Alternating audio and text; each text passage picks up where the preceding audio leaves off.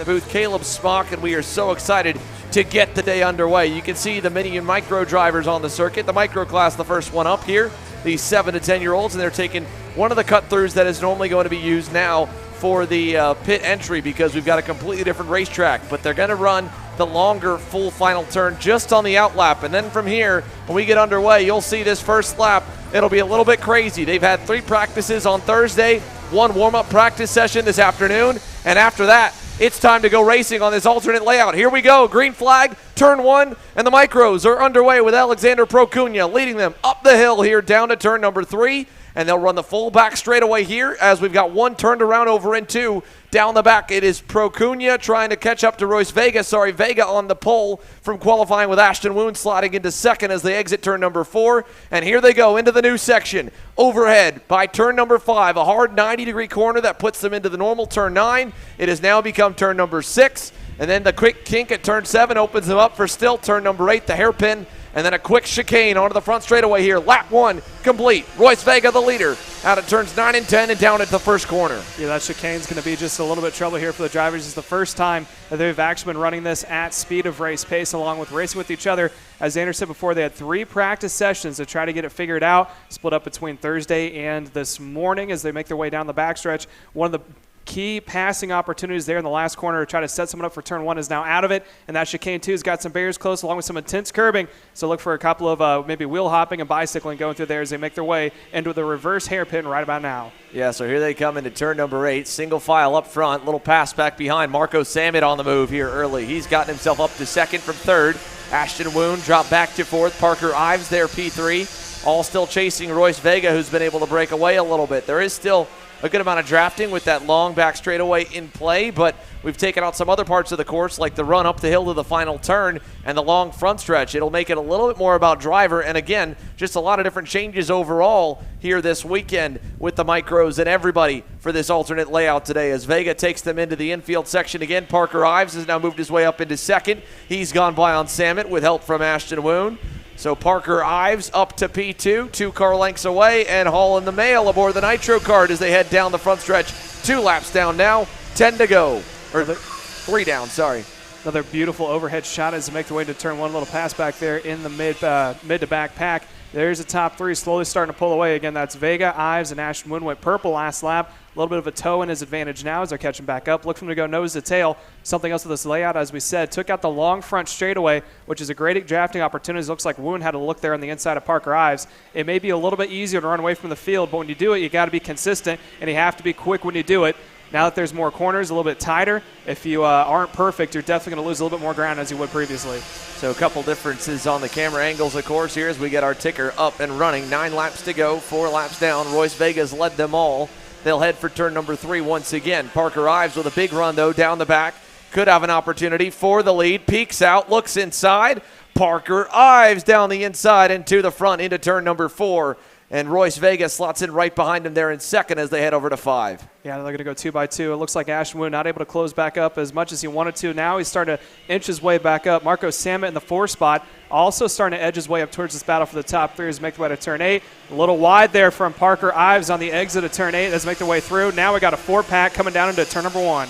Great exit for Marco Sammet. Like you said, he's kind of reeling himself back in. He got up to second on the opening couple laps, then got shuffled back to 4th. Now has found his footing once again as they head down the backstretch with Royce Vega pushing away on Parker Ives into turn number 4. Ashton Woon a car length back and a car length back to Sammet in 5th. Bowen Green that time by lost a little bit of time to the leaders. He's 1.5 back from Parker Ives at the moment. So a 4-car train up front. Ives leading them into turn number 8 again. We'll hit just about the halfway marker here. 7 to go, 6 complete as they come across the line, and there's the cross flags as Ives got cut all out of shape. Vega to the lead, and Ives gets shuffled back to 4th. Woon to 2nd, Sammet up to 3rd. Here comes Bowen Green getting a little bit of draft down the back straightaway. Yeah, Bowen Green's playing the patient long-term game right now, and he's doing a good job of doing so. A little bit wide of an entry there from Royce Vega. That's going to bunch the field up coming out of turn 4 as they make their way into the concrete now. Look on the inside. Ashton Woon is going to go for it. He is now going to be your new leader. That is going to push Ives a little bit farther back. Or sorry, no, that is Vega back into P2. So Royce Vega into second. Samet still third, looking on. Ives trying to get a better exit out of the hairpin. Did not get it that time by. Bowen Green continuing to lurk on. Fastest driver on the circuit's Luke Giglio down in the 7th spot. He's picked up 3 positions already. Fastest lap time. Had to fight through some traffic that lap, trying to work on Alexander Procuna. This pass potentially for the lead could have helped him as Vega had a look down the inside.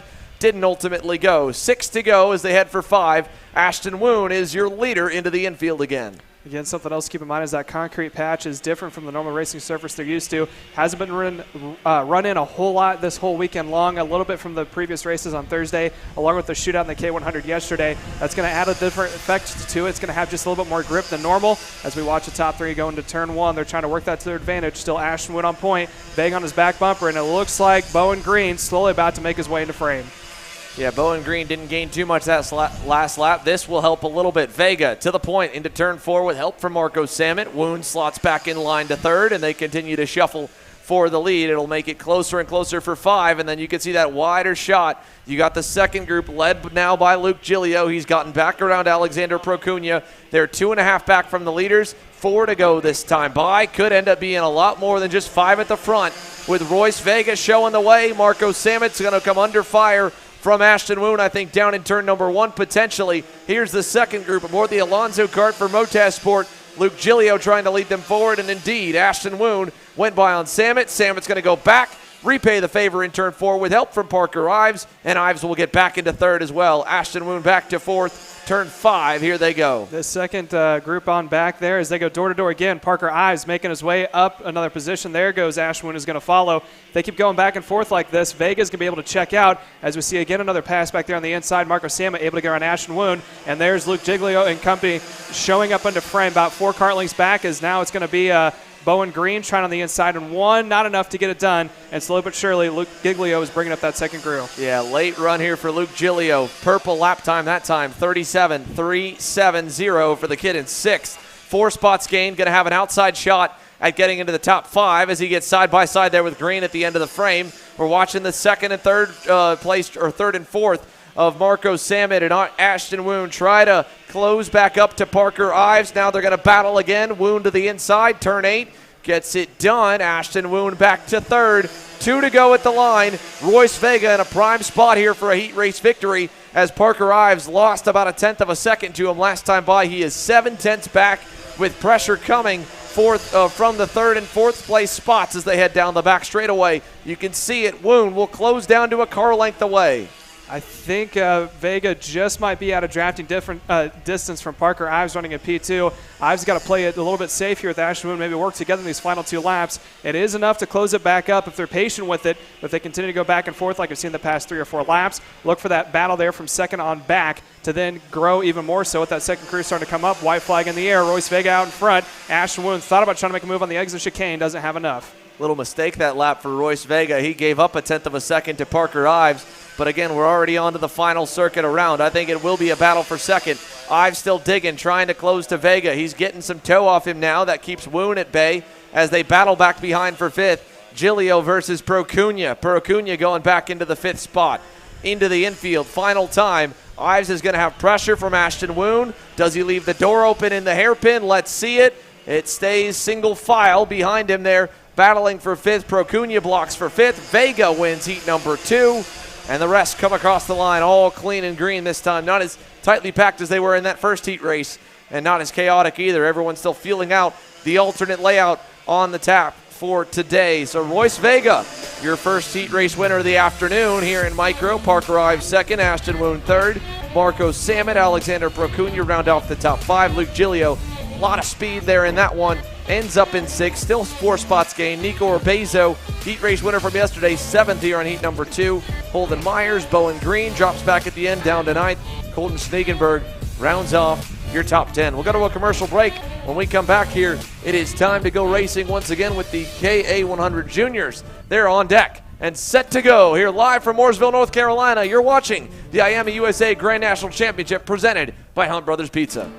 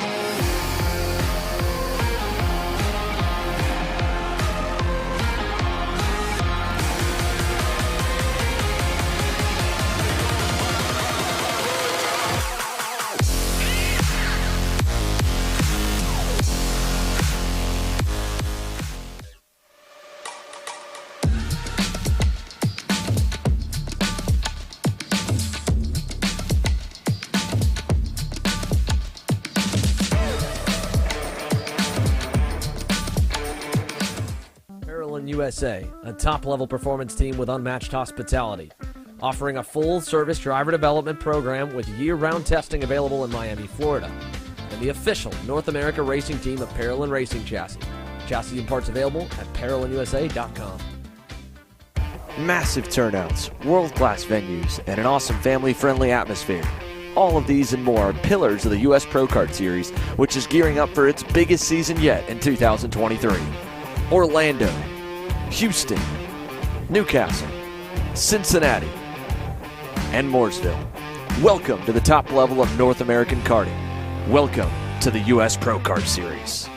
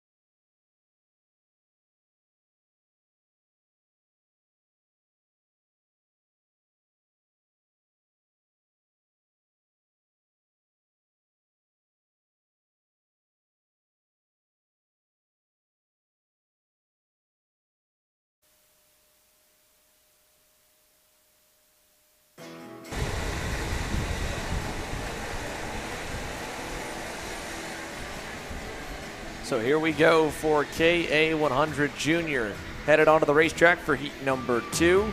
And we'll give you an idea of where everybody lines up as Eli Warren and the Jimmy Simpson Racing Red Speed put it on the pole in qualifying. Had a solid opening heat race. Ran inside the top 3, top 5 the entire way. Spencer Conrad also a solid run. Fell back a little bit further in the heat, to be honest, than probably where he would have liked to, but he gets a roll off against second for heats 2 and 3 still today. He'll make up the other half of the front row. Max Garcia, the MPG Motorsports Will Power Kart, rolls off to the inside of row number 2 alongside Caleb Gaffara's Rollison Performance Group Cosmic. Row 3 will be Ernesto Rivera and Elio Meza, mixing up the RPG Cosmic and the Iron Rock Motorsports Tony Kart. Row 4, Oliver Biatek and Anthony Rivera. Row 5, Hudson Schwartz and Carter McMurray.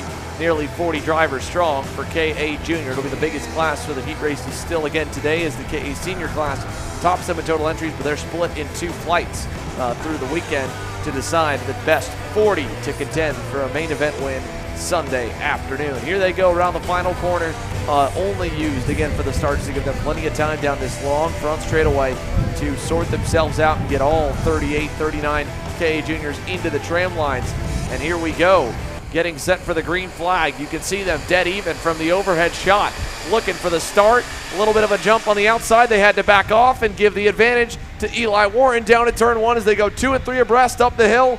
1 or 2 casualties in the first corner, mostly clean down the backstretch. Max Garcia into second. Look at that. 2, 3 drivers way off the grass there into turn 3. Yeah, 3 gets a little tight when you're trying to set a 2, possibly 3 wide. But as far as the front 10 go, looks like a very clean breakaways. We now have a new leader, Max Garcia, out in front with your pole center. Eli Warren falling back into the, looks like P number 4 right now. Garcia already going on the defensive. And here comes Caleb Gaffara up the inside, up into P2. And he is now on the back bumper of your leader coming across the stripe of Max Garcia. It looks like we have another one in the barriers. Garcia already defending into turn 1, as now he's got Caleb Gaffara all over his back bumper, making his way out of turn number 3. Nice 4-pack out in front. They're all in line, and already Max Garcia defending against the rest of the field as they make their way through the bowl.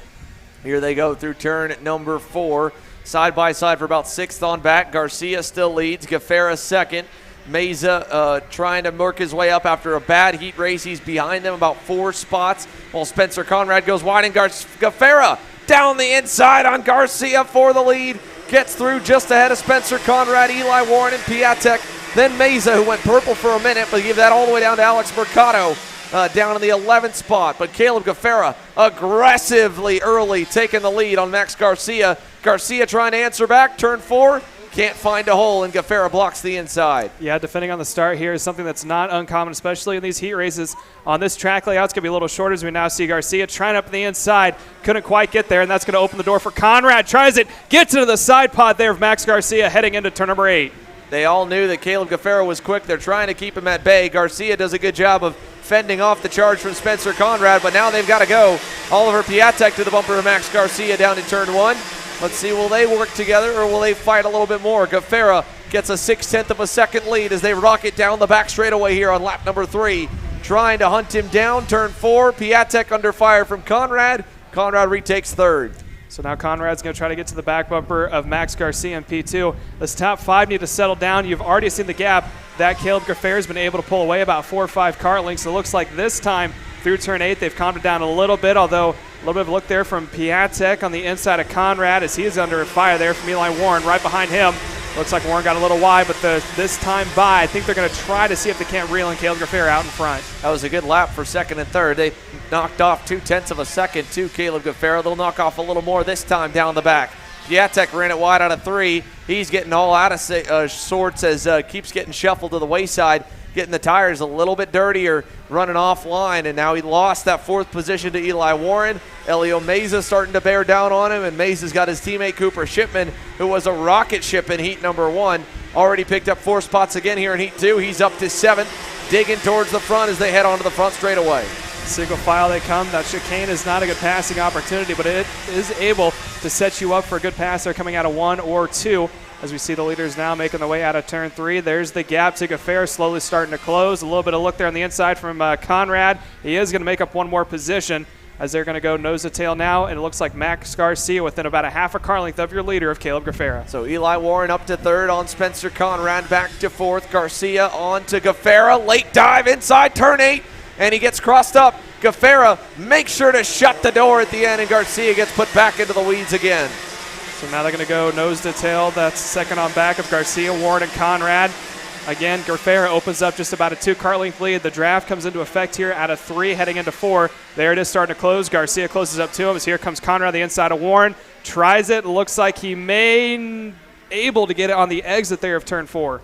Had to work him for it. Look at that pass back at the end of the grouping. Side by side, that was going to be Elio Meza getting by on Oliver Piatek. He brought his teammate Cooper Shipman along for the ride with him.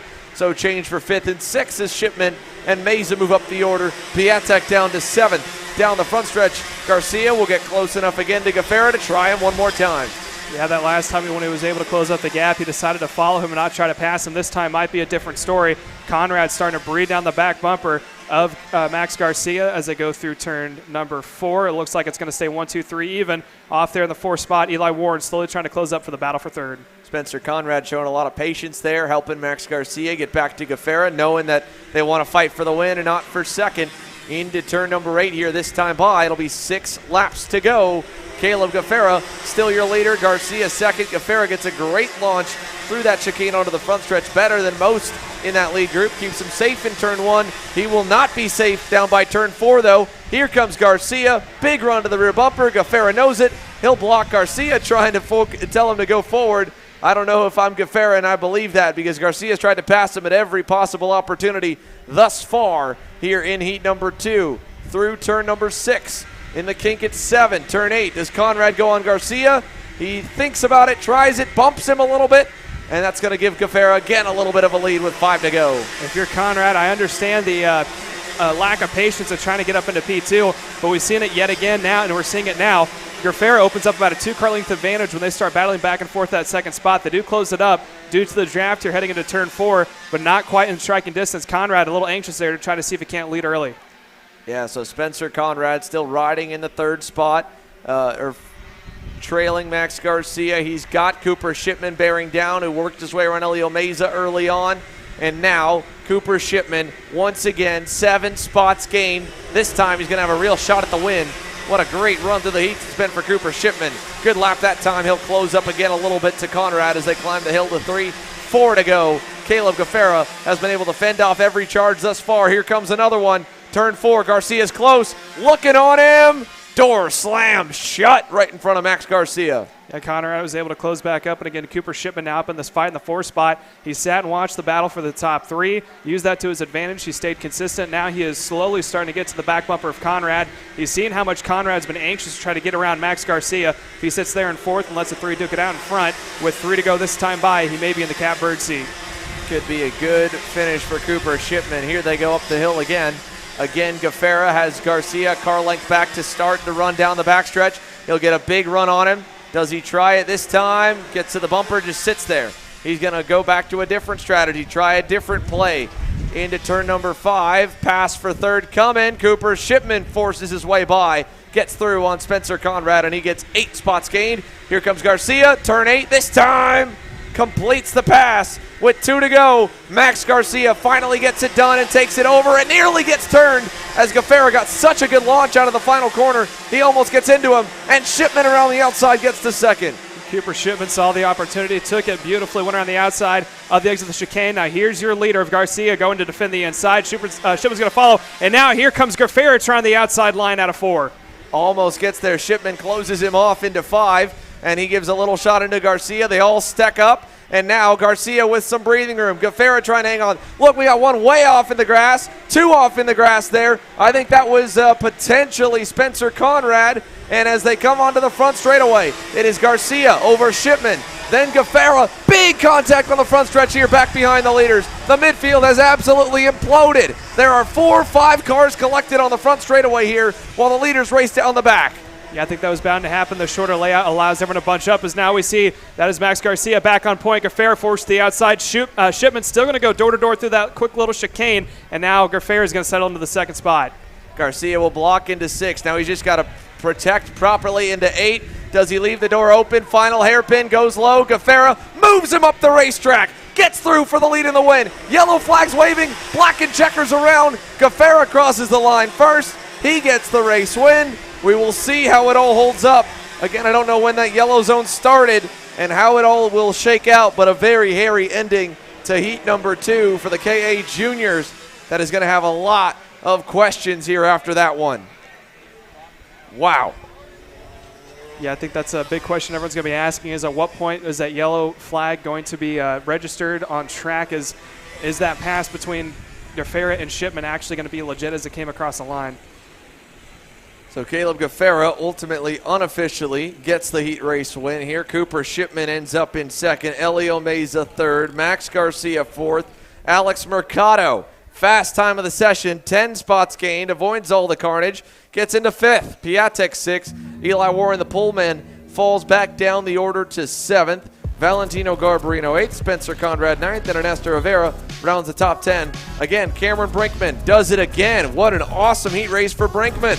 For a DNF in qualifying, he is now driven up to 10th in heat number 1 and 11th in heat number 2. He's got to do one more heat from the back, and then he'll be in a really good spot to potentially fight for the race win. Keep an eye on Cameron Brinkman as this weekend continues to progress. And that Lando Norris cart there, center to your screen with a bright yellow fella helmet in the Mike Doty Racing, Brandon Jarzakrak Racing entry.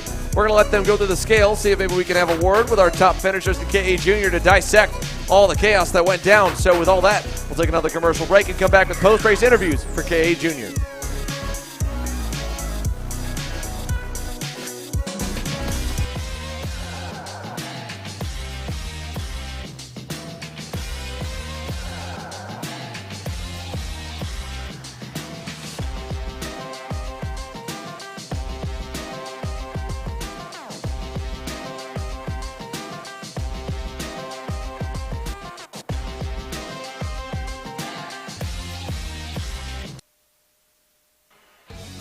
Looking for a top-level team environment that fits your budget? Look no further than AMAX Racing. We cater to customers around the country who want driver coaching, tuning assistance, hospitality, track support, and a family race environment.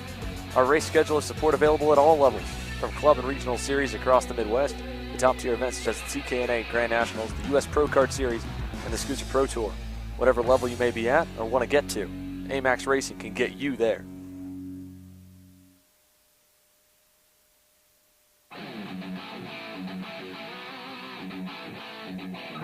The 2023 season is just around the corner, and if you're looking to buy, sell, connect, or learn, make plans to attend the 37th Annual OVK Go-Kart Swap Meet, February 4th, 2023. Register online at ovka.com. Hannah Greenemeyer is going to score the final win of the U.S. Pro Kart Series. Hayden Jones is a national race winner. Nate Cicero wins. Four-time champion Ryan Norberg winning Super Nationals 24. Winner, winner, winner. Are you ready to join one of North America's winningest driver development programs? Rollison Performance Group offers fully customizable packages that are meant to take your game to the next level. For more information, head to rollisonperformancegroup.com.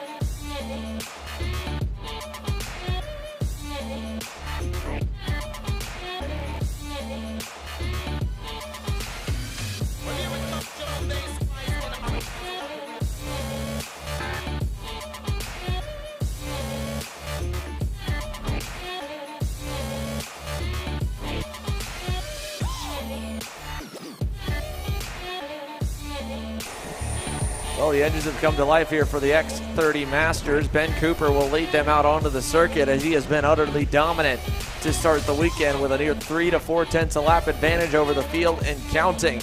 But now we're on the alternate layout, so things are shaken up just a little bit. We'll see if Max Pappas and Alex Mueller can find a little more speed to hunt him down. The Supernats champion, 4-time Rotax World Finals champion, Ben Cooper is one of the greatest talents the sport has seen in the last 2 decades. And again, we've joked about it. He could go and end up in the senior class and do just fine. He could probably contend for the win, and well, maybe tonight he'll be our X30 Master pick to join us at that MG Tires X30 Pro Shootout, because Ben Cooper will be in contention for that. One X30 Masters driver will get a draft pick from the promoter to get in to the X30 Pro Shootout, the all-star race for this sport, happening tonight at 8 p.m. Eastern Time. So another different layout for them as well, and he might just be able to join some of his RPG teammates in contention to get there. It would be cool to see. But if someone else can find a lot of speed today, they can make a bid for themselves to be the one to get that draft pick. Only one can go and compete for $5,000 this evening. Ben Cooper, Heat 1 win, pole award in qualifying. He's got Alex Mueller lined up on the outside, Max Pappas and Josh Wise on row number 2, and they will work their way down the front stretch as we get set for another round of heat racing action here towards turn number 1. Ben Cooper, Alex Mueller, side by side for the lead, looking to get the start. It looks good. It'll be good enough. We get the green flag down to the first corner, and Cooper gets himself clear. Pappas gets clear into second as they climb the hill to 3. Yeah, so the last race we saw in heat race number 1, Ben Cooper pulled away from the field by nearly 6 seconds. But now let's see, as it looked like Pappas was defending the inside line, Mueller goes to his back bumper. Maybe these two together might be the combination it takes to catch back up to your leader now. Ben Cooper making his way into the new parts of the track, heading into turn 8. And already they go single file as we watch the top 3. Again, out in front, Ben Cooper. Max Pappas runs P2, and that is going to be Mueller in the 3rd spot through the chicane for the first time. Going over a little bit of curbing, now making their way down towards the start-finish straight. Lap number 1 of 13 in the books. It is 12 laps to go. Out of turn 1 and down the back straightaway, Ben Cooper's already opened up a decent-sized lead, nearly over a half a second, actually. 0.679 is what he holds over Max Pappas running at P2 as they make their way out of the bowl. Nice and healthy lead for Ben Cooper here, coming to put 11 laps to go on the board. And already Pappas trying everything to keep up with him there. Runs a little bit wide, gets a little bit sideways into the turn 8 hairpin. Here they go. And you can see Josh Wise closing in on Alex Mueller, looking a little better and more racy on this alternate layout. Mueller takes a look back, signals for help into turn number 1. Cooper's pace already half a second up on the field as they head down the backstretch. So out of the back straightaway they go. No toe in the distance for Max Pappas. He may quickly be under attack from both Mueller and Wise as they're starting to team up and go nose to tail behind. Already lap number 2 in, 1.1 second lead for your leader right now. Ben Cooper heading down into the turn 8 hairpin for the 3rd time. Into turn number 8, you can see Alex Mueller closing back up just a touch to Max Pappas. So Pappas got away early on that Ursuline Racing Tony Kart. He's not going to be able to stay away. Mueller and Wise on the way up the hill to try and hunt him back down again. They're 2 car lengths back as Ben Cooper leads into turn number 4. The advantage up to a second and a half already, 1.6 seconds as of last time by with just 2 full laps complete here on the alternate course. 9 to go at the line. Cooper leads them into the turn 6 complex. So now he's going to take in as there's the battle right now for the 2nd spot. Pappas currently leads it. Alex Mueller P2 as now here's a pass on the inside. It looks like Josh Wise was able to get around. They're going to continue to go door to door, back and forth. Sorry, that is for the 3rd spot. That is between both Wise and Mueller as Mueller falls back into P4. Wise now up into the 3rd spot. Pappas still holding on to the 2nd spot. There's a good shot of your leader heading into the bull corner right now. Ben Cooper had a quick little adjustment to the carburetor. Up the hill he comes out of the bull as they make his way down into the new parts of the track, heading into turn number 8. And as we were watching this one now, we're going to have some interviews coming to you soon. It looks like Kendall Hedge may have caught up with a few drivers, and once they're set, ready to go, and I believe she is set right now, so we're going to send it on down to our very own Kendall Hedge. Kendall? Here with Caleb Guevara, who is the unofficial winner of K100 Junior. That was a crazy race from start to finish. What was your take on the last couple laps there? I was just trying to stay up front, but then everybody just started pushing, shoving each other. So, I mean, it just kind of all played out like that. How do you think the aggression level is going to take on to the next heat this race? I mean, we're still going to all push each other around because that's just how everybody races now. So we'll just see. Try to hang on. All right. Well, sounds good, and good luck the rest of the weekend. Thank you. Thank you, and back to you guys. taking it as he expects it there. Caleb Gaffera, obviously a lot of contact, and he said, you know what, if that's how we're going to play, I can play that game too. No problem with the bump and run with Max Garcia. Moves about the racetrack, gets the job done there, and he ends up with the heat race win unofficially here in KE Junior, which again, hard racing all the way through, but there was contact on all fronts there inside that lead group. I don't think anyone was fully innocent for sure. No, and it's a little bit harder, too. Again, shorter layout. They've all tightened up than we've seen before. And I think some of these kiddos who are on track, they're used to the bigger, longer layout. They're trying to kind of get the feel of the grips here with the shorter layout. You can't quite call it a bull ring, but it's in between of a normal layout and a bull ring track. Good pass down the inside there for Martin Pierce. He's able to get by on Alex Mueller in that TKG Kart Republic. So Mueller's fallen down to the fifth spot. Josh Wise already worked his way up to third. He'll be challenging Max Pappas for second in just a few moments. So Ben Cooper pulling away. Max Pappas under fire from Josh Wise. Turn 4, single file as he just leads them through the bowl. But Wise learning a little bit from Pappas as he's gone faster almost every session so far. Took a look down the inside, turn 5, not close enough. They go into 6, and here comes Martin Pierce. He'll do the same move, maybe one lap later. No, Wise will send it on Pappas. And Pierce is going to force his way to get through as well, but Pappas fights it, and they all bottleneck out of the chicane. Gives Josh Wise a big-time lead there for second with 4 to go. Yeah, that put Wise well outside the towing distance there from both Pappas, Pierce, and Mueller, who are struggling right now. Mueller is to stay up in that front group. And again, we've seen this before when it came time for the previous race in the K100 Junior. If you drop a wheel or maybe you struggle just a little bit, it causes for a lot of upset there farther back in the field. So we continue to watch right now. Ben Cooper currently out in front. There's the battle we're talking about. That is from second on back. Josh Wise last time by was able to pull away by a few kart links. Matt Pappas running in third. He is struggling to hold off both Pierce and Mueller running right behind him.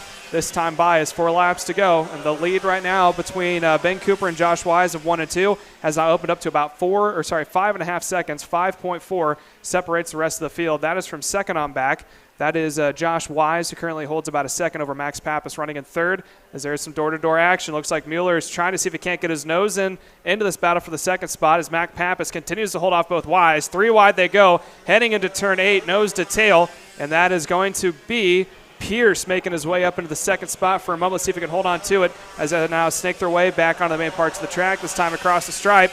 Pierce still up into P3. Wise in the second position continues to open up even more so. Ben Cooper now holds on to his 6-second lead over the rest of the field. Yeah, so it's just a fight for P2. Martin Pierce up into the spot. Now Pappas will answer back. Turn 4 down the inside. He gets through, and Mueller is going to force his way by as well. So they all continue to fight there. Josh Wise pulling away. There, he's got 2 seconds now in this fight for third. So we'll watch them through. Pappas gets the bumper from Mueller, and he gets turned. Max Pappas spins around, collects Darren Marcus, and there's contact with 2.5 laps to go as they go down the front straightaway. We'll go side by side here to the finish of the X30 Masterclass. Let's send it down to the kid who took the fight to Ryan Norberg yesterday. Justin Ataconis is with Kendall. Here with Justin Ataconis. Justin, you've been on it all weekend. How are you expecting the races to play out with this new layout? I don't know. I think it's gonna be crazy because everyone's so close on times, and just that the new layout's gonna be pretty interesting. Everyone's not really sure what to do for setup wise, gear, all that stuff. So it's gonna be pretty crazy this first heat. But I think the heat in the afternoon is gonna be a little bit calmer. Hopefully, we'll see. But yeah, it's definitely gonna be really crazy. All right. Well, sounds good and good luck tonight. Thank you. Thank you, and back to you guys.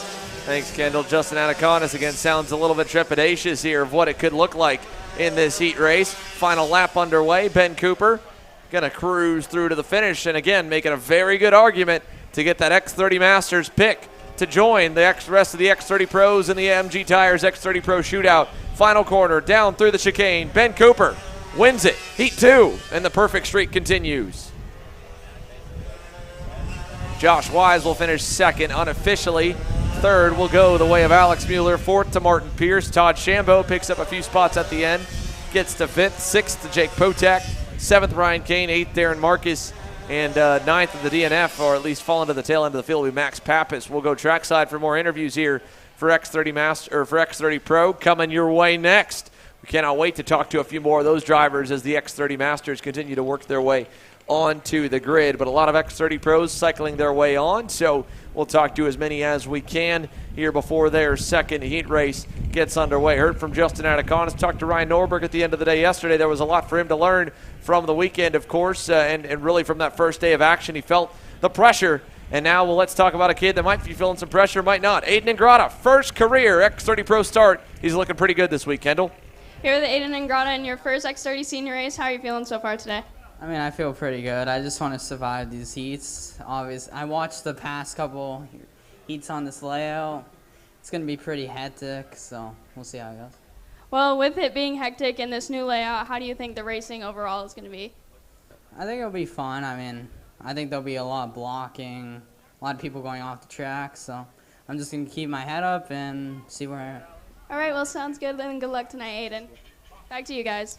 All right, Aiden Ingrata suited and booted, ready to go for more action here while the X30 Pros continue to suit up on the grid. We'll give you the lineup of what they will look like after qualifying. It'll keep it the same from where they started for heat number 1 yesterday, so the X30 Pros again going on through the order. Ryan Norberg, pole and qualifying by 1/10 of a second on the standard layout. We saw practice today tighten up the field a little bit as Nate Cicero topped the boards in afternoon practice. Justin Anaconis put it second on the boards in qualifying. Alex Stanfield third. Adam Brickley fourth. Aiden Ingrata again rolls off P5. Was able to survive that first heat. It seems like survival is what he's most concerned about here for heat number 2 as well. Hayden Jones, Nate Cicero, Brian Boley, Jacob Kolar, and Wes Duchek round off your top 10. Dalton Haynes rolls off 11th. Santiago Benito 12th. Paulie Massimino made up a handful of spots in that opening heat race along with Ashley Rojero Busher 13th and 14th. Thomas Neveau trying to find a little more speed here. He is 15th to roll off the grid. Cade Downs, Julian DaCosta, Laurent Legault, Jeremy Fletcher, Kiffin Simpson, Ryan Raffa, Cooper Beasley, Braden Eaves put it in the top 5 in practice today after an overnight engine change. He qualified 23rd, so it looks like maybe the pace has been found out for the MPG Motorsports Power Car driver. He's coming from the tail end of the field, and another big name back there, Connor Zilish, involved in a crash in qualifying along with Tyler McIntyre. Both of them roll off 24th, and Zilish dead last, 27th. Picked up a good amount of spots in Heat 1 yesterday, looking for more in Heat 2. It all rolls off next, live here on Kart Chaser for the IAME USA Grand National Championship presented by Hunt Brothers Pizza.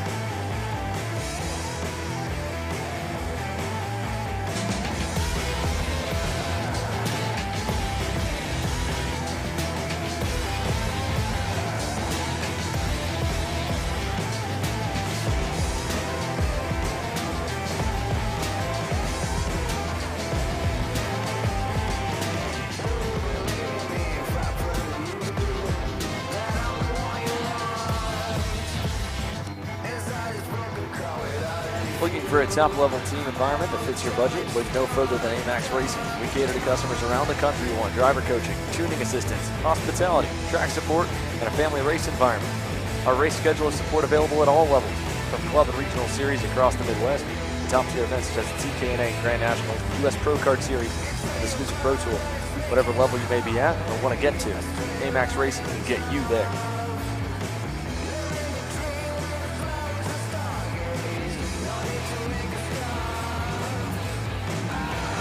The 2023 season is just around the corner, and if you're looking to buy, sell, connect, or learn, make plans to attend the 37th Annual OVK Go-Kart Swap Meet, February 4th, 2023. Register online at ovk.com. Anna Greenemeyer is going to score the final win of the U.S. Pro Kart Series. Hayden Jones is a national race winner. Nate Cicero wins. Four-time champion Ryan Norberg winning Super Nationals 24. Winner. Are you ready to join one of North America's winningest driver development programs? Rollison Performance Group offers fully customizable packages that are meant to take your game to the next level. For more information, head to rollisonperformancegroup.com.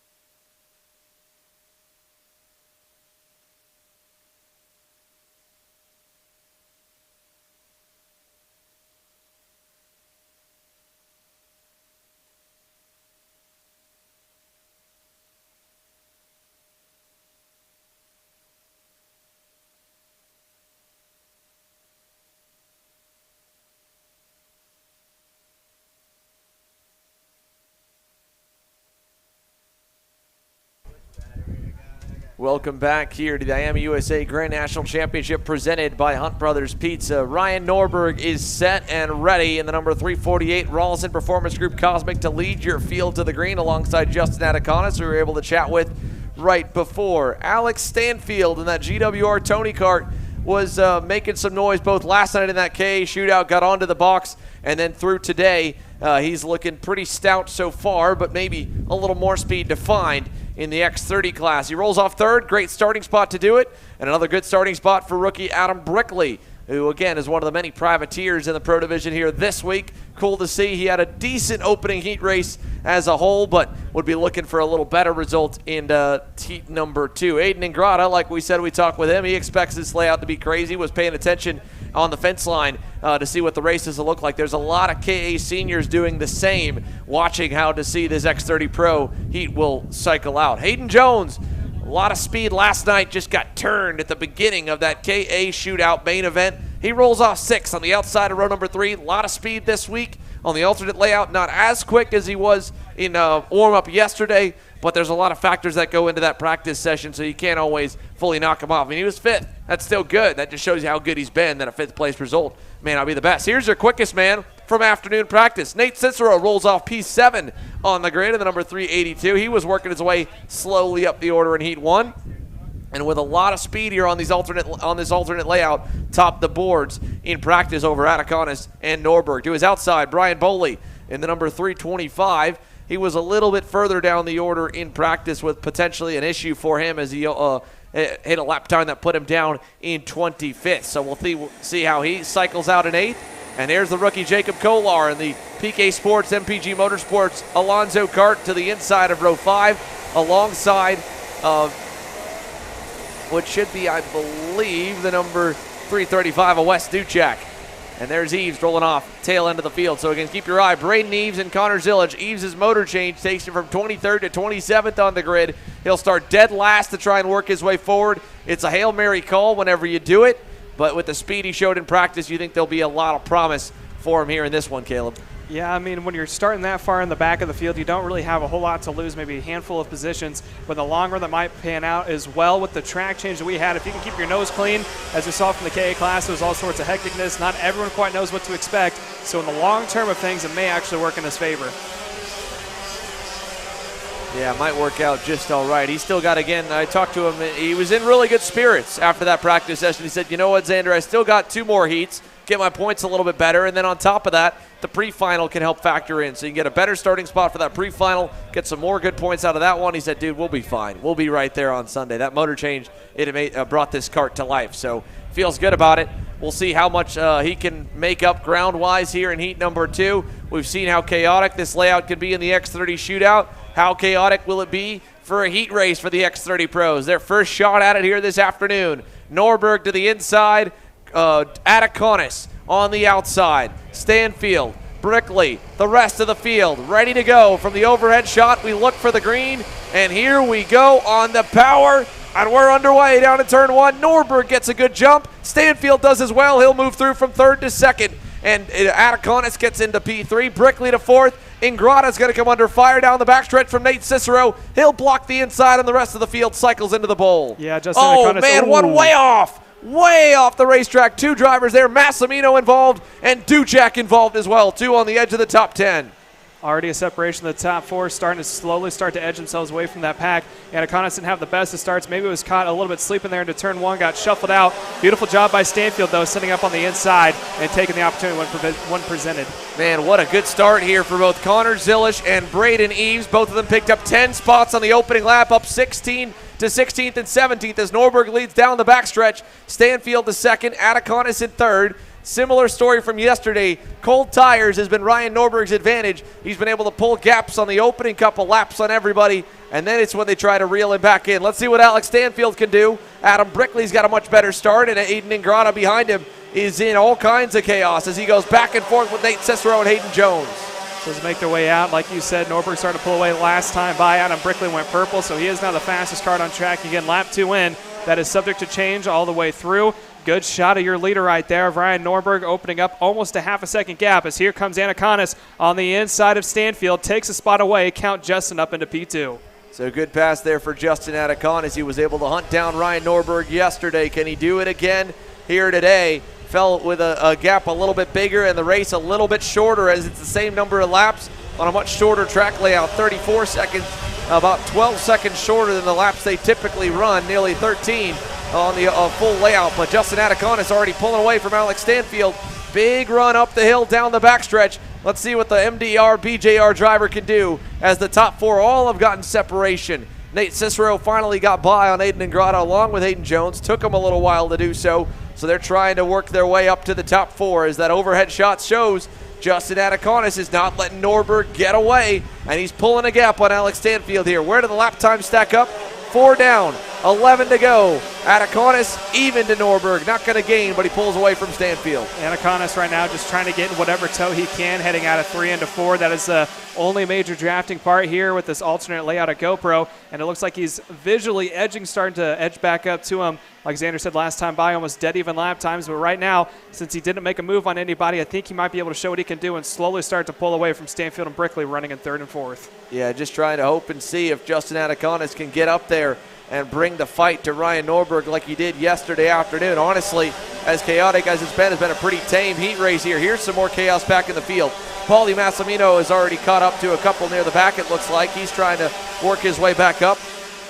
Cooper Beasley there making a shot on Julian DaCosta. He gets by, so he moves up. And to give you an update of where Braden Eves and Connor Zilish are, they've stalled out around 15th.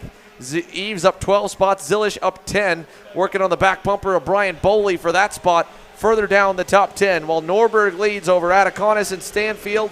Nate Cicero purple in 5th, and everyone else cycling through. Here we go, 9 to go. Norberg's lead continues over the pack. Cicero has gone around Adam Brickley, up to 4th for Nate Cicero with more to come. Someone else who's a big mover, Thomas Naveau, up 7 positions from where he started originally. So he is also trying to put that Kart Republic just a little bit higher after a poor qualifying run. There's a good shot of your leader again. Ryan Norberg out in front. His teammate, as Xander said before, the fastest on track.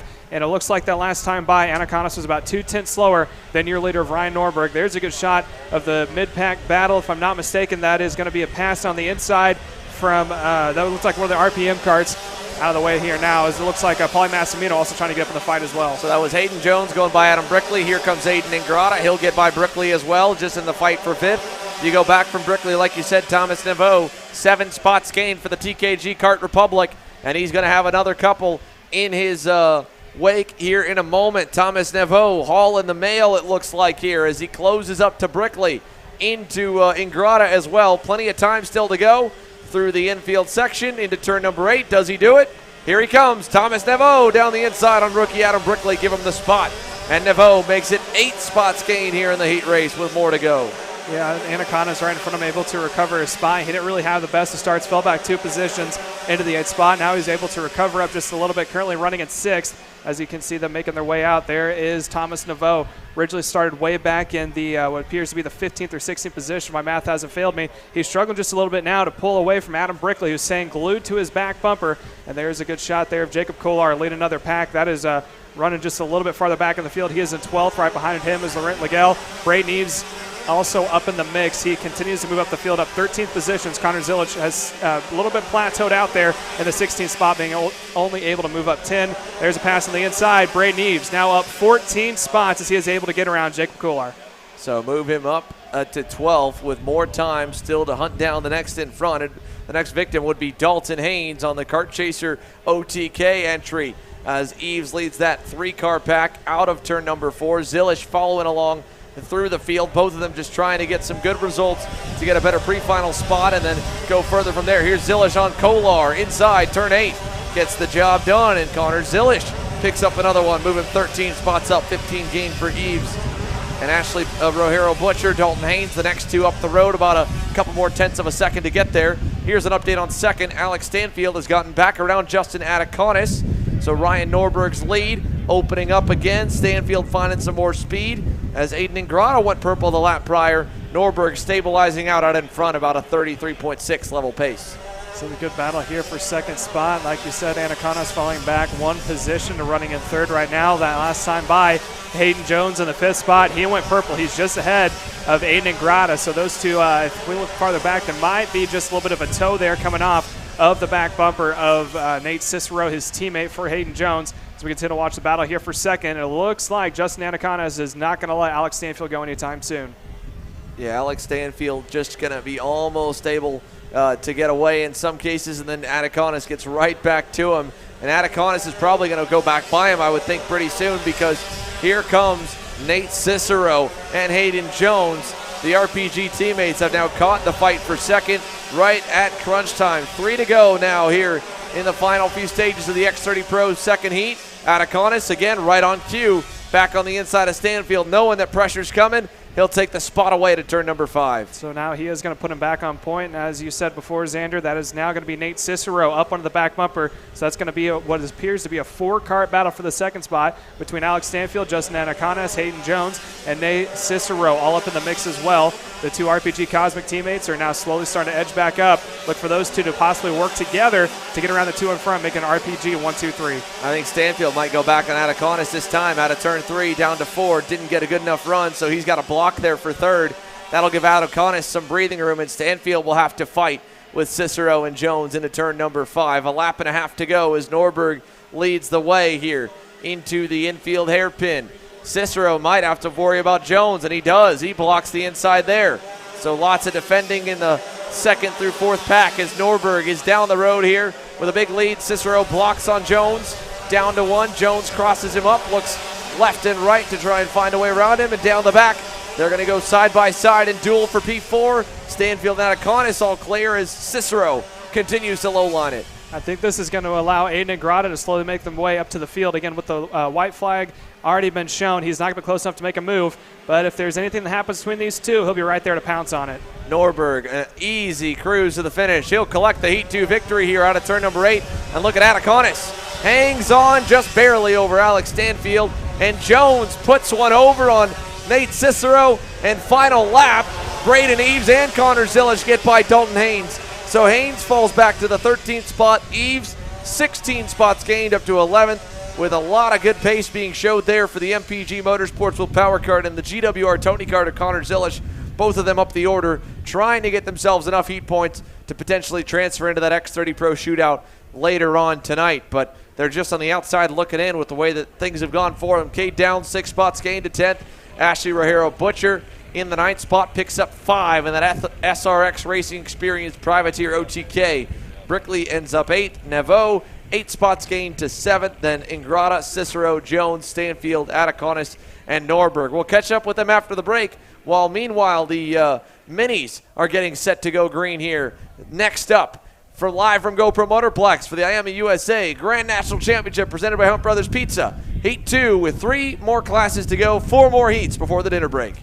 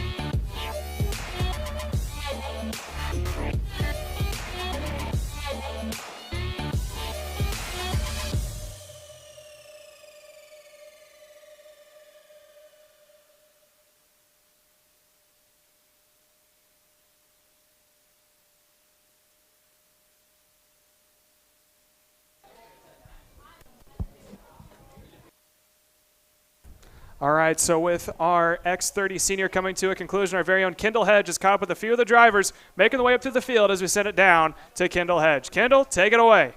Here with Brady Neves, who is the hard charger of the X30 Senior Heat. What changes were made overnight to help you get there today? So we had a little bit of a horsepower problem. The go-kart I felt was pretty good, but we were just like way off on pace.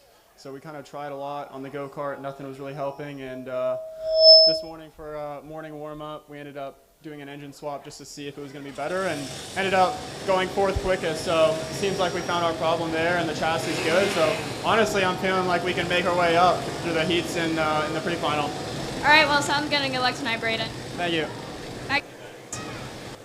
Thank you, Kendall, and I believe we're going to have a few more interviews here yet to come here from your X30 Senior classes. The engines have now fired for your Mini Swift division. Again, this is heat race number 2 of IAME US Grand's National Championship, sponsored by Hunt Brothers Pizza, as where they're now going to be making their way out onto track. Your starting order for heat race number 2 on the alternate layout is going to be Max Christie starting the front row next to Devin Waltz. Felipe Jesus Benito starts at P number 3 next to Michael Magai. P number 5 is going to be Isaac Malkit starting next to Lucas Palacio. Landon Brewer will make up the 7th spot starting next to William Kim. Jackson Tova will start in P number 9 next to Austin Warner. P11 goes to Cameron Marshall starting next to Henry Taylor. Ethan Tova will round out the 13th spot starting next to Travis Pettit. Salvador Della Vecchia is going to set to start in the 15th position. You can see them now making their way out of turn number 4 Bull. They're going to get 1 lap in total to get the tires up to temp.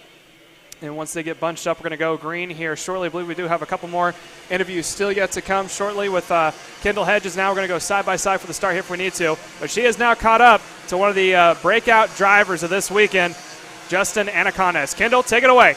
Here with Justin Anacones, who finished P2 in that race. What was that race like? Because there was a lot of battling going on between the pack with you. Yeah, I mean, it was pretty good. I think it had a great start. Ryan kind of got a bit of a gap, and it wasn't like last night where he was able to close back up. Just didn't have as much pace. Hopefully we'll try to find something with the video and the data, and get closer to him in the next heat.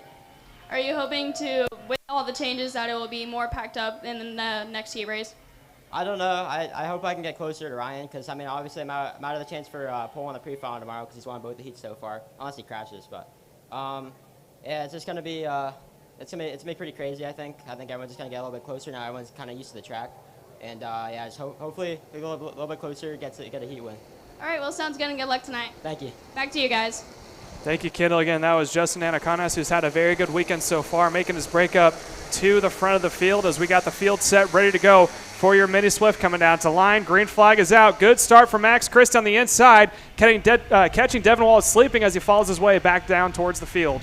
They'll climb the hill here over down to turn number 4 for the opening lap, and down the backstretch we go. Max Christie with a great run in qualifying and a great way to win heat number 1 around the outside, leads them through turn number 4. We go out of 4 over to 5, first time for the Minis. It's one long train all the way back. Great run for them into turn number 8 to make it through the opening lap altogether. No casualties so far. Will bring them down to the front straightaway, and Max Christie leads them. Lap 1 complete, 12 to go.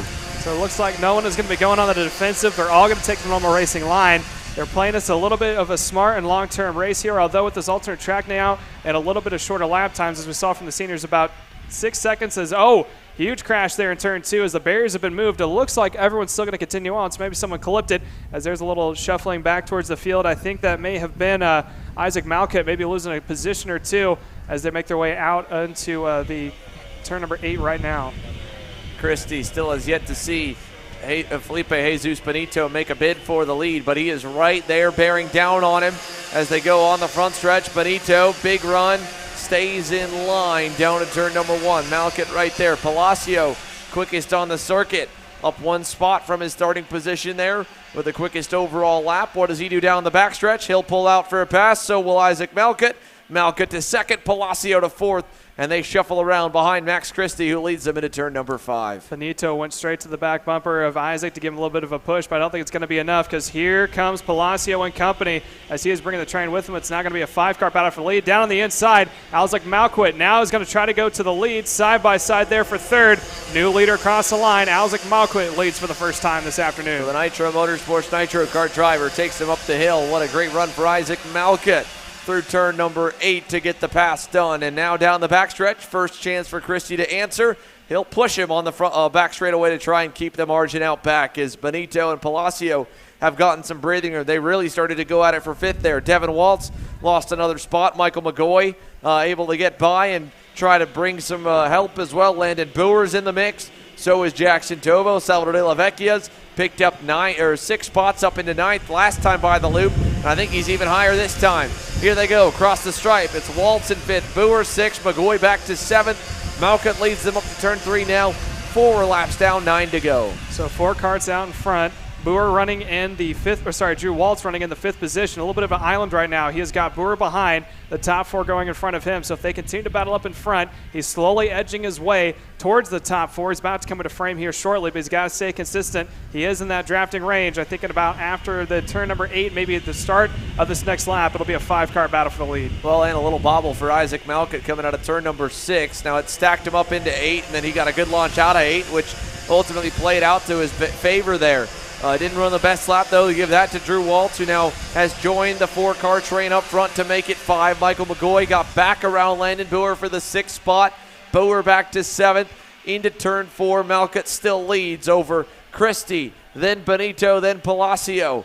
No changes up front just yet. Here comes one, Palacio for 3rd. He'll take the spot away from Benito, and Isaac Malcutt leads them into 8. Lucas Palacio looking racy, feeling good. 3 spots gained now from 7th on the grid, or 6th on the grid, up to 3rd.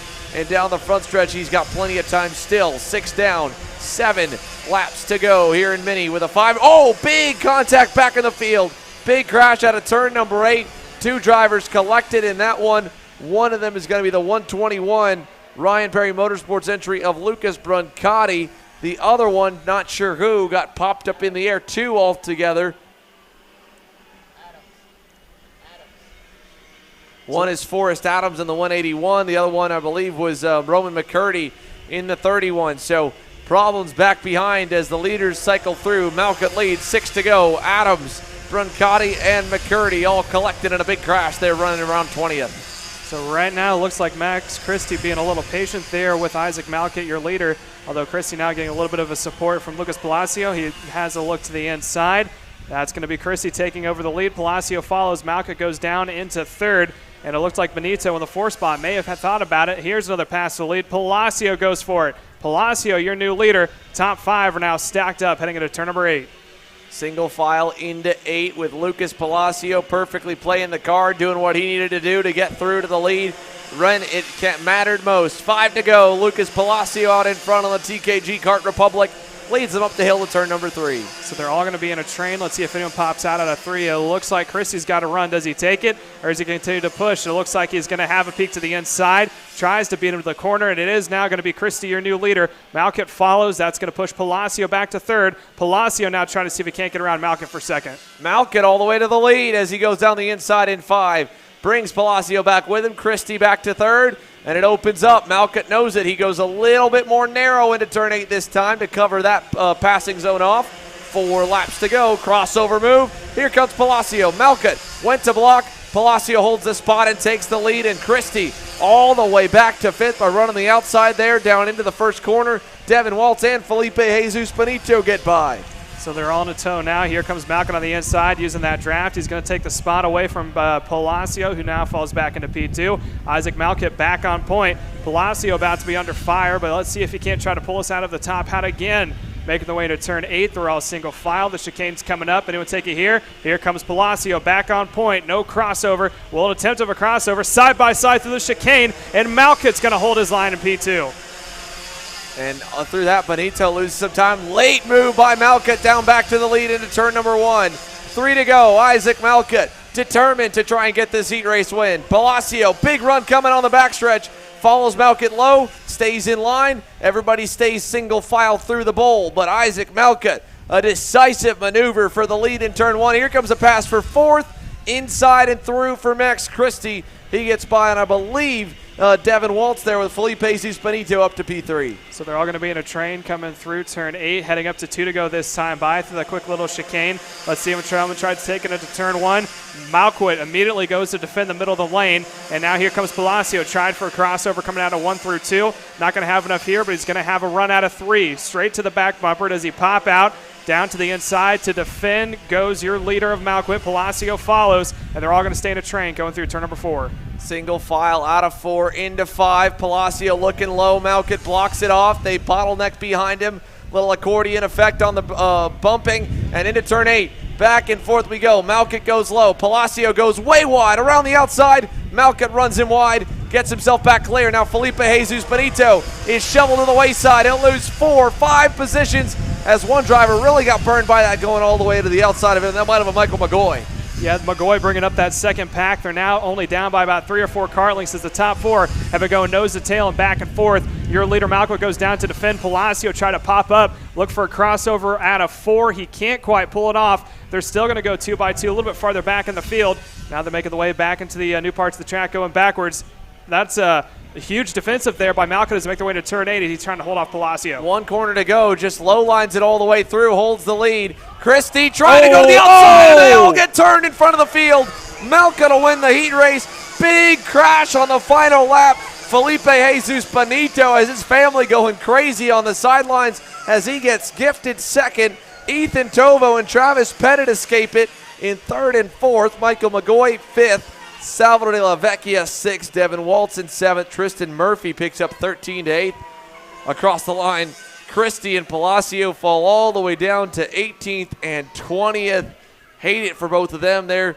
Unfortunately, Devin Waltz got a little bit burned by the laps early on, but Christie trying to hang it on the outside. Palacio was trying to keep the second spot, and ultimately they both touched tires, and it was just chaos from there for everyone trying to survive on the final lap. But give it to Isaac Malquit. He gets the heat race win. We'll take a commercial break and come back with more action. Next up, X30 Junior Pro set to go green.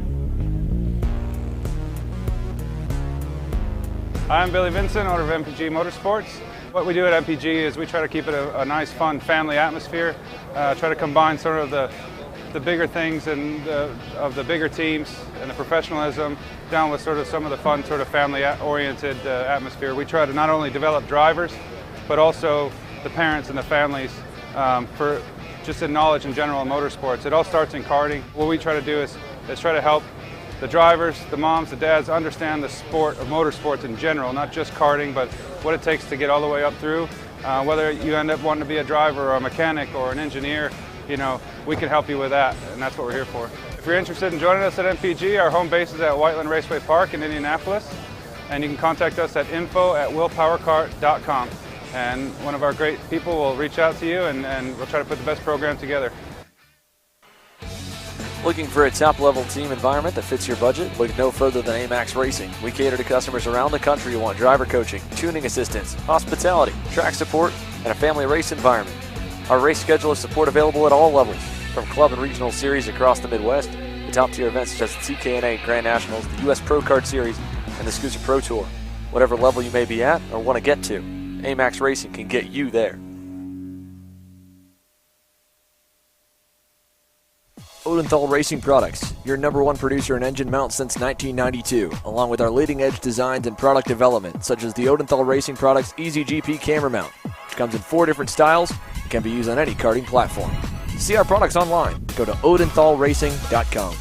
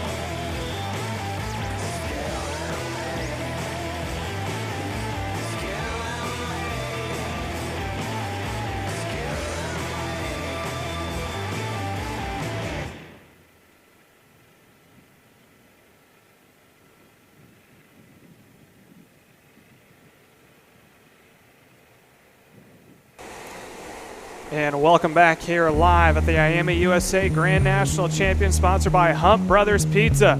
About to get underway with your X30 Junior Pro for their heat race number 2, as we have one spun out coming out of the pits already. Looks to be one of the Cosmics. They get back underway under their own power. A little bit of cold ties here this afternoon. Beautiful fall day here in GoPro, North Carolina. Your starting order for your X30 Junior Pro is going to be Ernesto Rivera starting on pole position next to Enzo Montiel. Caleb Gaffera will start in the 3rd position next to Max Taylor in 4th. Cameron Brinkman wake up the 5th spot next to Teddy Musella. Max Garcia, after a strong run into the KA100 Junior class, trying to do double duty and get an equally better run, will start in the 7th position. Hudson Schwartz will start in the 8th spot next to Mason Walters. Anthony Martella will be in rounding out your top 10. Jorge Ortiz will start in the 11th position next to Leonardo Scorpioni in P12. Chris Atkin will start the 13th spot next to Jackson Woonley. P15 goes to Gavin Witt, start next to Emma Sharborough in the 16th position. P17 will be Wesley Gunler, starting next to George Wheeler. Cameron Rommins will start the 19th spot next to Christian Meyer, rounding out your top 20. And 21st will be Colin Atkins. 22nd is going to be Leon Kemper. And then the 23rd position is going to be Alejandro Wall, rounding out the 23 Kart set to take the green here this afternoon. They have now made their way out of the final corner. Ernesto Rivera and Enzo Montiel will lead them down to the line. Beautiful overhead shot with the tram lines and the carts lined up 2 by 2 all the way down. Coming down to the stripe, but it looks like it's going to be a nice starting order, so I anticipate a green this time by. Eyes on Porter, and it's going to be green heading down into turn number 1. A quick dive up to the hill is going to be Christian Rivera. Is going to take the point, as there's a couple getting around a little bit farther back of the field. 2 or 3 turned around. Don't want to take any assumptions, but it looked like that may have been Caleb Gaffera got spun around in turn 1. I could be wrong, and I think I am, as Gaffera is in the 3rd position. So I'll try to get numbers for you guys here later on back as they now make their way out of the old parts of the track, heading on to the new. And it's going to be Ernesto Rivera leading the way over Caleb Gaffera in the 2nd spot. Gaffera already going on the defensive there of Max Taylor as they make their way this time across the stripe. Lap number 1 in the books, 14 more to go. Down into turn number 1. Here's a battle for 2nd. That is, sorry, the timing got a little miscombobulated there. So that's Caleb Gaffera trying to hold off from Taylor, I'm not mistaken, heading down into turn number 4. Up the hill they come for the first time as they're all going to go nose to tail. Top 4 give themselves spread out just a little bit as they make their way down the stripe or down the hill heading into turn number 8. So the top 2 again is going to be a little bit in a contingency here as Caleb Gaffera is trying to put the pressure on Ernesto Rivera, this time across the stripe. 13 laps to go as they're all starting to close back up, heading down to turn number 1. Cameron Brinkman, that is in the 3rd spot, is under fire right now from Max Taylor running in 4th. All the while, Max Garcia went purple in the 5th position, trying to edge his way to the battle for the top 4. As here's a pass on the inside. Brinkman is going to go down 1 more position. Max Taylor is now up into 3rd. And so with that, it's a similar story from yesterday. An RPG 1, 2, 3 out front. Ernesto Rivera, Caleb Gaffera, Max Taylor, Cameron Brinkman right there into turn number 8. This time by 12 laps to go, and Ernesto Rivera and Caleb Gaffera hooked up well. They'll push again down to turn 1 and keep the gap about 4 to 5 car lengths back to Max Taylor. Beautiful overshot view. If you can see, it's nose to tail for the top 2 of Rivera and Gaffera out of turn 3. I don't anticipate these 2 teammates are going to make any moves on each other anytime soon. As you can see, Caleb Gaffera giving a huge push there to Ernesto Rivera, trying to get him away from the rest of the field. Their teammate Max Taylor in 3rd is not going to be out of sights too soon as Cameron Brinkman is working his back bumper now. A good shot of that drone shot shows you how much it kind of tightens back up in the braking zone with how many braking zones we've got as Max Garcia goes by on Cameron Brinkman. And trying to get by was Enzo Montiel, but what I was going to say there was that, you know, you can push all you want on the straightaway we've got. This track is just, it doesn't have a lot of draft. It has a lot more braking zones in short places, and whenever there's a braking zone, the tandem is going to lose a lot more than a single car because the guy behind has to brake a little bit earlier, and that's why you're seeing Caleb Gaffera go through to the lead. He wants to just try and poke his own hole in the air and get away, and Ernesto Rivera lets him go. Now Max Taylor's going to go as well. Turn 8 inside for 2nd. So Max Taylor will pick up that spot as they head onto the front stretch now. 10 to go. Gaffera leads over Taylor and Rivera. Max Garcia slowly starting to make his way up into field of view there for the battle for third or second between Max Taylor and Ernesto Rivera. Those two are hooked up nose to tail. As Xander was saying, that one in the second spot has to get on the brakes just a little bit later, causing them to slow it down, and that's why you're able to see Max Garcia slowly make his way up into the field of view as there's a shot of the top four. So it's out in front of Caleb Grafera single, Max Taylor and Rivera 2 and 3 nose to tail, and Max Garcia in fourth, edging his way up. Here they go on into the turn 8 hairpin, side by side, back behind the leaders. Leaders go across the line. Gafera, Taylor, and Rivera single file. They're actually losing a lot of ground here to Caleb. He's pulling away. Max Garcia closing in. You'd think that with how quickly Max Taylor carves through the field, he'd be making more headway, but Caleb Gafera has turned on the afterburners and found more speed in the middle of this heat race here, and he's opened the gap up just a little ways back to his teammates there in second and third. And again, Garcia coming into frame. He's quicker than all of them, but really more than anything quicker than a good bit than second and third. Max Taylor and Ernesto Rivera out of the final turn. 8 to go this time. Gafera leads them. Max Garcia heavy contact with the curve. He full-on center ski jump that thing coming on the front stretch. Nearly put him in the grass and really knocked him sideways. So mistake out of Garcia coming on to the front stretch. Yeah, that's not going to allow Enzo Montiel to slowly start to close up to him. After starting on the front row, he's just maintained that fifth position, a little bit of an island of his own as we continue to watch. There's the top three of Gafera, Taylor, and Rivera. Rivera and Taylor still running nose to tail. There's a good shot there and a little bit farther back of Montiel and closing up to Max Garcia. Out of turn number 8 this time, down the front stretch, 7 to go now. Caleb Gafera leads another lap and keeps his teammates at bay down in second and third as they go up the hill. Caleb Gafera in one of the winningest seasons we've seen in a while here, rivaling that of Ryan Norberg in the X30 Pro class by Gafera running double duty in the junior ranks like many of the top juniors do and winning quite a few main events on the season. And he already has a good couple heats so far together on the weekend. He's looking to put another good one here. Lockout heat number 2 with another race victory. Already got it in KA Junior this afternoon in the alternate layout. Trying to do the same thing. Across the front stretch this time. 6 to go. Then Montiel was able to get around Max Garcia. He now puts himself into the 4th spot. Garcia falls back to 5. Garcia is still up 2 positions after starting the 7th spot.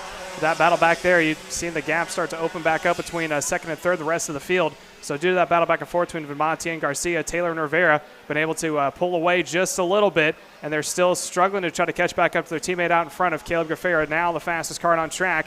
Good over-shot view of the entire field. That is your top about 6 or 8. There's the top 3 at the bottom of it. Going to burn one more lap, put into the bank, and it's now 5 laps to go.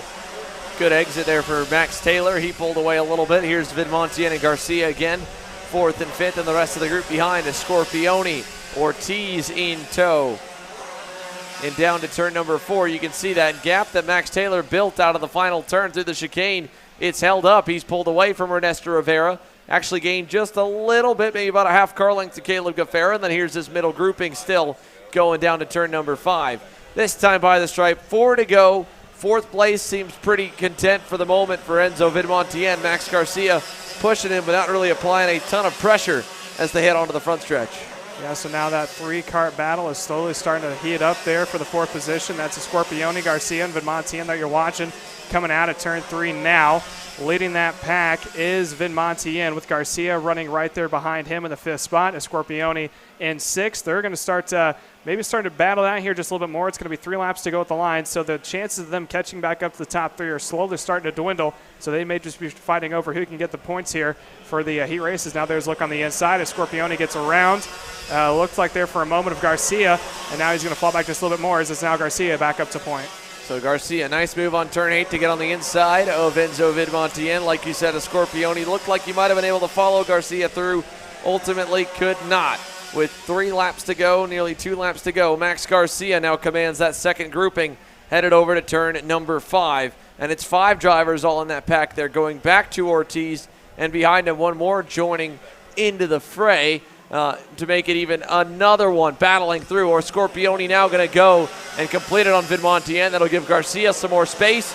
2 to go across the line, double sticks in the air.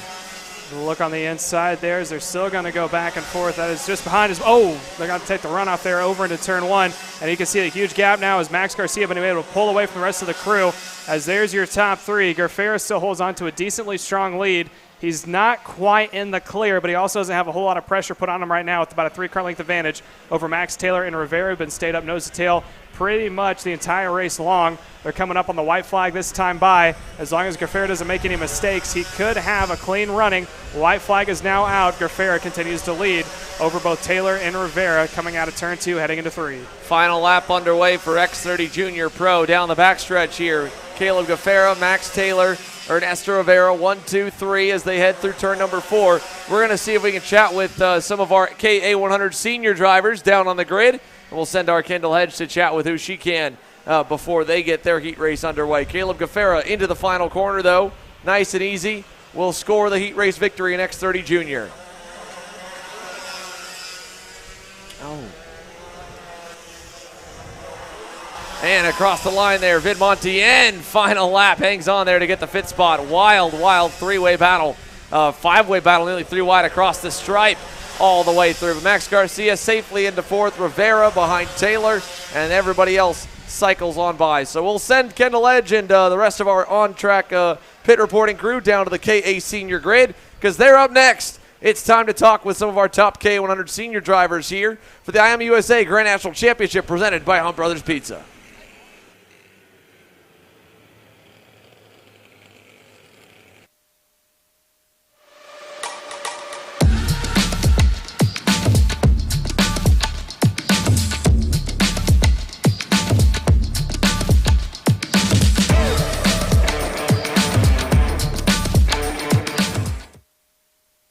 How you doing? My name is Mike Doty from Mike Doty Racing from Orange County, New York. We're about an hour north of New York City. We're a full-service kart shop that we supply IAME, Rotax, and all rock engines. We sell OTK parts and all the tires for all the different series. We support USPKS, SCUSA, Rotax, which is the Stars and Stripes, and the Rock Winter Tour. What we do is we try to get the drivers better by data, driver coaching, and setup. We have a lot of good drivers that come through our program. We have a lot of experience. I've been doing it for almost 35 years, and we just try to translate that to all our customers. For more info about Mike Doty Racing, you can contact us at mikedotyracing@gmail.com or call us at 845-551-0572.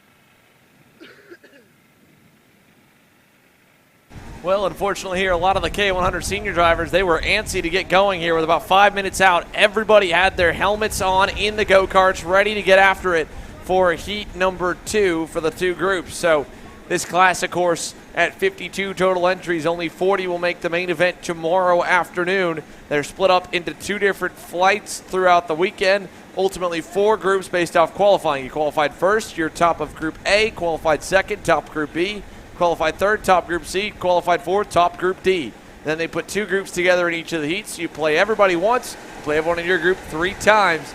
Try and score the most points, the highest average finish, to get yourself into the odd or even pre-final. And from there, the top 40 after pre-final points will transfer into the main. So 2 pre-finals and about 27 drivers a pop. Here they go onto the circuit, and let's give you the lineup of what they'll get set for action with in Heat 2 for A versus C. So this is the drivers that qualified first and qualified third. John Burke qualified on the pole. Christian Miles qualified third overall. He'll start second here in Heat number 2. Tyler Wettengel on the Speed Concepts Racing Red Speed will start third. To his outside, it'll be Hayden Jones in the 916 Rawlson Performance Group Cosmic. Then you go back, Chase Hand in the number 927 will start P3. Aiden Levy will start to his outside on the Alonzo kart there in the 6th position. Then you go Paulie Massimino to the inside of row number 4 on the Speed Concepts Racing CRG. Josh Holtz in the Holtz Driver Development OTK starts 8th. Chase Jones in the MPG Motorsports will Power Kart 9th. And the Rawlson Performance Group Cosmic, Ajia Cicero rounds off the top 10 for the 26 driver field. So here we go. KA Senior, A versus C. First time for the 100cc drivers on the track, and one of them, it looks like, took the wrong cut through, so he'll quickly slide on up there, and that was John Burke, the pole man. So he'll get himself back into position of where he's supposed to be and gets alongside Christian Miles, and all 26, all 13 rows will make their way down the front stretch as they warm the tires up and hit the tram lines. KA Senior, a lot of the class, if not on the racetrack, are watching them as the next group will go, the other half of the field, waiting to see what the racing will look like. What does this first heat race look like for them on this layout? We're about to find out. Let's go down to turn 1 and get it underway. Boys and girls, we're green for KA Senior Heat 2. AC up the hill, and John Burke leads them to turn number 3. Not a good start there from Christian Miles. Got caught on the outside line, lost about a position, maybe even 2, as they all dive for the inside line heading into turn 4. Everyone trying to defend their position. No one trying to take the top side line, maybe a couple towards farther back, but it is going to be John Burke leading the way over Tyler Wettengel as they make their way down, as they're going to go 4 wide coming into the inner parts of the track. Oh my goodness there. Christian Miles got into Wettengel. Wettengel gets into it, locked tires with Chase Hand into the turn number 8 complex. He'll lose a lot of time. So Tyler Wettengel gets booted all the way down the order, finds a place in line somewhere around 8th or so, headed to turn number 1. And they're all going to try to bottle it down on the inside line, defending their position. A little bit of a break now on the top of the field. So you can see John Burke, huge lead over Christian Miles in second. Josh Holtz making his way up the field, running in the third spot right behind him. Hayden Jones is making a little bit of a run up there towards the front of the field. There's that big pack in that second group that you saw bobbled up coming across the chicane. Side by side back for what looks to be about 6th or 7th. They're going into turn number 9. That was going to be Chase Hand making a move on Chase Jones to get around him and Aiden Levy following through. That's beyond your leading group of 6 as they head for turn number 1. Again, 2 down. Now 12 or 13 laps to go as we head towards turn number 4, and we got a big crash over by turn number 2.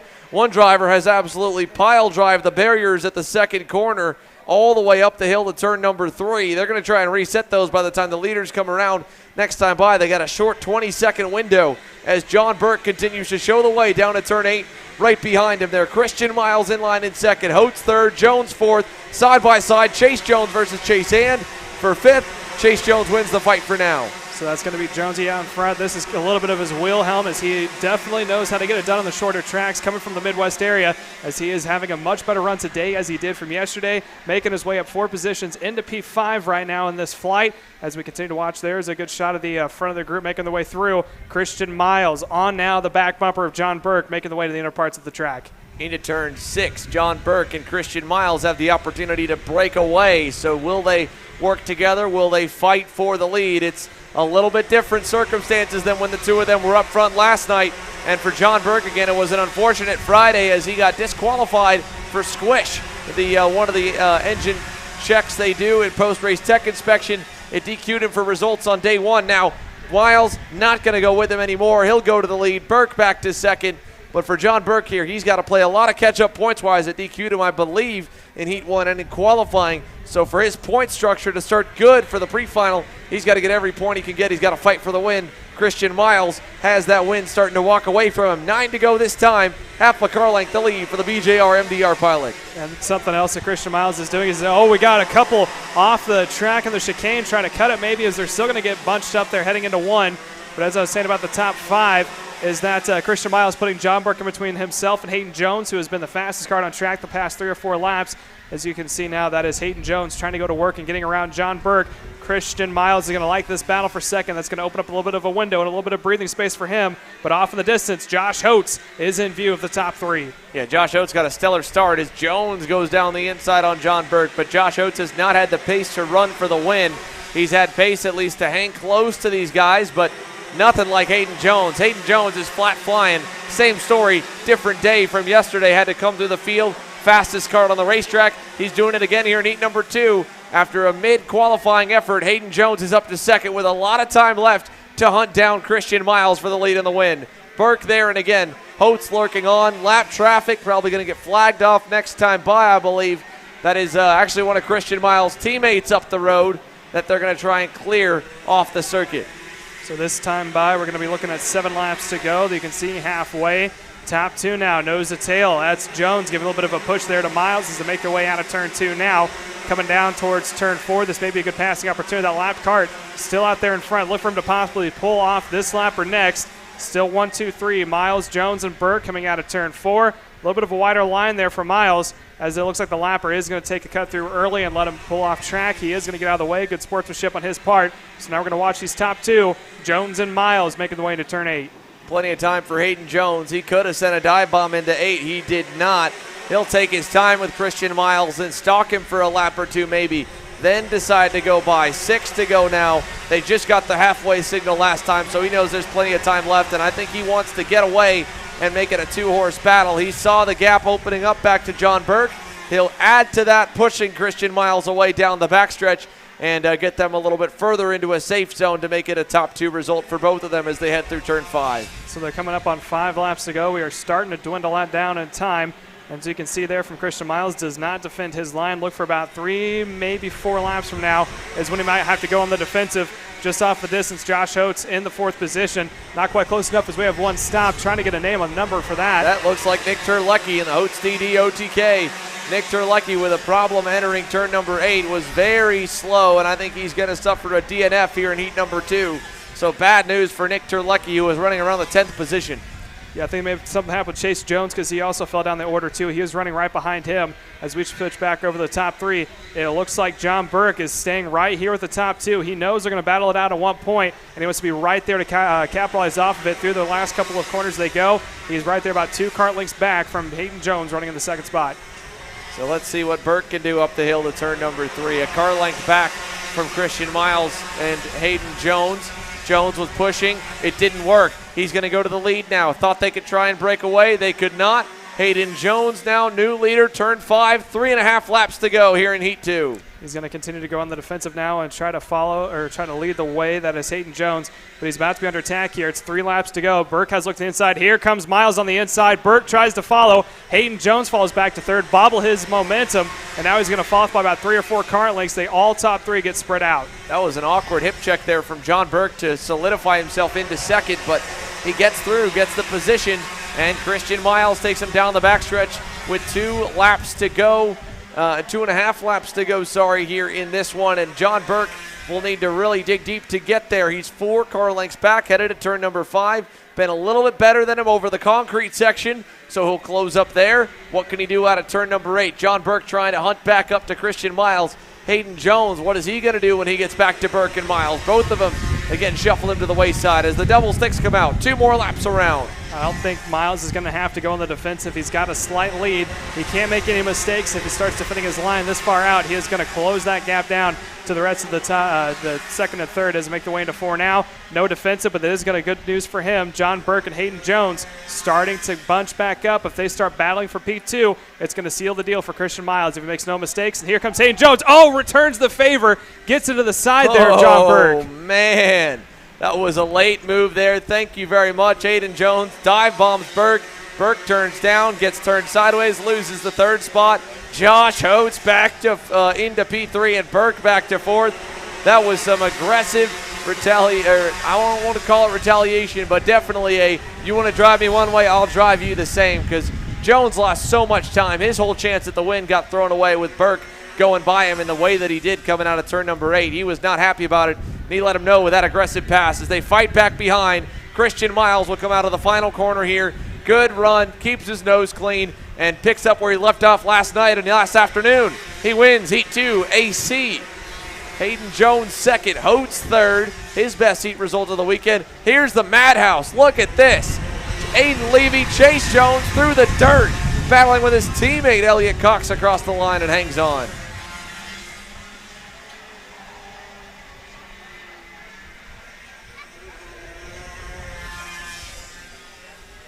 So let's take you back through the top 10 order here from Heat AC for the KA100 seniors. Again, Christian Miles is your heat race winner. Hayden Jones gets through with a good aggressive move on John Burke to get to second.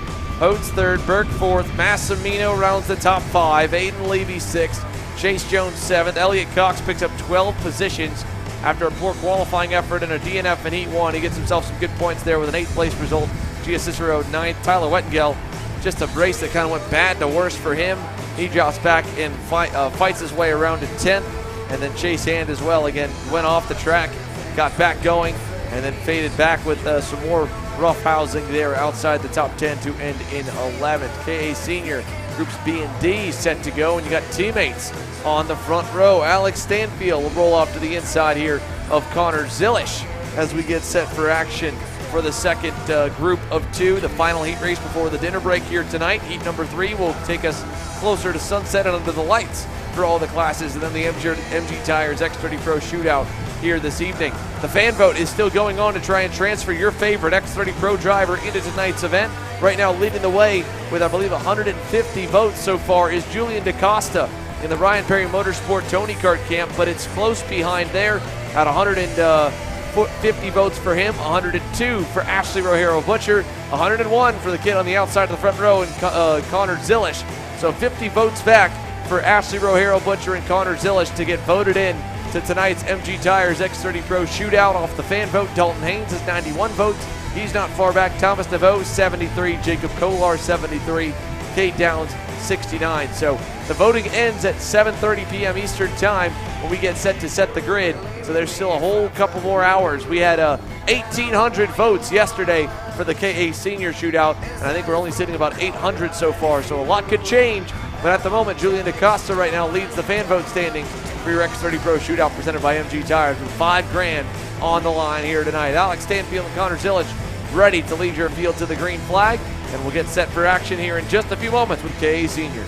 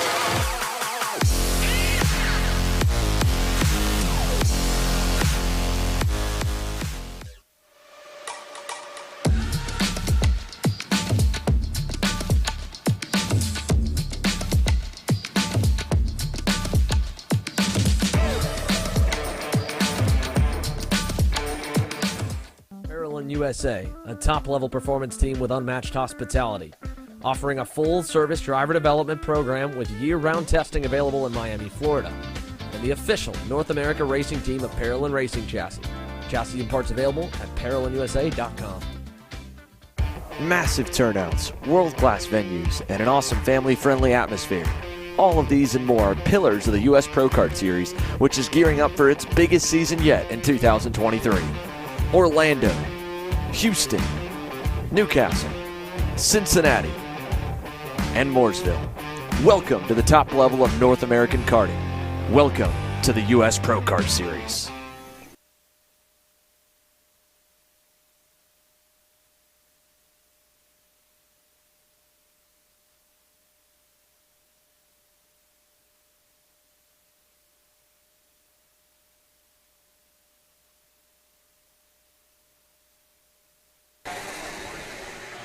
And welcome back to KA100 Senior. This is going to be B versus D with the IAME Grands second edition of the U.S. National Championship, sponsored by Hunt Brothers Pizza, as they're now getting underway, heading into the bull corner now. Looks like our very own Kendall Hedge is caught up. We're going to go side by side, so they're still going to have one more lap to get the tires hot. Kendall, take it away. Here with Elliot Cox in his breakout senior race on the national level. You picked up 12 spots in that heat race. Walk us through what it was like in your first race. It was kind of crazy. That race, everybody in front of me was just battling, and we finally figured out some of the issues with the kart, and I started driving right. Once everybody started fighting, I just picked them off as I could and moved my way up pretty well. Till the last few laps, I dropped the wheel and lost 2 spots, I think, but otherwise it was pretty good. Are you expecting the aggression levels to stay the same in the next heat race? I think they're going to stay the same, if not get worse, so we'll see. All right, well, sounds good, and good luck tonight, Elliot. Thank you. Back to you guys. Thank you, Kendall. And again, that was Elliot Cox, who moved up with 12 or 13 positions to make his way towards the mid part of the field. That MPG crew seems to figure something out in this different track layout, but we're about to get underway with the second group of your K100 Senior. Again, B versus D. Alex Stanfield and Connor Zillich, the 2 teammates, find themselves on the front row, leading them down the line as they make their way into the tram lines. They got the field set. They're starting to get themselves bunched back up. Yeah, hopefully we can get a word with Christian Miles if we could page him over to the tower to chat with our heat race winner. And meanwhile, we get ready to go green here. Down to turn number 1. Looking for the green flag. We will get it. Green flag underway. We're racing down to turns 1 and 2. Evenly matched here as they climb the hill up to turn number 3. 2 by 2 still. The top 4 get single file. Now the top. Oh, big contact. Top of the hill. One driver hard into the water barriers over there. And then we'll try and figure out who we just lost off the start. It's one of the OTKs on the grid, and that was Travis Varney in the Forward Direction Motorsports comp car that pounds the wall in the 920. So our fan vote winner from last night that joined the field in the KA shootout, hard impact with the outside wall as Alex Stanfield leads lap 1. Yeah, Frankie Mossman making his way up into the 3rd spot right now, moves up 1 position to make it now, but it's a little bit of a break there from the top of the field to the rest of it. There's your top 2, Alex Stanfield and that is Connor Zillich in the 2nd spot. Go through turn 4 now. They've opened up a decent-sized lead. Last time by was at 2/10, but it looks like it's growing even more so due to the battle that happened between Frankie Mossman and Jeremy Fletcher. So those 2 are going to have the work cut out for if they want to catch back up to the top 2 as they make their way down into turn 8 now. Nose to tail goes Fletcher and Zillich. These 2 are probably going to make it nose to tail towards the end. They want to wait till the very end to get as much separation as they can before they start trying to battle with each other, as there's a little bit of about a 2/10 gap between those 2, and then about a 1.6 second difference between Zillich and Motzman before we find Fletcher behind him in 4th. Brinkley, Ferris, and McAndrews running in 7th with Bailiff. And P8, P number 9 is going to be Luke Zabos, and then at 10 is going to be Austin Jers. Your top 10 rundown here at the start. 12 laps to go now, 11 to go at the line for your top 2 of Stanfield and Zillich. So through the hairpin they go. The 2 working together, teamwork working nicely here as we watch behind them trying to close the gap up. Is that Speed Concept Racing CRG of Frankie Mossman. Terrible day yesterday. Didn't make it more than 3 corners before he got turned around in turn number 4. Now as he tries to hunt down the leaders with help from behind in the form of Jeremy Fletcher, they'll head down the back straightaway to turn number 4. Still single file, and Fletcher happily playing a helper to him for the moment, as it's also given them a little bit of breathing room out back. Yeah, that's pulling away from both Brinkley and Ferris. They're slowly starting to fall away by 3 or 4 car lengths, and they are edging up to the top 2. There's the 2x2x2 pack. Top two of Stanfield and Fletcher, then Stanfield and Zilic, followed by Mossman and Fletcher behind them. Last time by, Fletcher goes purple. He is on the back bumper. Mossman trying to see if he can't just edge him up towards the top two. Zilic is content running in second right now. He knows that there's about 10 and a half more laps to go, as Fletcher now trying to see if he can't make a move there on Mossman coming up the hill. He is staying right behind him. Wait till about 8 or 9 laps in before he maybe decides to try to make a pass. On these two up here are starting to edge away from those two battling behind. Yeah, they're doing a good job of that here. Frankie Mossman putting in some solid laps right now. We'll see where they stack up lap time-wise compared to the race leaders. I don't think they're making much headway, unfortunately, from the viewership standpoint. We'd love to see more get up into the mix here, but Connor Zilic and Alex Stanfield are on fire. 34.99 for Alex Stanfield that time. Adam Brickley and Ferris were a little bit better with the toe off the two in front of them, but they were still only a couple hundredths better than the race leaders. Other than that, it's all even out front. Stanfield and Zilic doing a fantastic job here, coming to 8 laps to go this time, keeping the gap out back, not doing anything that'll allow anyone else to catch up to them. Yes, and it looks like actually that 2x2 pack of third, fourth, and on back are starting to edge back up. That's Mossman, Fletcher, Brickley, and Ferris. That last time by, Brickley went purple. He's the fastest kart on track. We could see a 4-kart tango here for the third spot. If they play it smart, maybe try to wait towards the end, as Fletcher now, he decides he wants to lead the second pack. He goes around Mossman. Mossman's going to tuck him behind him. This combination might be able to be a little bit more, but as we say that, Brickley now is close up on the scene. 4 karts going for that third spot. So there they go into turn number 8 this time. Mossman not going to answer back. He'll give Fletcher the opportunity to lead them forward. They're not going to lose too much with him out front. He was a little bit faster than the race leaders that time. With a 2-second gap to hunt them down, can Jeremy Fletcher and the RPM Tony Kart make some serious headway? Frankie Mossman's actually going to come under fire, I think, this time. Turn 4 down the inside. Oh, contact as well, as Mossman tried to shut the door on rookie Adam Brickley, and he was not able to do so. Brickley now seeing Mossman even poke a nose to the inside in turn 5. Couldn't make the pass go, but Adam Brickley gets around Frankie Mossman with a little bit of elbow grease, and he finds himself as high as he's run all weekend here in the KA senior class, up to 4th now with a mistake. Here's Mossman looking on the inside, turn 1, back on by him. This is good news for your third placement of Fletcher, who is having his 3 karts duking out from behind. He's opened up about a 6-kart length advantage now. You can see Mossman signaling to Brickley behind, saying, we got to go. Let's work together before Fletcher starts to pull away too much, but I think he almost has him out of drafting space. So Fletcher has got to be consistent. He is the fastest kart so far to put in a lap during this heat race number 2. So if he can continue that work, he might be able to just seal the deal of being in that third spot. What he really would love to see is Stanfield and Zilic start going back to 4th here in the last 5 laps. So 6 laps to go, make it 5. Alex Stanfield hit his best lap of the session that time by down the back straightaway, 34.895. So he's able to open the gap back up to Fletcher. Fletcher was picking off a little bit the last couple laps, couldn't gain anything that time, gave up a 1/10 of a second as the leaders go through 5. Connor Zilic, I don't know if he'll make a move on Alex Stanfield in the final laps, but he's definitely not going to make one anytime soon. 4 to go here. We're still waiting on them to do anything. Jeremy Fletcher, 3rd, pulling away from Frankie Mossman and company. Brickley has rode in fifth since losing that 4th spot, and now he's on the verge of Connor Ferris getting a little bit impatient and maybe wanting to go by him. Ferris that time was a little bit better. Yeah, I think what would be in the best favor right now for Jeremy Fletcher, who went purple the last lap, is he's going to hope that Stanfield defends in the final 3 or maybe even 2 laps. Now, Zilic probably will not make a move on Stanfield. He'll be content running into 2nd spot, but I don't think Stanfield knows that, so he may try to go on the defensive just to be on the safe side. That'll definitely allow Fletcher to close up what is now a 1.5-second gap back between himself and Connor Zilic running in 2nd. 3 to go here at the line as they come across, so 3 more laps around Alex Stanfield, Connor Zilic.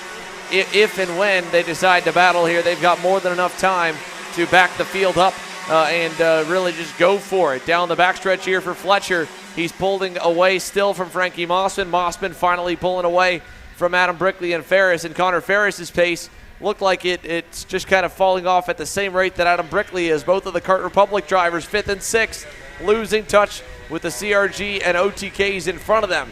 Down the front straightaway here over the chicane. 2 to go. Alex Stanfield versus Connor Zilic. Jeremy Fletcher looking at his 2 previous teammates. The 2 GWR Tony Karts, and Fletcher started the year in GWR before switching to Ryan Perry Motorsport. As we go to turn number 4 with a lap and a half to go, Connor Zilic He is just staying in line. He has not made Alex Stanfield fight. He hasn't even poked a nose to the inside at all to fight for the win. Does he want those extra couple points in the heat race? Does that make enough of a difference to him, or is he going to ride and be a good team player and give Alex Stanfield his second heat race on the weekend? 1 lap to find out, 1 to go.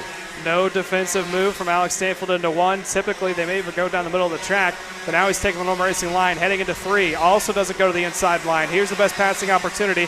Heading into 4, he takes a peek back. Now he starts to go on the defensive. Zilich takes the normal racing line, making the way up the hill. That's going to slow him down a little bit. Jeremy Fletcher, 1.4 seconds back. He's not close enough, even if there is a couple of passes here. Here comes Zilich trying to poke a nose. Stanfield defends heading into the final hairpin. Final time. Stanfield goes low. Zilich goes high. Zilich looks to cross him over.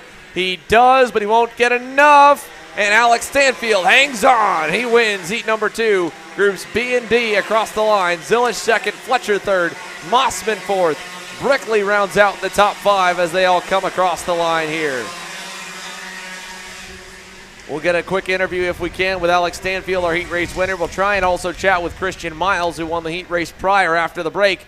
But it's time for the dinner break after that, folks. So if you're watching for on-track coverage for the IAME USA Grand National Championship presented by Hunt Brothers Pizza, be ready to come back at 5 p.m. Eastern here, where we get set for the final round of heat races. And then at 8 p.m. tonight, that 8 MG Tires X30 Pro Shootout. You can still go to the polls here to Linktree/KartChaser to vote for your favorite X30 Pro driver to guarantee them a spot in the main event. Ashley O'Hara Butcher, Connor Zilich there just finished second, Julian DaCosta and more leading the standings right now, but they could use your vote to solidify themselves a starting spot on the grid. They compete for $5,000. We'll take a commercial break and come back with post-race interviews.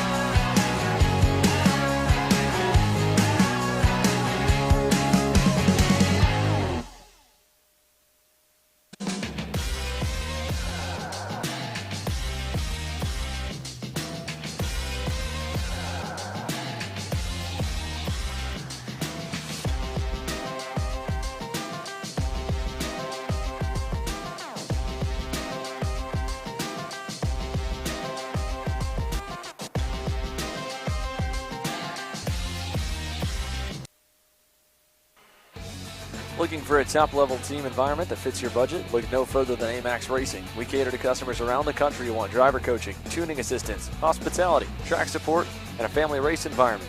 Our race schedule is support available at all levels, from club and regional series across the Midwest to top-tier events such as the TKNA Grand Nationals, the U.S. Pro Kart Series, and the Cicero Pro Tour. Whatever level you may be at or want to get to, AMAX Racing can get you there.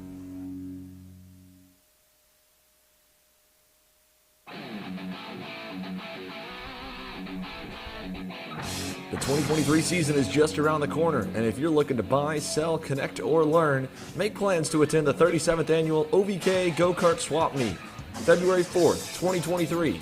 Register online at ovka.com. Welcome back here live from GoPro Motorplex for the IAME USA Grand National Championship presented by Hunt Brothers Pizza. Let's send it down trackside to Alex Stanfield. 2 heat wins on the weekend so far. He's looking good, and he's down with Kendall. Heat race number 2 for Alex Stanfield here. How was that race for you? Yeah, it was good. Led every lap, so can't really complain. Do you expect heat number 3 to be that easy for you? Yeah, for sure. I think we'll make some adjustments, and it should go way better. All right, well, sounds good, and good luck tonight. Thank you. Back to you guys. All right, that's Alex Stanfield here. We'll continue to chat with him, and again, the rest of the field's going on through. Christian Miles had already worked his way back to the pit area, so I think that wraps up our post-session interviews for the heat races. And we're going to take a dinner break now. We'll keep the live stream up for those of you that want to tune in. We go back live at 5 p.m. Eastern. Heat 3 going to kick off.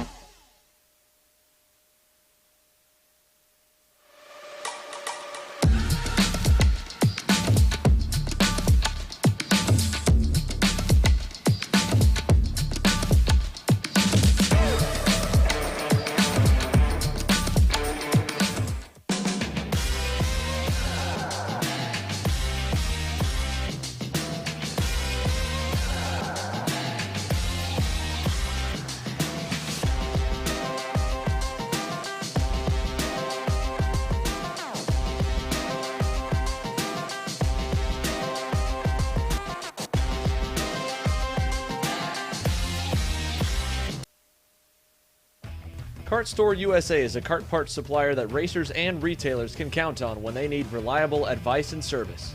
We focus on servicing all racers with honesty and pride while maintaining customer satisfaction. We carry a full stock of Kart Republic and Tony Kart chassis, as well as IAME and Vortex Rock engines. We've also got a host of other parts available and in stock, such as products from Rev Performance Materials, Jekko Racing Seats, and more. We have a 100% satisfaction guarantee, and on top of that, if your order exceeds $200, shipping is on us. Check out all we have to offer today by visiting us online at kartstore-usa.com.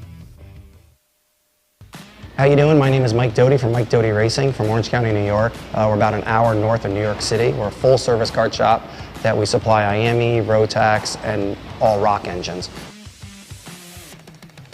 We sell OTK parts and all the tires for all the different series. We support USPKS, Scusa, Rotax, which is the Stars and Stripes, and the Rock Winter Tour. What we do is we try to get the drivers better by data, driver coaching, and setup. We have a lot of good drivers that come through our program. We have a lot of experience. I've been doing it for almost 35 years, and we just try to translate that to all our customers. For more info about Mike Doty Racing, you can contact us at MikeDotyRacing@gmail.com or call us at 845-551-0572. I'm Billy Vincent, owner of MPG Motorsports.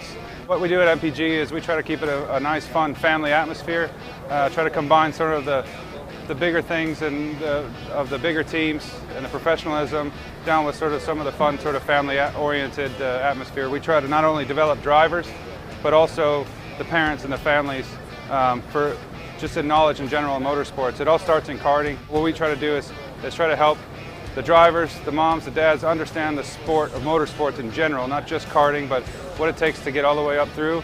Whether you end up wanting to be a driver or a mechanic or an engineer, you know, we can help you with that, and that's what we're here for.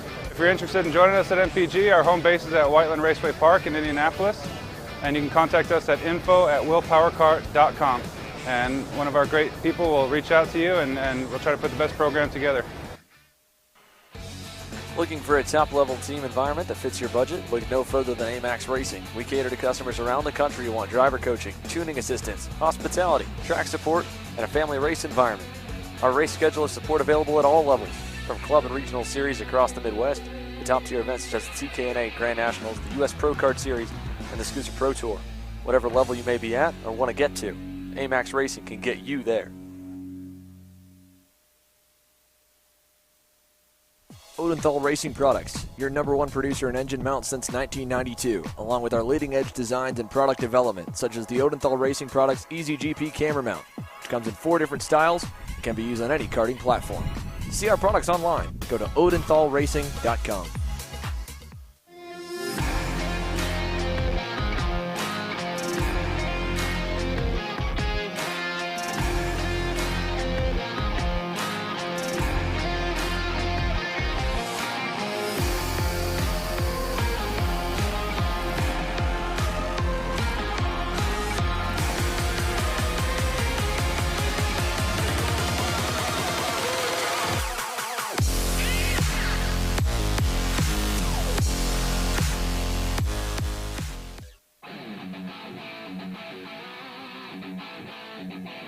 The 2023 season is just around the corner, and if you're looking to buy, sell, connect, or learn, make plans to attend the 37th annual OVK Go-Kart Swap Meet, February 4th, 2023.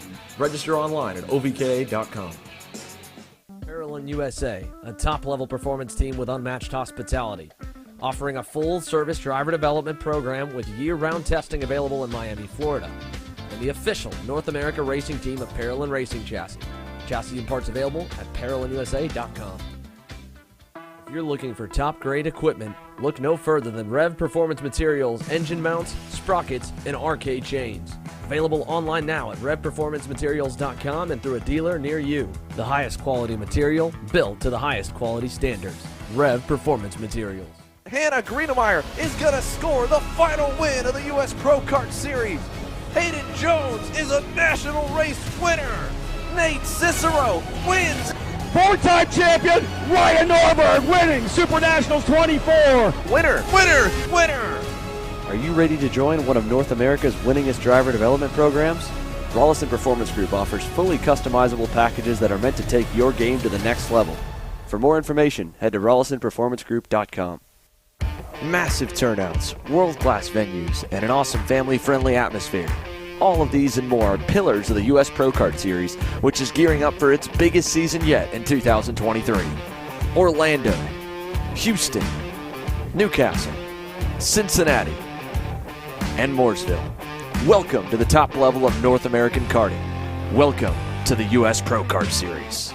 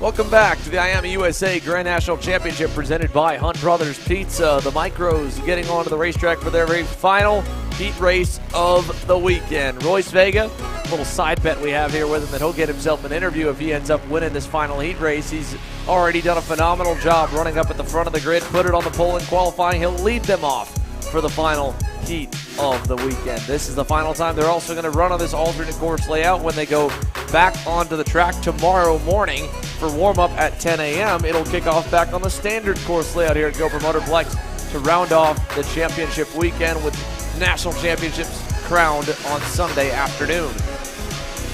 But they'll complete the outlap here for Vega, and he'll get lined up with everyone all around him one more time. So Royce Vega, Alexander Procuna, Marco Samet, Ashton Woon, Parker Ives, all players in the second heat. Bowen Green got close in the middle of the session, then got shuffled back when the pack opened up to a bunch more, and Luke Giglio will be a driver to watch here in heat number 3. Rolls off into the outside into the top 10 on the Motaz Sport number 68 Kart Republic. He came into this weekend looking for a little more speed. He has found it late as the week has progressed. And now as the field will exit the final turn, they are all gridded up, ready to go behind the Team Bennick number 33. So down the front straightaway we go for the IAME USA Grand National Championship presented by Hunt Brothers Pizza. It's time to set grids for pre-finals. The final round of heats, beginning with Micro, is underway down at turn number 1, and a great start for Vega and the whole inside line. They'll freight train the outside lane for the first 3 at least as they climb the hill to turn number 3. Yeah, Procuna got a bad jump there on the start, ended up falling back into part of the 4th or 5th positions to make their way down into the bull corner for the first time. All still single file as they make their way through. Looks like no one tries to sit on the inside the top 5. I believe Ashton Woon was able to slot in there inside the top 6 as well as actually Ashton Woon is now up into the second spot as they make their way down to the hairpin for the first time. So into the hairpin once again here. We'll pick them back up as they exit turn number 8. Royce Vega through the chicane down the front straightaway. Leads over Ashton Woon. Procuna, like you said, not a great start. Finds himself just across the line, still inside the top 5 and well in contention here with 1 down, 12 laps to go. He's 3rd, Samet 4th, Bowen Green 5th. And a little pass coming for the lead. Ashton Woon wants to take it away early. He will, coming out of turn 4, almost will. Vega fights it off on the outside lane. Woon going to cross him over. They go door to door. Woon finally completes the pass in turn 6. So Ashton Woon now up on point, but here comes Vega trying it again, takes it up on the inside. Woon doesn't want to let him go. Thought about trying to do a crossover. He goes straight to the back bumper, so now Ashton Woon goes back into the second spot. Percunia still right there in third. Had an opportunity to maybe do a 2-for-1 overtake there in turn 8, decided better of it. Stays slotted in the third spot right behind Ashton Woon, right there in fourth as well. Marcus Samet also up in the mix. But relatively speaking, the top 8 are all fairly close as Woon tries to get up on the inside. Royce Vega is going to have to yield. Now about to yield the second spot as they make their way heading down into the new parts of the track. Look at how tightly packed they all are. Ashton Woon takes them through turn number 6, and they're single file about 7 deep. Down into turn number 8, side by side for second. Procunha on the inside of Vega, and he gets through. So Ashton Woon now leads over Procunha down to turn number 1. So 3 deep heading into turn 1. Woon, Procunha, and Vega. A little bit of separation, about a half a car length before you get to Marco Samet in fourth. Right behind him, slowly starting to close back up to that lead pack, is Bowen Green in the 5th spot, coming down into turn 4 yet again. No one decides to take that inside line. Top 4 still nose to tail. A little wide there from Bowen Green in 5th as he's struggling to stay up with the top 4. Coming down into the transition part of the concrete, it is still Ashton Woon leading into turn 8. Out of turn number 8 here, let's see. Single file for 1, 2, 3, and 4 as they go side by side behind. Nico Orbezo making a move at the edge of the top 5. He'll move himself past a couple, and they'll shuffle as they cross the line. Yeah, Orbezo is reeling in Bowen Green the entire last lap, was able to make the move heading into the chicane, and that's going to spread out the top 4 and the rest of the field. So the top 4 now of Woon, Procunha, Vega, Samet, all bunched up nose to tail, probably about 10 kart lengths before you get to Nicholas Orbezo and company. He is leading himself, Green, Ives, Myers, and they are all trying to possibly try to run down the top 4. 9 laps to go now, 8 to go next time by. So it's going to need to be a little bit more hectic there in the top 4 in order to bring him up to the rest of the field. Here they go down the front straightaway. Ashton Woon continues to lead now. 8 laps to go with a few more in the books. And as they'll climb to turn number 3, Ashton Woon's Nitro Kart's been probably leading the most laps, or one of the most laps in the Micro Swift class here this weekend. He's been strong in all 3 heat races. Was great early on today as well in heat number 2 specifically. Now as he takes him to turn number 5, you go back from him to Procunha, who had an up and down run through heat 2, and Royce Vega decisively getting by on Alexander Procunha. So Royce Vega wants this heat race victory. He wants to get himself the best starting spot he can for that pre-final tomorrow. He takes over second. Great run down the front stretch. He's going to go to the lead as well. Turn 1, Vega is through now with 6 laps to go. 7 to go. Back up on point after giving halfway. Fastest kart on track after going purple last time. Let's see if they decide to possibly turn it up here and try to get to the front. They all stay in line, top 4, and just off of the distance, Nicholas Orbezo in the 5th spot. He's slowly starting to edge his way back up to the top 4. He's got a little bit more ways to go. He's got Parker Ives behind him. Look for those two to possibly working together to catch back up. But right now they're staying a little stagnant there. Still about 8 to 10 kart lengths back. Top 4 still staying across the stripe. No position change inside the top 4. Still Vega, Woon, Procunha, Samet heading down into the turn number 2. Now 6 laps to go, 5 to go next time by. Yeah, like you said, still just the 4 of them. If Parker Ives could get going with maybe a little help from them battling up front, he could play spoiler on it. But at the moment, all the passes they've made have been, well-timed in areas they don't seem to lose a lot of time. Parker Ives at a 37.5 that time. He only gained 2/10 with Vega going for the pass for for second and for the lead. Now he's closing in. Orbezo's coming in as well. Luke Giglio once again has worked his way through the field. He's now up into 7th. 3 spots gained as he's gone around Bowen Green. Green back to the 8th spot. Now with 5 laps to go up front. What does the leaders do? What do they do really here? Into turn number 4. It's now becoming a little bit of a 3-car grouping. Marco Samet lost 1/10 of a second last time by, and they were hooked up down the backstretch and pulled a couple car lengths away. He'll have to send it pretty deep to turn number 5 to get close, and he does as well in 6. And is now back to only about a car length and a half back.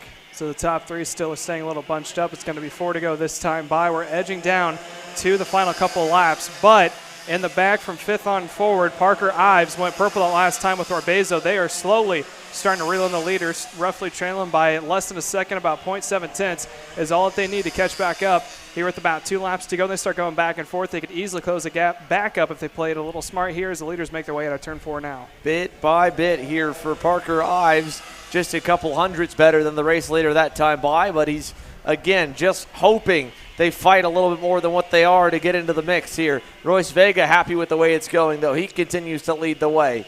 Through and out of turn number 8, out of 9, 10, front stretch, 3 to go.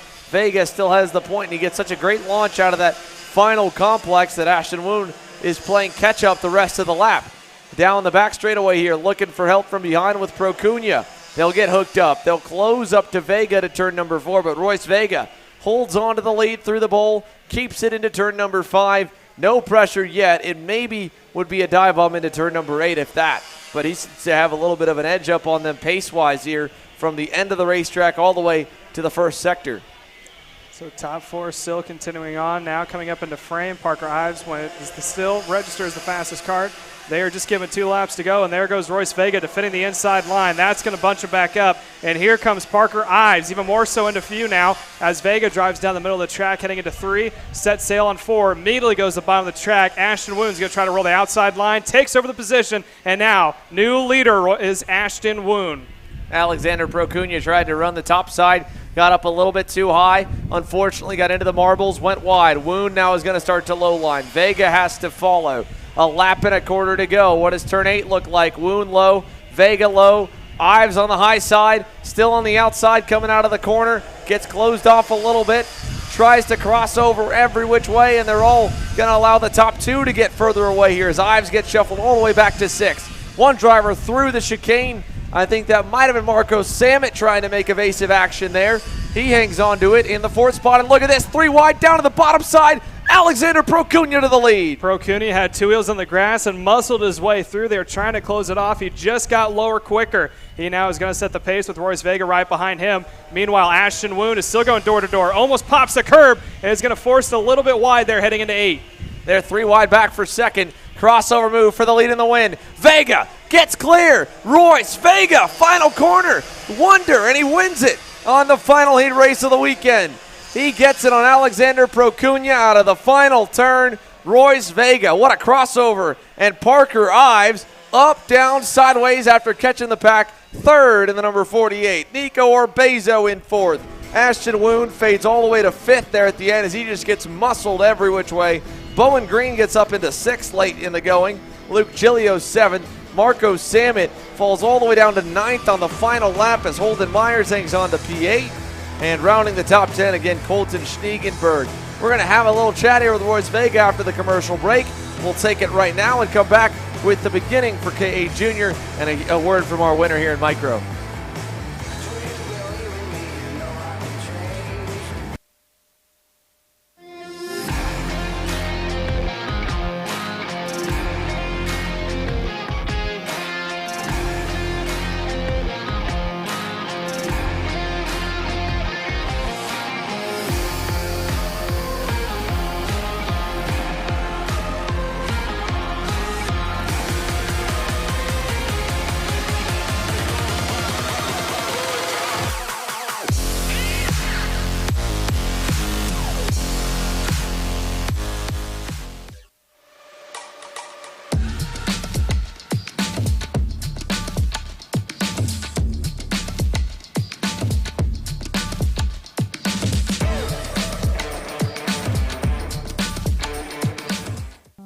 USA, a top-level performance team with unmatched hospitality, offering a full-service driver development program with year-round testing available in Miami, Florida, and the official North America racing team of Parolin Racing Chassis.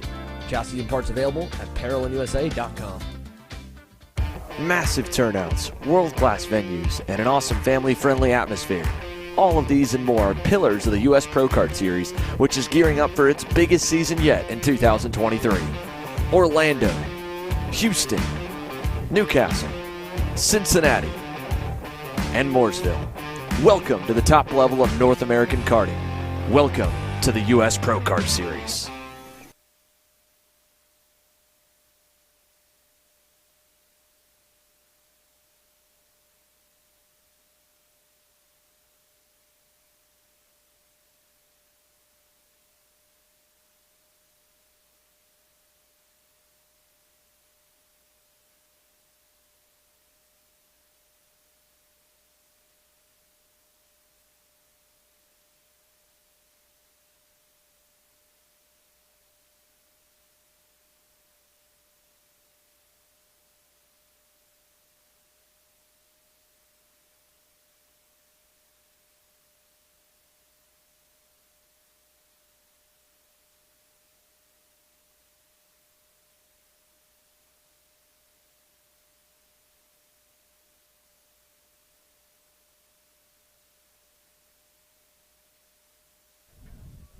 looks like Xander is here catching up with Royce Vega. Xander, take it away. Thanks, Kendall. Well, I got to get down a little bit here to talk to you, Royce. But, hey, our bet pays off. Like I said, I'd be down here to interview you after that heat race win. Talk to me. You felt pretty confident making that, and it looked like the whole race felt like you had the Kart underneath you. Did it look like that way behind the wheel? Yeah. So let's break down. We were talking a little bit before here, right? You said you made a couple changes. That time tried to give you a little bit more front-end bite, right? Describe how the Kart was and what you were trying to do. So we tried to make a change on Heat 2, but that didn't really help. So we made another one, but it just didn't improve a lot, so I just had to adapt to it. And we talked about the track layouts right before this here. Again, describe to me your viewpoint on this track layout versus the regular one. Of course, I like the bigger ones, but I'm way faster on the shorter one. So you'd prefer to run that national final on the shorter layout tomorrow, huh? Yeah. Royce Vega here. He's got 2 heat wins and a second place in the result. He looks for the pre-final tomorrow. Royce, before we let you go, the good thing about being a pro driver is you got a lot of sponsors to thank. So who would you like to thank for everybody this week so far? Well, everyone at the car wash, the bank, Willis Jewelry, and yeah. And well, you got a team on there. You got your mom and dad. You got to thank all them too, right? Yeah. My mom, my dad, my grandpa, my grandma, my sister, and Team Bennett. There you go. I think we hit them all here. Royce Vega, congrats, Royce. First interview and a good heat race win. He looks to be on the pole for tomorrow in micro. Congrats, Royce. Thank you. Back to you guys. Thank you, Xander, and congratulations to Royce Vega winning heat race number 2. About to get underway here shortly with our KA 100 junior class. Again, this one's going to be led by Eli Warren. Eli struggled a little bit when it came time for heat race number 2. He's now trying to get a little bit of a recovery in heat race number 3. And I'm joined in the booth by our very own Kendall Hedge, who has taken the headset off, but it's okay. We'll see if there's another time we can get it worked out. Oh, now she's back in the booth. So, Kendall, you've been watching all weekend long. You've been pit reporting for us. Tell us, what do you think is going to have to come into maybe more of a consideration here as we continue out the shorter layouts? Well, everybody's getting packed up a lot, and the driving is really aggressive, and I think people are just going to have to be patient to get it done, or somebody's going to get wrecked out, and that's not what we want. Now, being a former driver yourself, if you're starting somewhere maybe not in the most ideal spot, if you're maybe in that mid-pack or find yourself getting shuffled back on the start, what exactly do you think you would have to go through, and especially in the shorter layout and the faster lap times, in order to get up to the front quicker? Well, I'm usually always in the back, so there's that. So I kind of always have to deal with this. So you kind of just have to watch where everybody else is and just kind of take that little bit of spot that's still there. So. All right. Well, that is spoken from someone with experience there, starting in the back of the field, as we now are going on a live look as we have Eli Warren up in that front group, and he is going to be starting on pole position. Starting next to him is going to be Spencer Conrad. You can see him on the outside line. Spencer Conrad has been up in the front of the group. He also was up in that front 5 all weekend long in that second race, as we are now joined again by Xander Clements back in the booth. There's a good shot of Max Garcia. He'll be rolling off in the 3rd position after being up in that front group in both KA and X30 Senior. And there's the rest of the field, and it looks like there's a little bit of a bobble there towards the front, and they're struggling to get, looks like Eli Warren underway. Xander? Yeah, he's underway now. Nothing a little bit more scary than that. He's at the pointy end of the grid. You talk about experience here, Kendall. Should we go back through your experience from this racetrack last year? Oh my gosh, I got sent into the bull turn so hard. I went through the barriers, the tire wall, and then I hit the chain link at the fence, and then I was concussed for so long. So this track, we don't get along very well. Well, we're happy to have you on the broadcast team, of course. We're going to let you get back to it as we get set for more.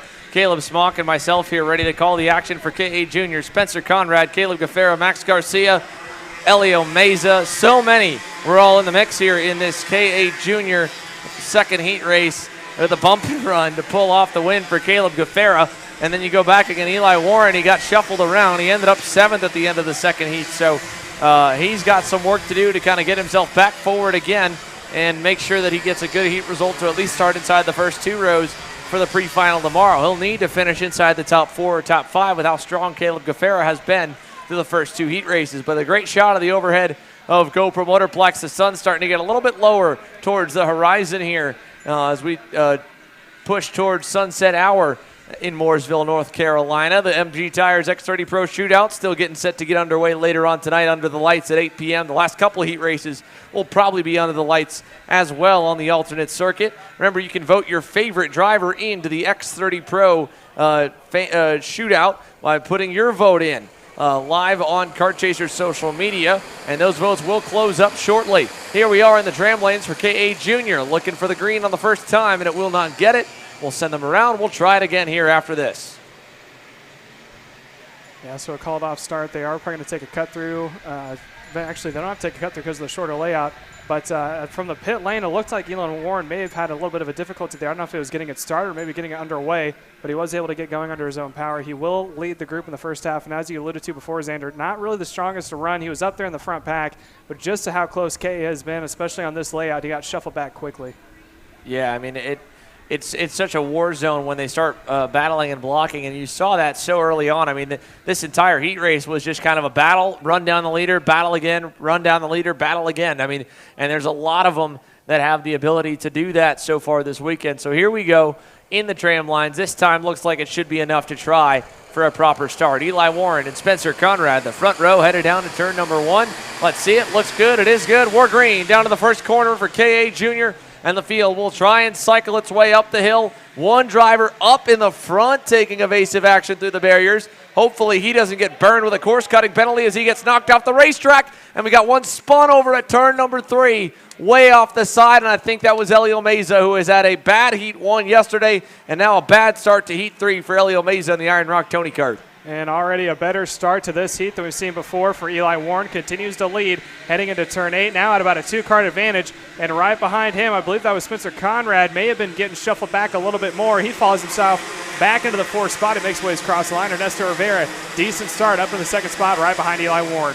Here they go up the hill, the top 5, a little bit of separation back from Oliver Piatek. He's got himself a little bit of breathing room back behind. And into turn number 4, late move on the brakes down the inside for the lead, and we've got a change up front once again. Eli Warren got caught out in the marbles on the outside of 4, gets shuffled back. He's going to send him to the 4th, count that 5th spot. Right behind Bo Shipman, I think Piatek as well, as they're all still bunched up. Very reminiscent of what we see in the first group. Top 10, all close bunched together, battling happening, keeping them all there.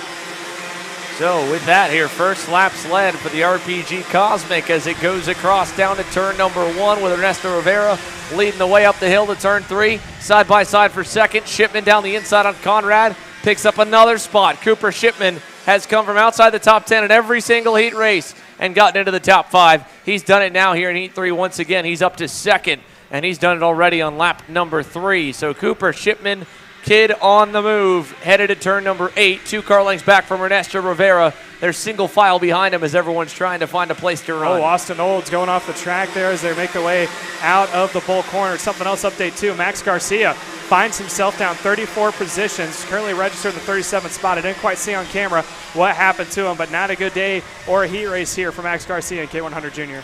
Yeah, Caleb Gaffera obviously got knocked back on that opening lap as well, so lots of carnage that we didn't fully get the camera to zoom in on, but Max Garcia, Caleb Gaffera knocked backwards, and as we see a pass there for 3rd, that was, I believe, Oliver Piatek getting by on Spencer Conrad, so the BJR MDR Tony Kart into 3rd, and a change in the lead. Cooper Shipman leading the way here at the IAME Grand Nationals, and down the front straightaway. 10 laps to go. Shipman at the point of the Iron Rock Tony Kart.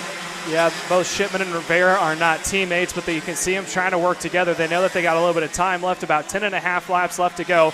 Top 4 still bunched up, but Oliver Piatek having a good, better run here in Heat Race 2 than he did, or sorry, Heat Race 3 than he did in the previous one. Now looking on the inside of Ernesto Rivera, looks like he will take the spot away, and Rivera getting a little loose there on the exit heading into the bull corner, but now he's going to close up, and let's see if he's having to defend, as they're just going to go back again on Shipman.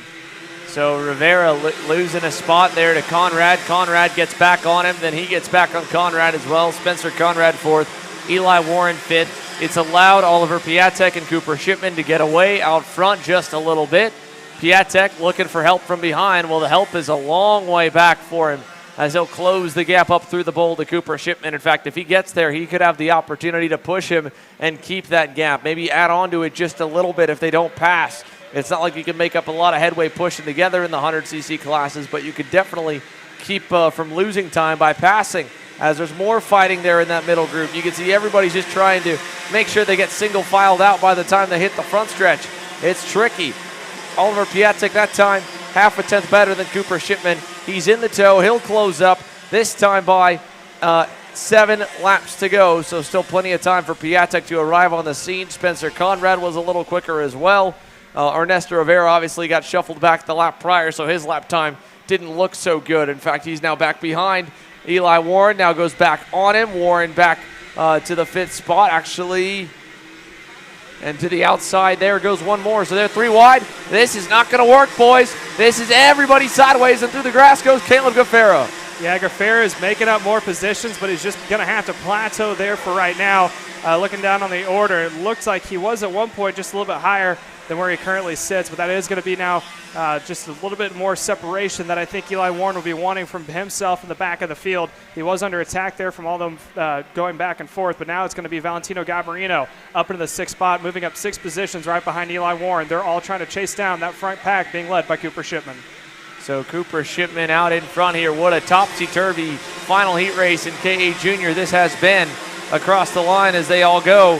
So Shipman, Piatek, Conrad, Rivera, Warren, Schwartz, Garbarino, Rivera, and then Mercado. And then there's Gaffera down at the end of the top 10. So Caleb Gaffera, he'll mess up the best lap time order as he missed the timing loop with how far off in the grass he went coming across the start-finish line. They'll manually score him to give him the spot back, and so he sits right around again between 9th to 11th. As we go down to the final corners here, 5 to go. Oliver Piatek has caught Cooper Shipman. What will he do now that he is there on the scene? You go back from Spencer Conrad, even to the top 2, but not gaining as there's more drivers in the dirt. Garcia's through it, and I believe Cash Perkins as well as this crazy midfield continues to fight. Yeah, and they're 3 wide there through turn 2. I think Austin Olds is in the middle of that. Now coming out of turn 3, slowly starting to get back down to single file. We've seen this before. Coming out of turn 8, if they're bunched up, there's just not enough real estate to get through that chicane, as there's a good shot of your leaders right now. Again, that is Shipman and Piatek out in front. Dive bomb there on the inside from Rivera on Conrad. So he'll get by for 3rd. Ernesto Rivera, what kind of lap time does he do? Well, he goes 0.2 better than the race leader in the form of Cooper Shipman. Oliver Piatek slowed down a little bit that lap as well as the top driver on the boards. And so for Cooper Shipman, a 35.4, he'll need to consistently put that together to keep Ernesto Rivera away. They're just a little bit too far back to hunt him down as they go through turn number 5. 3 laps to go this time by. Time is of the essence for Ernesto Rivera to get back to the point.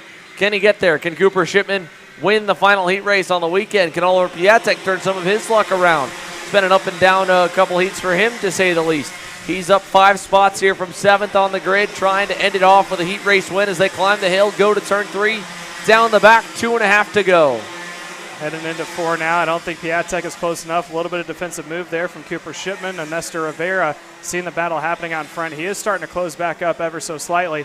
So that's your front pack right there as yellow flags are out for, looks like maybe an incident coming out of turn 8. So that means no passing right here into 8. Does anyone pull out a line? None. All right, they're single file there, so no one getting a penalty coming, at least up front. So 2 laps to go now. Still Shipman, Piatek, and Rivera 1, 2, 3. Rivera closing up on the back of Piatek. Up the hill they go, and here comes Conrad and company, followed by Warren and Schwartz also right there. Big run down the back here. Shipman knows it's coming. He goes low to block preemptively. Piatek has to follow. Rivera goes wide, and they stack up behind the Iron Rock Tony Kart. Look at Piatek, late move down the inside, and they're going to go 3 wide as they cross him up. Yellows are waving. They'll have to get single file. They cannot pass. Rivera got on top of Piatek. Now he's going to stuff it into Piatek in the turn 8 hairpin. That right there, that might be a penalty because that was in a yellow zone. They hit the yellow zone all the way to the hairpin, I think. So Ernesto Rivera might unfortunately get dinged for a penalty on that one. Up the hill, final lap here, down the back. Good news, though, for Cooper Shipman out in front. He has got breathing space as they go way down to the inside line to defend of Rivera and Conrad. Going back and forth up the hill they go. Piatek getting a little bit of help from Eli Warren in the 5th spot. Here comes a challenge for the lead. Looks like Shipman that was a challenge for 2nd between Conrad and Rivera as they now come into turn number 8 hairpin for the final time. Final time. Cooper Shipman benefits from the chaos behind him. He evades it all. Cooper Shipman wins Heat 3 in KA Junior. Rivera 2nd. Across the line unofficially there with a lot of passing under yellow in that final time, that second to last lap through. Spencer Conrad 3rd, Oliver Piatek 4th, Eli Warren rounds the top 5. Gafera back to 6th by the end. Garbarino ends up in 7th. Anthony Rivera 9th. Hudson Schwartz 10th. Mason Walters 11th. Cameron Brinkman, well, he did it again. 3 heat races. He had a big ask of him to come from dead last on the grid to as high as he could. He's gotten 10th, 11th, and now 14th. That is a solid set of results for Cameron Brinkman in the MDR BJR Lando Norris Kart, and he'll be looking good tomorrow. Next up are the X30 Masters here as they get set for action. We'll chat with some of the X30 pros and start to roll up to the grid soon as well. So more to come from Mooresville, North Carolina for the IAME USA Grand National Championship as we slowly work our way into the evening and under the lights of the packed house.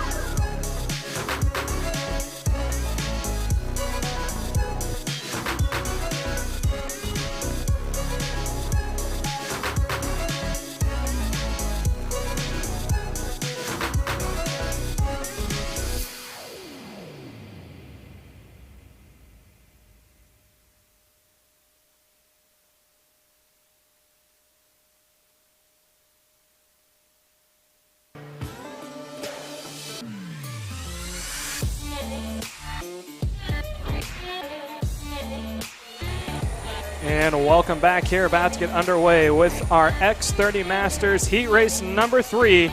Again, welcome back. You're watching live the 2022 IAME U.S. Grand National Championship, sponsored by Hunt Brothers Pizza. There's a beautiful aerial shot of GoPro Motorplex here in gorgeous Mooresville, North Carolina. You can see the trees are out. It is a beautiful October day. We're about to get underway here shortly with our 9-kart count Heat Race number 3. This will be 13 laps long. Ben Cooper has been dominant all weekend long here for your master class. He will start in pole position next to Alex Mueller in the second spot. Max Pappas will start in P number 3 next to Josh Wise. Darren Marcus will start in the 5th spot next to Martin Pierce in P6. Todd Shambo will start in the 7th spot next to Jake Hotak in P number 8. And Ryan Kane will start in the 9th position. We got some interviews coming your way here from that KA junior class that was ran here previously. And we're actually going to send it down now to our very own Kendall Hedge, who has caught up with a few of them. Kendall, take it away. Here with Cooper Shipman, who picked up the win in Heat Race number 3 for KA Junior. Cooper, what was going on in the back of your mind coming into the 2 to go? Well, I knew that I had the speed, so as long as I got out front, I could control the race at my own pace and let everyone fight behind me. So I figured just, hit my marks, hit my lines, and everyone would fight behind me. Well, you said this track causes a lot of carnage. What are you expecting tomorrow to look like with a new layout? Well, I think it's going to be a lot of pack racing, just trying to keep your nose clean and be in the pack for the end and have a chance. All right, well, sounds good, and good luck tomorrow. Thank you. Back to you guys. Thank you, Kendall, and congratulations to Cooper Shipman on his win here for Heat Race number 3. We are green now with our X30 Master Class, and no surprise, Ben Cooper is pulled away by a large margin from the start as they're going to go side by side. I got one off the track coming into 3 down towards the back of the field, and it looks like right now it is going to be Ben Mueller under attack here as he is getting all sorts of crossed over. It's him, Josh Wise, and Max Pappas have been the 3 battling it out for the second spot all weekend long. This back and forth now is going to allow Ben Cooper to pull away by a large margin. The past 2 heat races, he has won them by over 6 seconds each as they're making the way down. Sorry, that's actually Max Pappas who's going back and forth with Alex Mueller. Josh Wise in that mix as well in the 3rd spot here, Xander. Yeah, Wise just a little bit further back as they head down to turn number 4 here. Ben Cooper has pulled away by 6 to 8 seconds in all of the heat races thus far. The heat races today obviously a little bit shorter with the shorter lap times, but the same number of laps. Max Pappas has been trying to close the gap to him all weekend long. He's gotten a little bit closer as Josh Wise makes a pass back for 3rd. He gets by on Alex Mueller. Martin Pierce bearing down on him as well as they head to turn number 1. So Mueller, the local, struggling a little bit more in comparison to yesterday here on the alternate layout, but looks pretty good as they go down the backstretch here with Ben Cooper continuing to pull away and again proving right now that he should be the hands-down pick for the X30 Masterclass to represent them in tonight's MG Tires X30 Pro Shootout. He would be the 14th man or woman 14th entry to get in to the main tonight because it is the top 10 in heat and qualifying points to this point. It is then 2 promoters picks, a fan vote currently available right now, and then on top of that, the 14th driver will be an X30 Masters driver that gets selected in by the promoter pick, basically a 3rd promoter's pick to go into the show tonight. 10 to go here, working our way through turn number 4. This is Josh Wise leading over Alex Mueller and Martin Pierce. Max Pappas is pulled away. In fact, he started to close the gap up to the race leader, Ben Cooper. So 9 to go at the line. Ben Cooper, I won't say close the gap up, but he's definitely closer in lap times than where he's been so far this week as they pass back behind. Pierce up to 4th, Mueller back to 5th. Yeah, that gap now between Max Pappas and Ben Cooper now at about a 1.4-second difference between the two of them as they work their way now out of turn 3. There's a good shot there of your 3rd placement, Josh Wise. Then Martin Pierce and Alex Mueller have been going back and forth. Typically we've seen Alex Mueller up with Max Pappas and Josh Wise battling it out for P2, but now we're witnessing them going for that 3rd and final podium spot as they're still stacked up nose to tail. Pierce, Mueller, Marcus, also up in the Darren Marcus, that is up in that mix. They're going to burn one more lap this time by 8 laps to go at the line. It is now at a 1.75 second difference between Cooper and Pappas as they make their way through turn 1. That cart at the left-hand side of your screen, that is actually Max Pappas in the 2nd spot. Ben Cooper continues to check out as a little bit of off-the-track run there from Alex Mueller coming out of turn 3. So they make their way up the hill. You can see them up on the wheel trying to make themselves as aerodynamic as possible as they head now through the new concrete patch heading into the bottom parts of the track. coming up into the turn 8 hairpin now. They're all single, spread out, single file, making their way through that quick little chicane. Beautiful shot there from down on track as they make their way down towards turn number 1. Cooper, Pappas, Wise, Pierce, Mueller, Marcus, Shambo, Kane, Potak. That is your rundown here with 7 laps to go out of 14 as they make their way coming up into the bull corner yet again. A little stagnant there they go coming out of turn 4. Now heading down into that quick new patch here. Again, the alternate layout that we've run in the previous heat race along with this one. And that is a live look on the battle for third between Josh Wise, Martin Pierce, Alex Mueller, and Darren Marcus as make their way across the line. Max Pappas in the second spot continues to pull away. Now he's sitting at about second gap between himself and Josh Wise running in third, but he's still trailing Ben Cooper by roughly 3 seconds. So we will continue to monitor that as the X30 Pro class starts to fill up the grid here now. Ryan Norberg was the man to beat by far in heat number 2. Wasn't touched by Alex Stanfield or Justin Ataconis. They both got close to him at points in terms of pace, but after Norberg built an early lead, it just kind of went on from there, had about 1/10 of a second over the field. Now let's send it down to one lady here, one lady and another. Kendall Hedges caught up with Ashley Rohera Butcher, who is tied at the moment for leading the way in the fan vote to try and get into the X30 shootout. Kendall? Here with Ashley Rohero, you picked up 6 spots in heat number 2, but now it's kind of like trying to get into the shootout now without the fan vote. What's kind of like your strategy going into this heat? Just being patient and trying to move forward. Long race, different track, just trying to find position and hopefully make the same headway that we did in heat 2. What are you expecting the racing to look like on this layout? It's a little difficult. It's pretty aggressive. The hairpins are tight, so you can make really late passes and going in, and I like it. It's really challenging, and it's been good racing so far. All right, well, sounds good, and good luck tonight. Thank you. Thank you, and back to you guys. Thank you. And again, Ashley Rohero, right, just kind of slowly working away. She's up the grid. She's had a lot of experience here at Gopher Motorplex, and it's kind of become an annual return race for her, having one of the most busy schedules in motorsports, helping make the Superstar racing experience go, and then keeping herself busy all over the world with a number of different projects, including being one of the head coaches under the Nitro karting team banner throughout all of 2021 and previous years, all the way back to when she was still full-time racing go-karts here. Now with 3 laps to go, Max Pappas leads down to turn number 4. You can see Martin Pierce look to the inside of Josh Wise, couldn't fully get the job done. 2.5 to go. Let's go to Kendall again. She's caught up with rookie standout Adam Brickley, who's already suited up with about 5 minutes to go before we go green. Plenty of time. Here with Adam Brickley, who is all ready to go, but you've been on it all weekend so far. Is there any different strategy going into this heat race? Well, we're just thinking just get another steady top 10 and maybe we could make the shootout. And that's all we need, just a top 10, and we should be clear for the shootout. What are you expecting the racing to look like tonight? I think it'll probably just look like last night's KA shootout and maybe a lot worse. All right, well, sounds good, and good luck tonight. Thank you. Thank you, and back to you guys. Still about 5 minutes to go here before we go green with X30 Pro. Maybe about 7 or 8 minutes actually here. Lots of time left before we get underway with the gap at the end of the X30 Master Division. They've got the white flag out now. 1 to go. Ben Cooper leading. Dominant run. And then about 6 or 7 minutes before the X30 Pros hit the racetrack. Yeah, so now we're going to continue to watch here. That is your leader, Ben Cooper, on his final lap around here. He has a 6-second gap between himself and then Max Pappas in P2. Max Pappas is a little bit farther ahead than the rest of the field, currently sitting about at a 2, or he actually has lost a little bit, sitting at a 2/10 of a second gap over Josh Wise, running a P3. As down to the final couple of corners, Ben Cooper will take the checkered flag here over the curb. So yet another win in a perfect season or race so far for Ben Cooper. Here comes the rest of 3 across the stripe.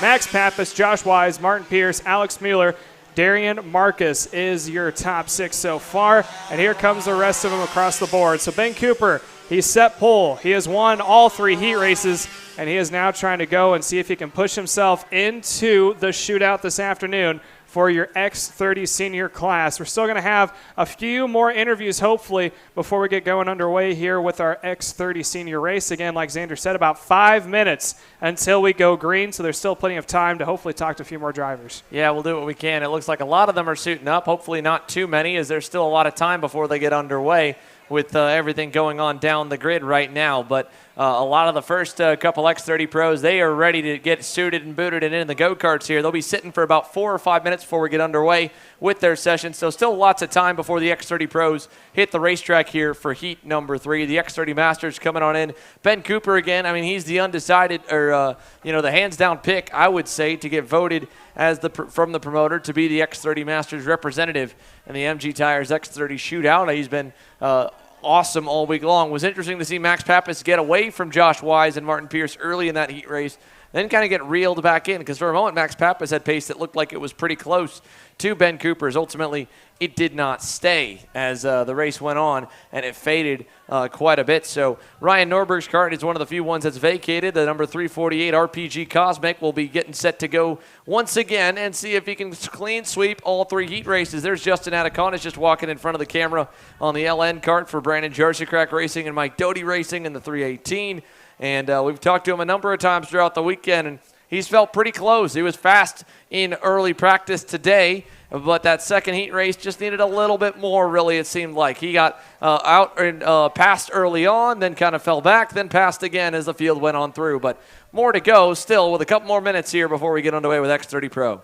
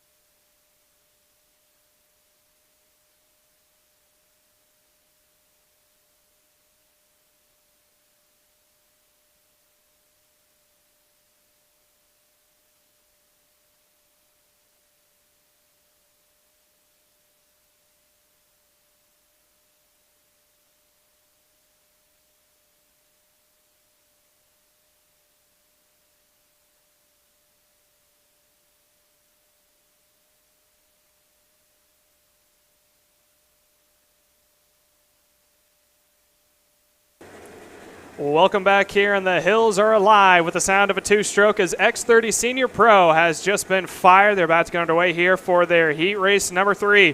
Ryan Norberg is on the front row next to Justin Anaconis.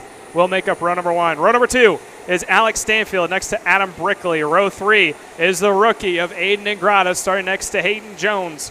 Row number 4 is going to be Nate Cicero starting next to Brian Boiler. Row number 9 is going to be Jacob Kolar starting next to Wes Duchak. And then going through the rest of the order, in the 11th starting position will be Dalton Haynes next to Santiago Benito. 13th position will be Pauly Massimino starting next to Ashley Rogero Butcher. P15 will be Thomas Nepfu starting next to Cade Downs. 17th position is going to be Julie DaCosta starting next to Laurent Legel. And rounding out your top 20 is Jeremy Fletcher starting next to Kevin Simpson. So here we go, the final heat race of the weekend for the X30 Pros, the final chance for many drivers to race their way into the show. To tonight's MG Tires X30 Pro Shootout, which seems to be on the mind of many of trying to transfer on in. Connor Zilich and Braden Eves, they are on the outside looking in, and they have been some of the fastest all week, having to come from the back of the grid, and both made up 15 and 16 spots. Eves got a penalty in the second heat race, still going to have to start from the tail, just like Zilich here in heat number 3. At the front, it's all been Ryan Norberg, Justin Adaconis. They're pretty much all but locked into the shootout here tonight.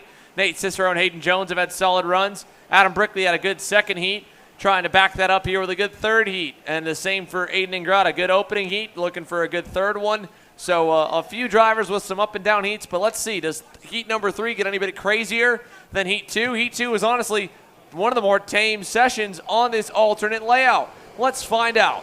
As the sun begins to set right in the eyes of the drivers as they head down to turn number 1. Here we go, boys and girls, X30 Pro, Heat 3, green flag down in the first corner. Norberg gets away, Stanfield again to second. Anaconis back to third, and a couple drivers do the cut through in turn 2. Connor Zilich in that back row kind of hanging back and got a huge jump there into turn 1. Was able to make up a couple positions as the entire field, the mid-pack on, goes to the inside to defend. Look at this overhead shot. Beautiful line of karts making the way out of the bowl corner of turn number 4, heading into the new parts of the track and the newest concrete addition, heading their way to the hairpin of turn number 8. So Norberg with a 2-car length lead over Stanfield and then Adaconis. Aiden Ingrata blocking just a bit from Adam Brickley to hang on to the 4th spot as they head down the front straightaway into turn number 1. Norberg's lead not as big as last time at the end of the first lap in heat number 2, so can Alex Stanfield stay closer to him? Adaconis still right there as well, half a kart length behind as they go through turn 4, and they're pulling away from Ingrata, who's under heavy fire there for that 4th position. Adaconis and Stanfield with 4 car lengths to boot to Ingrata. He's now gotten clear. Adam Brickley still clear as well for 5th. And it's still okay for all of them. Aiden Ingrata, Brickley, Jones, Cicero, all right there, 5th, 6th, 7th, 8th, 9th. Yeah, so now as we were watching, Stanfield went purple last lap, slowly starting to edge his way up to Ryan Norberg. He's bringing with him. And he is there. And to defend was Ryan Norberg. And now that is going to bunch up the top 3. Here comes Anaconis in 3rd, making his way up. And there it's going to be a 3-car battle for the lead with 12 to go. Norberg knows that Alex Stanfield here is hungry. First time back in an X30 Pro kart in nearly a year. Ready to get after it as they go to turn number 8. Adaconis happy to work with him. Here they come down the front straightaway. Big run out of the chicane for Norberg. He'll keep the gap even to turn number 1. So down out of turn 2 they go, and slowly but surely it looks like Aiden Ingrata may have found something to turn back up as he went purple last lap, edging his way up towards the top 3, and it's about to possibly a 4-car battle out in front. The veteran of Ryan Norberg has got a couple of young guns of Justin Anaconis and Aiden Ingrata about to see if they can't put the pressure of the 2 veterans out in front. Alex Stanfield did not get a good run out of turn 5 that time. He looks like he's got maybe 1 or 2 teeth less on the gear. A little more top-end speed for Stanfield, a little more bottom-end speed out of that hairpin for Ryan Norberg. Stanfield trying to make up for it, but it's a little bit tough, it looks like, for him to race. All Norberg has to do is block the inside down to the end of the backstretch in turn 4, and he's running kind of that shorter gear ratio where Stanfield pulls up to him in the toe. Can't really do too much in the infield sections at the moment. 4 laps complete, 11 to go. Norberg still the leader here through turn 5. Yeah, so the top 4 now starting to get themselves spaced out. Hayden Jones, he is off in the distance just a little bit in the 5th position, and you can see him there at the back of the screen. He is teammates to Ryan Norberg. If he can come in and maybe stir up the pot here with second on back, that'll be good news for Ryan Norberg, your leader out in front, because that'll cause them to then fall back from his lead.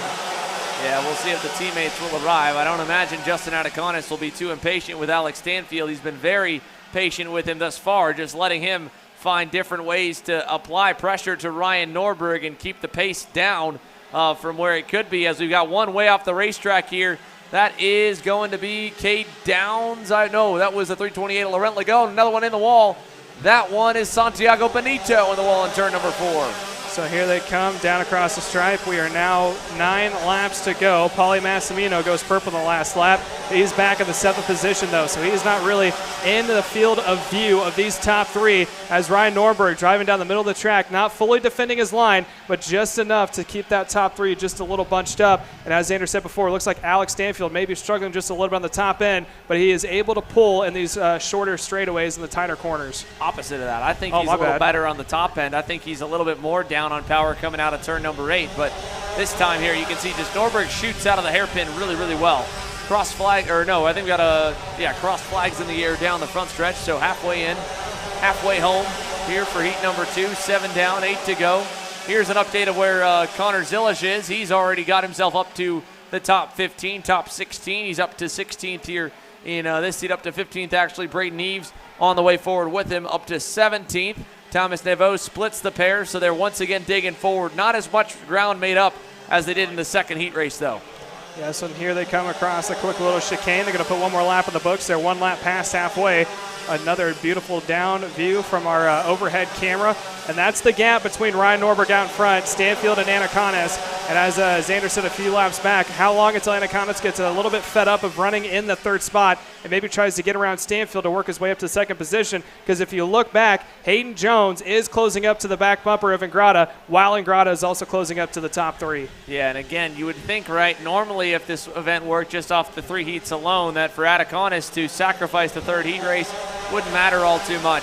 But really, it's the heat race points counted with your pre-final points to set the final grid. So every position is still going to matter here in this heat, even though Anaconis is still going to be the 2nd-ranked driver behind Ryan Norberg. If he finishes 3rd or if he finishes 2nd, it won't matter. He'll still be the number 2 ranked driver in the heats. That does not guarantee he's the number 2 driver to start on the outside of the front row for the final. But pretty tame to the moment. 5 to go this time. Stanfield, maybe he's saved up a little bit. Maybe he's been trying to find if there's a weak spot of Norberg's he can exploit.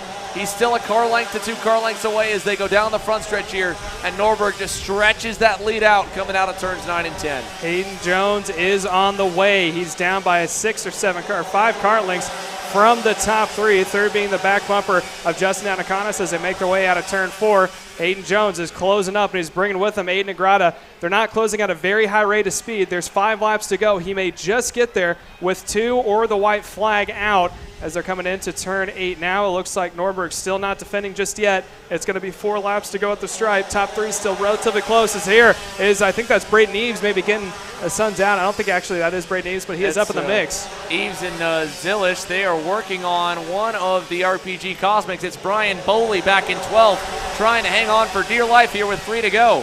So Brian Boley just trying to survive. Again, he right now is on the outside of the top 10, but had a shot at going to the shootout tonight. Brian Boley, if he falls back 4 to 5 spots, he'll be out of the MG Tires X30 shootout. So that's a lot to fight for there in the bubble spot. Meanwhile, up front, look how close Stanfield got to Norberg into turn 8 that time. 3 to go. We've got a fight on our hands there. Here comes Cicero and Massimino on through, then Wes Duchak, who should be into the shootout. And now they've gotten by Boley, Zilish, and Eves. So again, they're working their way forward. More heat points for both of them here down the front straightaway. And look at that, sideways to the grass for Cade Downs. Yeah, so it's going to be good news for Kolar. He's got just a little bit of a break as he's watching both Eves and Zilish pull off out in front. Here is the battle for the lead out in front. Ryan Norberg has been able to pull away by a huge margin. It's actually been a little bit closer than it's been before, but good news for him. Hayden Jones is closed up into the 4th spot onto the back bumper of Justin Anaconis. Not close to give him support, but he is right there in case anything happens. It could be a 1-2 lockout for Rawlson Performance Group's Cosmics. So Ryan Norberg going to have to fight for it here. Final heat race under the lights. Stanfield knows that Anaconis is right there behind him as well, so he blocks a little bit into 4. Doesn't lose time. Stays under the rubber here. He's going to be able to dive bomb Norberg at any time he wants, I think, in turn 8, if he can get the good run out of 6. I don't know if he's close enough here. Not this time. And Jones dive bombs out of Connis for third. He'll take that spot away. It's Stanfield on his own. Final lap here. Norberg hanging on. White flag. This is not good news for Alex Stanfield. He doesn't have any support from someone who wasn't his teammate but had the same goal of maybe trying to get Ryan Norberg back just a little bit. He's almost guaranteed to have pole position here for the pre-final tomorrow. But as they make their way up the hill now, it looks like Alex Stanfield not close enough to make a move. He may have one more attempt if he's able to close up here in the double Fs. Yeah, through turn number 5, over to turn 6. Norberg's a car length out. Stanfield's got to watch out. Hayden Jones almost close enough for a dive bomb, so he'll defend, and that'll keep them all even. Norberg, close, but he goes perfect anyway. All 3 heat races in the pole for Ryan Norberg here in X30 Pro. Alex Stanfield pressures him at the end. Jones third, and then look at this here. Zilish and Eves at the end. They will end 12th and 13th. Another solid run for both of them through the field. And again, with Brian Boley falling down the order, that is not a great race for him on the heat points, and it could push a couple other drivers into the X30 shootout. Dalton Haynes has been about 10th or 11th around the bubble spot. Most of this, Adam Brickley falls back to 9th. Thomas Neveau, he had a great drive forward in Heat 2, did not go forward in Heat number 3. There's a lot of big-name drivers that right now could be outside looking in for the Heat for the X30 shootout tonight. We'll see where the points are tallied, and when it comes to the X30 Pro fan vote, where right now it has changed hands. The top of the order in the X30 Pro fan vote going the way of Ashley Rohero Butcher at the moment by 22 votes over Julian DaCosta in the RPM Tony Kart. Head-to-head right now for the SRX Privateer OTK and then the RPM Tony Kart of Julian DaCosta for the fan vote spot. Both of them right now at the moment not locked in. Dalton Haynes at 118 votes is over 100 back. Zilish 100 back as well. He's 115 points votes total. So that's where our totals lie. Voting still going on right now to try and push your fan vote driver over the edge and into the show here tonight while the third heat race wraps up. Ryan Norberg, your winner over Alex Stanfield. And again, Hayden Jones driving through the grid as has been his story almost all weekend. Third place here in that third heat race, looking pretty good.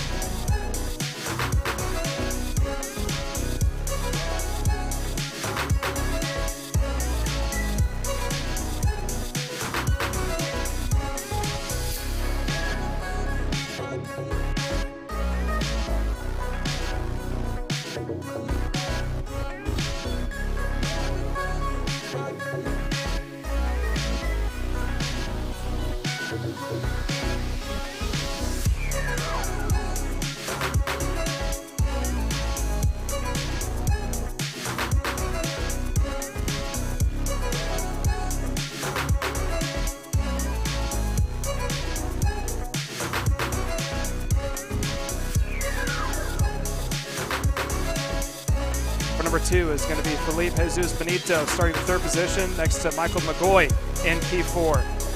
Starting in the next row, Max Weiland will start the fifth position next to Isaac Malkett in P6. Seventh spot will be Lucas Palacios starting next to Landon Brewer. P number 9 goes to William Kim starting next to Jackson Tovo. Austin Warner starts next to Cameron Marcia in P12. 13th will be Henry Taylor starting next to Ethan Tovo. In the 15th position will be Travis Pettit starting next to Salvador De La Vecchia in P16. 17th spot will be Lucas Bernacchi starting next to Turner Brown in the 18th spot. P19 is Drew Walls starting next to Thomas Chrisman. 21st position goes to Forrest Adams starting next to Tristan Murphy. Maverick White starts 23rd next to Keith Lewis Jr. 25th goes to Shane Schur starting next to Roman McCurdy. 27th will be Tyrone Kipper Jr. starting next to Bidham Abernathy. There is going to be 28 taking the green here on this shorter layout of day number 3 of IAME USA Grand East presented by Hunt Brothers Pizza. 13 laps will be the distance as they're already getting themselves slowed back down. Again, your front row taking them to the green here is Max Christie and Drew Walls. They're going to make up the front row, and there they all are slowed down out of what is normally the final corner of the normal layout, the standard layout that is. But we are going to be running something just a little bit shorter. We only do this so we can have plenty of room to take the green here this afternoon. They're getting split off into the tram lines, coming down to take the green here for the third time of the weekend. Heat race number 3 about to get going underway. Getting them slowed down. It looks like a good start here. A little bit of favorite towards the inside row. Your pole sitter, Max Christie, is going to set the pace. Looks over his shoulder. And we are green into turn number 1. And it's a little bit of a sleeper start there from Drew Walls in P2. Finds himself way down the order. They make it clean through turn 2. A little bit of sliding back and forth as they now make their way out of turn number 3. Max Christie leads the way with the carts all getting sprayed out. Maybe 3 wide there in the back of the field. Xander? Yeah, but the top of the field all good. Luckily over to turn number 5 as they start to fight sunset here. The sun about halfway down behind the trees and halfway off the racetrack as Max Christie takes him to the infield hairpin here for the very first time.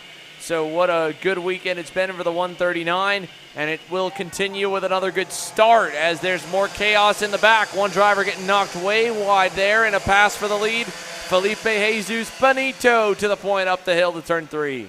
So now we got a new leader of Benito making his way out of turn 3, but in his back bumper he's got mirrors full of Max Christie. Has a peek over the shoulder, sees that he doesn't have much competition there from Max Weiland. He is falling in that third spot, trailing by about 2 car lengths, and behind him in 4th is Lucas Palacio, who is known for making his way up to the battle towards the front.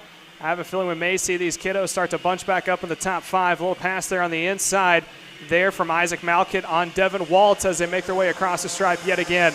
This time by 11 laps to go. Fastest lap was turned by Travis Pettit that last time by in the 8th position.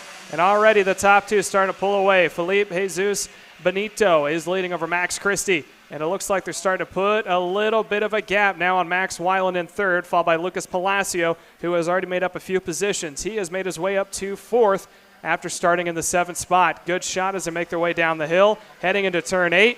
And I don't think we're going to see much passing here with the top 2, so it might be a clean break for those 2 out in front, as already looks like Lucas Palacio trying to get his nose in for 3rd.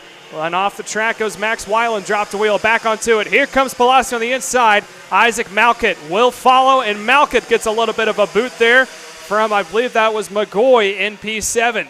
So now it's going to be a little bit of a switch up. That is now Isaac Malkett and Lucas Palacio both up 1 more position as they make their way into turn number 4. A little bit of a kick out there from Travis Pettit, who is trying to see if he can't battle there with Michael McGoy. And that is the battle for P7 as the top 2 continue to pull away. Palacio up into 3rd, Malkett up into 4th. Let's see if these 2, who are known for being up in the top battle for the lead, can set sail from that second group that is now being led by Max Weiland to catch back up. We are 9 laps to go here through turn number 2. There's your 2 leaders, and there's the gap to the rest of the field. Right now, Max Christie holds about a 1.5-second lead over Lucas Palacio running a 3rd. Behind him is Isaac Malkett. Up through turn 4, the 2 leaders go. A little wide there from Benito, followed by Christie, who held that inside line, working the back bumper, giving just a little bit of a push where he needs it. Really getting to his back bumper there, heading into 6 on the hairpin of turn 8. Down on the brakes they go through turn 8. They're still going to stay nose to tail. Not a whole lot of competition from behind. It was at a 1.5. What's it at this time by? It is at a 1.4. Lucas Palacio, the fastest Kart on track. Actually, for the moment, Salvador De La Vecchia, now the fastest Kart on track in the 13th spot after starting in 16th, already up 3 positions. And there is your third and fourth placeman, Lucas Palacio on the Kart Republic, followed by Isaac Malkett, who is trailing him close on the back bumper, makes his way up the hill, heading into that downward part, heading into the inner parts of the track. Still a decent lead there from Max Christie and Felipe Jesus Benito out in front. Let's see if these two right now, who are teamed up working in tandem of Lucas Palacio and Isaac Malkett, can close back up to the front. 7 laps to go this time by. They are halfway up the hill into 3. Palacio goes purple that time by in the 3rd spot. They have now closed it down. They're doing about a 10th a lap, better than the 2 out in front of Benito and Christie. So here they're going to need just a little bit more. A 10th is nice. They'll get them up there to about a 6-second deficit. So they're going to really need the 2 out in front to start putting the hammer to each other in order to close it up even more so. So it's still Benito and Christie, 1 and 2. There's a shot of her 3rd and 4th of Palacio and Malkett. Again, last time by, Palacio was the fastest. I think he might be able to duplicate that again. They are starting to close up. Benito actually goes purple. He went a 37-1. So now that gap's starting to stretch back out between Christie and Palacio, 2nd and 3rd. It's now back up to a 1.5-second gap. So it's going to be down to these 2 out in front, Felipe Jesus Benito and Max Christie. Huge little push there from Christie into Benito as they make their way up the hill of turn 4, coming down into the inner parts of the track yet again, through the concrete patch and heading into turn 8. All the while, Lucas Palacio and Isaac Malkett are off view of the camera, just a little bit farther back. They are starting to pull away from Michael McGahee, who has made his way back up into the 5th spot after starting in 4th, fell all the way back down into the bottom half of the top 10. Now he's just trying to do a bit of a recovery drive and see if he can't catch up to the top 2 up there. Looking down the order as well, looks like there are no other big movers, so it's going to come down to Felipe Jesus Benito out in front, Max Christie P2, Isaac Malkett and Lucas Palacio both trying to see if they can't make their way back up to the front with 5 laps to go. Xander? Felipe Jesus Benito has been phenomenal when it comes to pace for him and Max Christie to pull away from the field. That's pretty impressive. Not something you normally see in a mini division event where you've got drivers just kind of on their own speed driving away from the rest of the pack. But that's the cool part of the way this track can race. It's a short track. It's geared a little bit more towards the lower speed end of the spectrum. Doesn't have the big long straightaway on the front stretch, and it doesn't have as much speed beyond the long backstretch altogether. So it makes it a little more about the driver, and you can gear a little more to that. We saw Norberg in the RPG camp looked like they were gearing more strictly to try and play the lower end game, and it paid off for him there in heat number 3. So Norberg able to get the win, and now we're seeing a similar type deal with Felipe Jesus Benito. Maybe not geared to be great in a pack, but geared to be fast on his own. He's very fast. 3 to go this time by for the CRG driver for Speed Concepts Racing. Yeah, he continues to pull away there from Max Christie. Max Christie, again, did turn the fastest lap, but slowly but surely, it looks like the two in the tandem right now of Isaac Malkett and Lucas Palacio, they swap positions, but they have cut down that 1.5-second gap down to a 1-second gap. They met up a half a second. They got about 2.5 more laps to go. Let's see what how much they can turn it up right now. They've really come on the past 3 or 4 laps to start to close it back up to the second placement of Max Christie. And right now, Benito would love nothing more than both Christie, Malkett, and Palacio to start teaming up and trying to race each other out of it. That'll open up the gap even more so for Benito. But that last time by, not a good lap for Felipe Jesus Benito. He lost about a 10th there to Max Christie. 2 laps to go at the line as they make their way up the hill. There's a good shot of the top 4. So it's still Benito with a decent-sized lead over Christie. Malkett and Palacio close it down by 2/10. So I don't think they're going to be there at the end. But when the white flag comes out, if there's any mistake there from Max Christie, they'll be there to capitalize off of it, maybe get a couple more position points here in heat race number 3. They had a good run on heat 1 and 2, up in the mix there inside the top 5. This time across the line, you'll see the white flag. 1 more lap to go. And it looks like Benito is going to open it up by another 10th over Max Christie in P2. Malkett and Palacio close up by another 10th, but I don't think it's going to be enough at the line. Out of turn 3 for the final time. A quick look over the shoulder for Benito, went to the middle part of the track, saw how much of a gap he had, came back up to the normal racing line as they're now going to make their way towards that final hairpin for the final time. There they go through turn 5. Malkett and Palacio, they will get close, just not close enough. Benito checks Christie back, keeps him at bay. Malkett does the same for Palacio. And Felipe Jesus Benito, first career heat race win on American soil. He pulls it off here for heat number 3.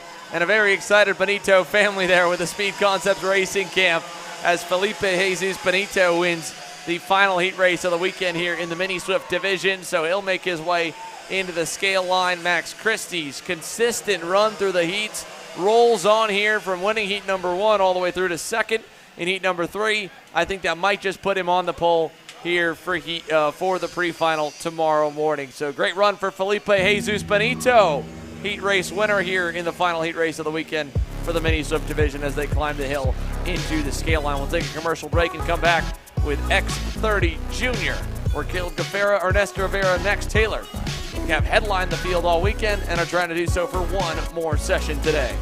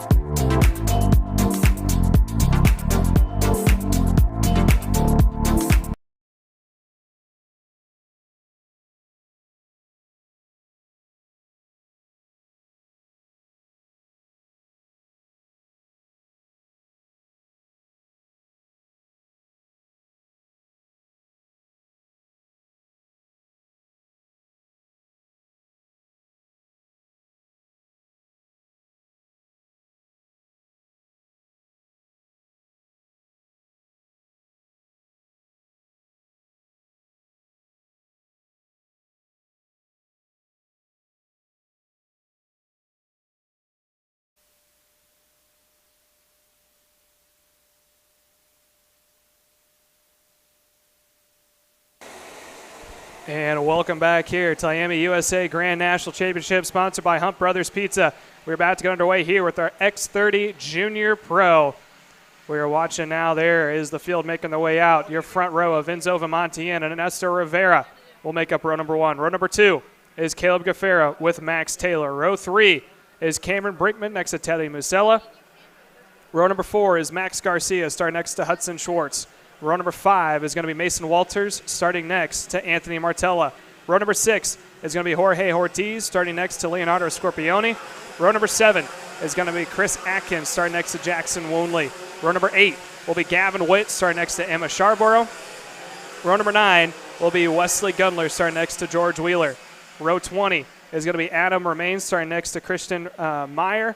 And the rest of the order is going to be Colton Atkins in 21st, starting next to Liam Kemper in the 22nd position. And Alejandro Wall will start in the 23rd spot. We got them stacked up, 23 carts about to take the green for heat race number 3. 15 laps is the distance on this alternative layout. There's your front row of Ernesto Rivera in pole position next to Enzo Vimontian in P number 2. Enzo Vimontian is in the Kart Republic.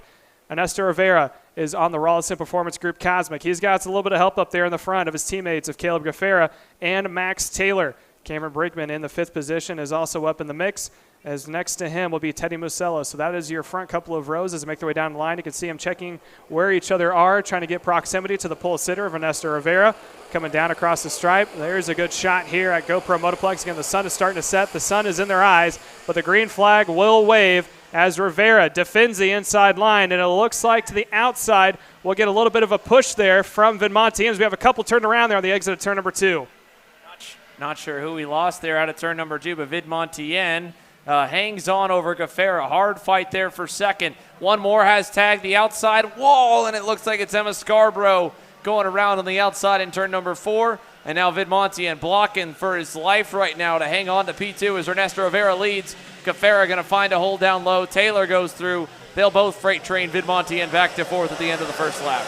Yeah, the battle out for the second on spot back is good news for your leader of Ernesto Rivera. Opening up about a 5-car length advantage. He's got his teammate of Caleb Gafera trying to set sail to catch back up to him as they make their way out of turn 3 now down this long straight. Right behind him, though, he's got a little bit of help there from, I believe that is Cameron Brinkman behind him, but the sun is in our eyes, so it's hard to tell as they make their way towards the top of the hill. But that is going to be Caleb Gafera for sure in the second spot, trying to close up to his teammate of Ernesto Rivera. There they go through turn number 6, 7, 8, and here we come onto the front stretch with 2 laps complete. Ernesto Rivera's got company coming fast. Caleb Gafera hauling as they come over the hill, and he goes purple by nearly half a second. Down to turn number 1, big run up the hill, turn 3, maybe turn number 4 as we got one spinner coming out of the front straightaway. Here comes Gafera for the lead, makes it look easy down the inside in turn 4, and he'll slot on through. So that's your new leader of Caleb Gafera. He went purple last lap, now inherits the lead. And now closing up in that second group is Enzo Vidmontien and Cameron Brinkman edging their way back up. And now it's about to be a 5-car battle for the lead. Here's a look on the inside from Taylor on to what is now going to be your third placement, Ernesto Rivera. So in one lap, Rivera losing a couple of positions. He goes back into the 4th spot. And now on the defensive line there is going to be Rivera trying to see if he can't hold off Cameron Brinkman in the 5th spot. Brinkman all over him here with company coming. Max Garcia and Teddy Musella on the way. Caleb Gafera now with a nice gap back to Max Taylor and Enzo Vidmontien in 3rd. We'll see if they can hunt him down. No one's really been able to touch Gafera on home turf so far this weekend. Here with Brinkman going back to the battle. Garcia's all over him. This is 4th, 5th, and 6th. Here comes Garcia to the inside. Brinkman has to let him go, and there he goes. Max Garcia to the top 5. Yeah, Max Garcia making up a little bit more positions after starting back in the 7th spot.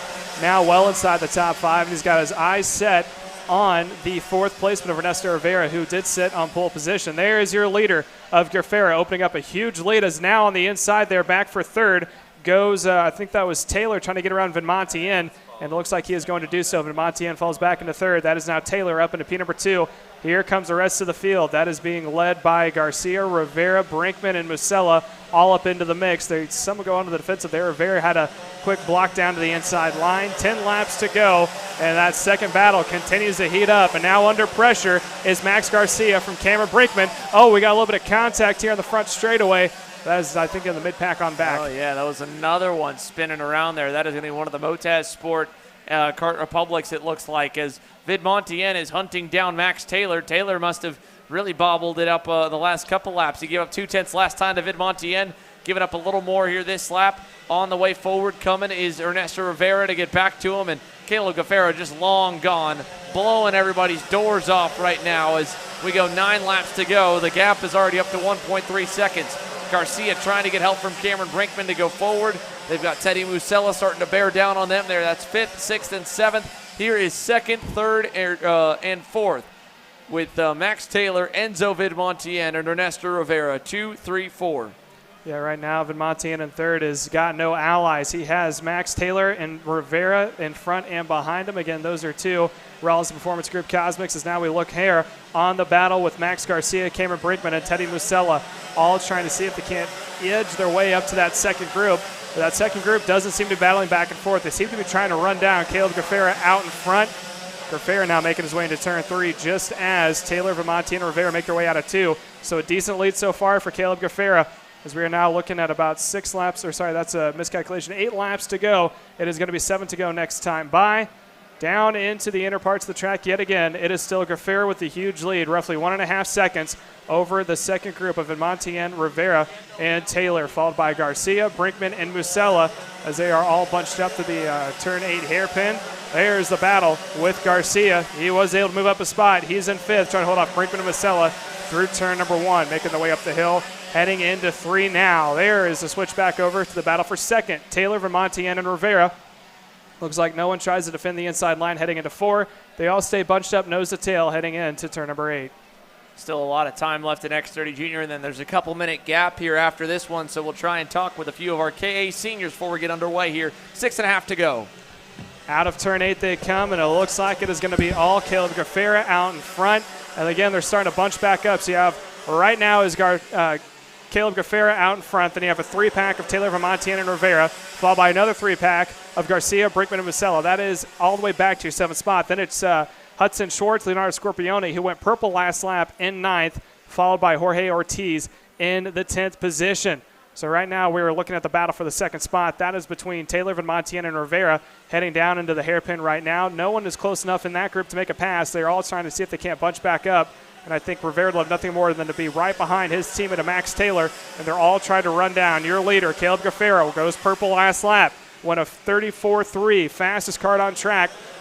Opening up his gap now. It is about maintained a 1.4 second advantage between him over the rest of the field. We're going to send it down, though, to our very own Kendall Hedge, who has caught up to the man who was running in the KA100 shootout last night, and he is now trying to see if he can't punch his ticket to a good starting spot in the pre-final. Kendall, take it away.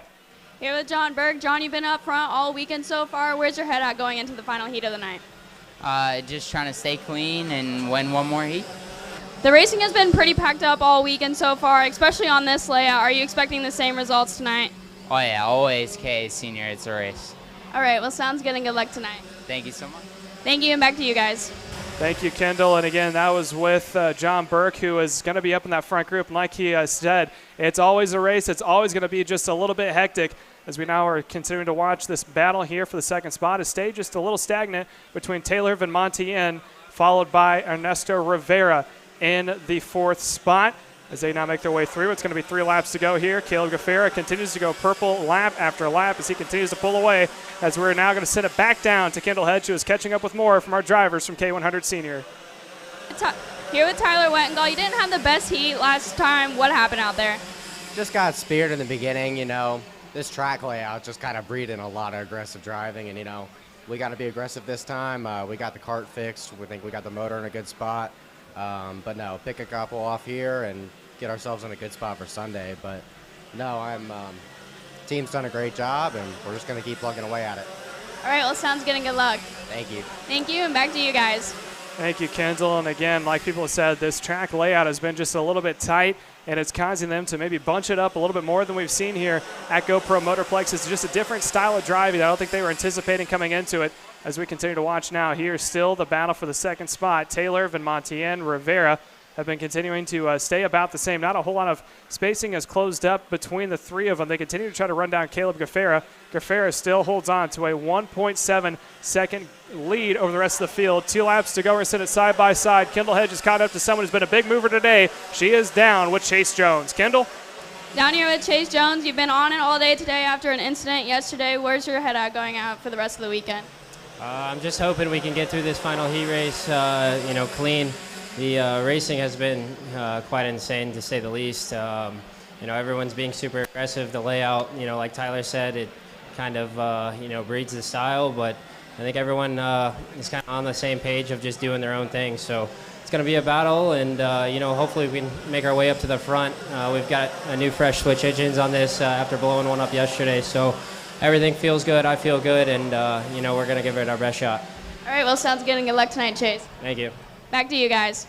Thank you, Kendall. And while we were away there on the side-by-side, it was a win for Caleb Gaffera coming across the line. He opened up a 2-second lead over the rest of the group. Not much change from the top 5 on down. It was Caleb Gaffera, Max Taylor P2, Enzo Vermontian in 3rd, Ernesto Rivera 4th. Cameron Brinkman came out on top of that 3-kart battle, coming up into the 4th position with Cameron Brinkman in P5. Teddy Musella finishing in the 6th spot, went purple that last lap. Max Garcia ended up in 7th. Leonardo Scorpione moving up into the 8th spot for making up 4 positions. Hudson Schwartz will finish in the 9th spot with Jorge Ortiz rounding out your top 10.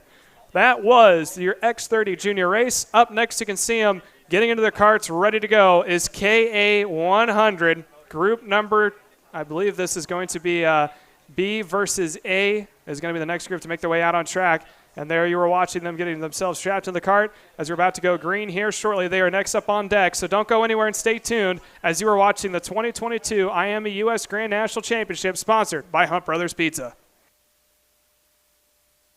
I'm Billy Vincent, owner of MPG Motorsports. What we do at MPG is we try to keep it a nice, fun family atmosphere, try to combine sort of the the bigger things and of the bigger teams and the professionalism down with sort of some of the fun sort of family-oriented atmosphere. We try to not only develop drivers, but also the parents and the families for just in knowledge in general in motorsports. It all starts in karting. What we try to do is try to help the drivers, the moms, the dads understand the sport of motorsports in general, not just karting, but what it takes to get all the way up through.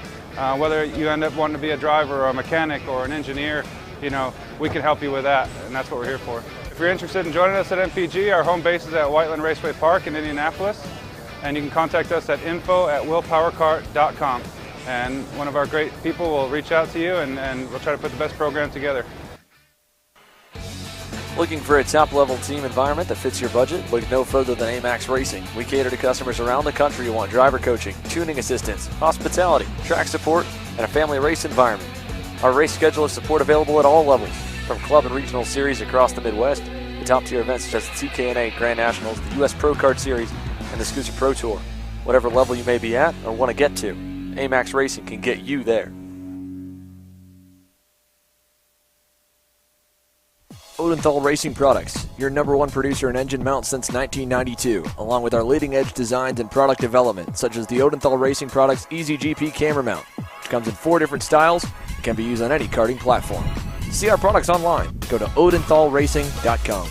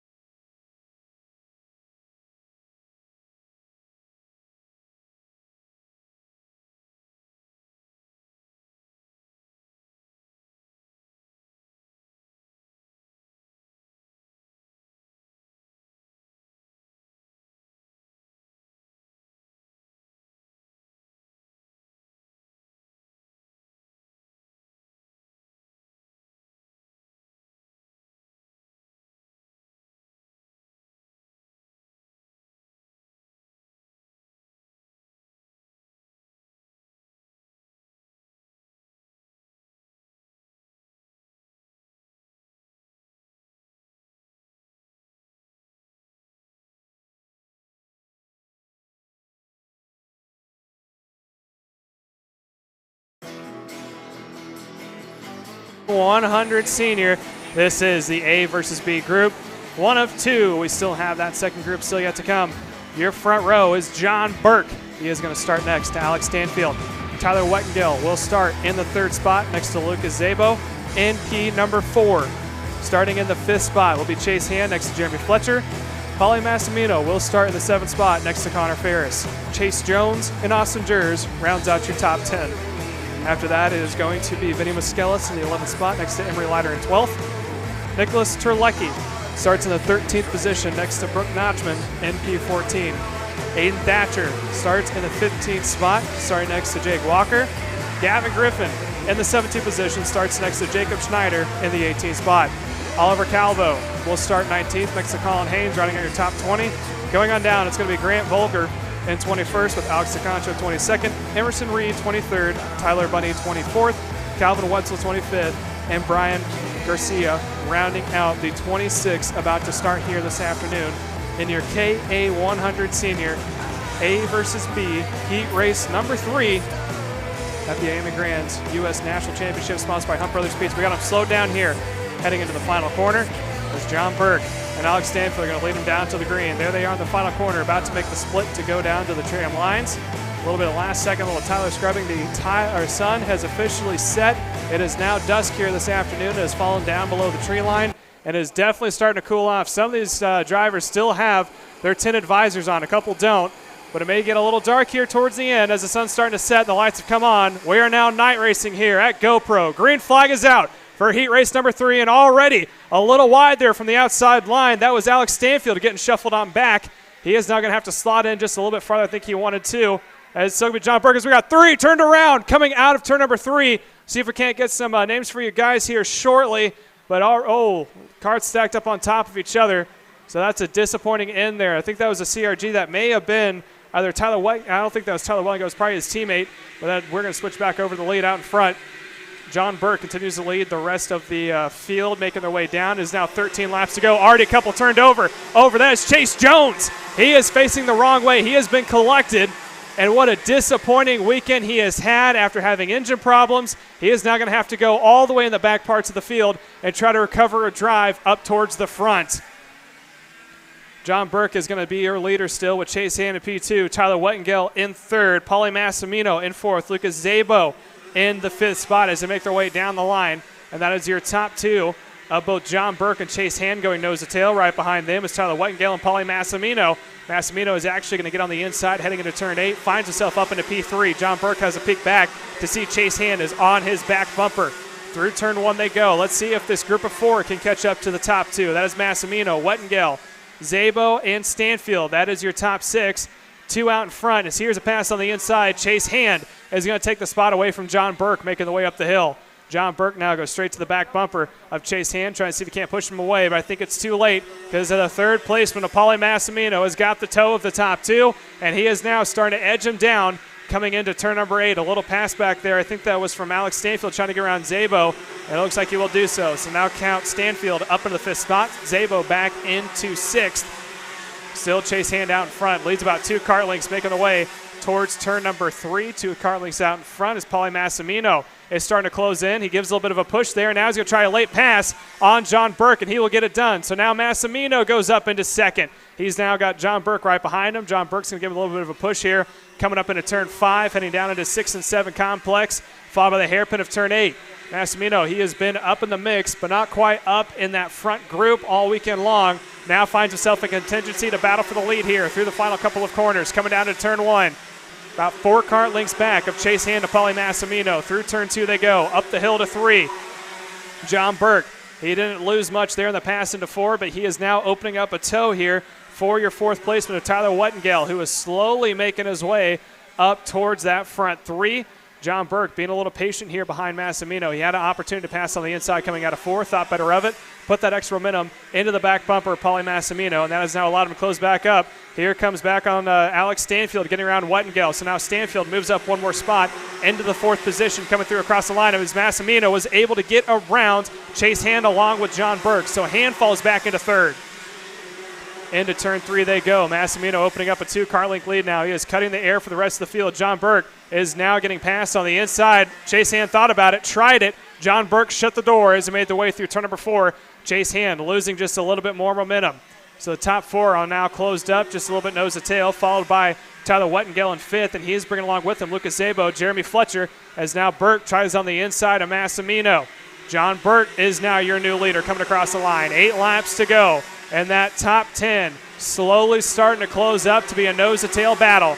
It is being led by John Burke, Massimino, followed by Stanfield, who is actually starting the 2nd spot, now trying to recover it. Here comes Massimino. He'll bring Stanfield. They go on the inside of Burke. Burke tries to run the outside line. He's going to go door-to-door with Stanfield, but Stanfield's going to try to slot it back in. They're still not single file.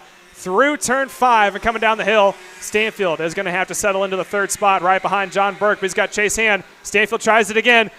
Burke tries to close the door on him. Burke now getting shuffled back just a little bit. He's going to recover as Chase Hand tries to set it up for him, heading down into turn 1. It is now a 3-car battle for second as Massimino pulls away.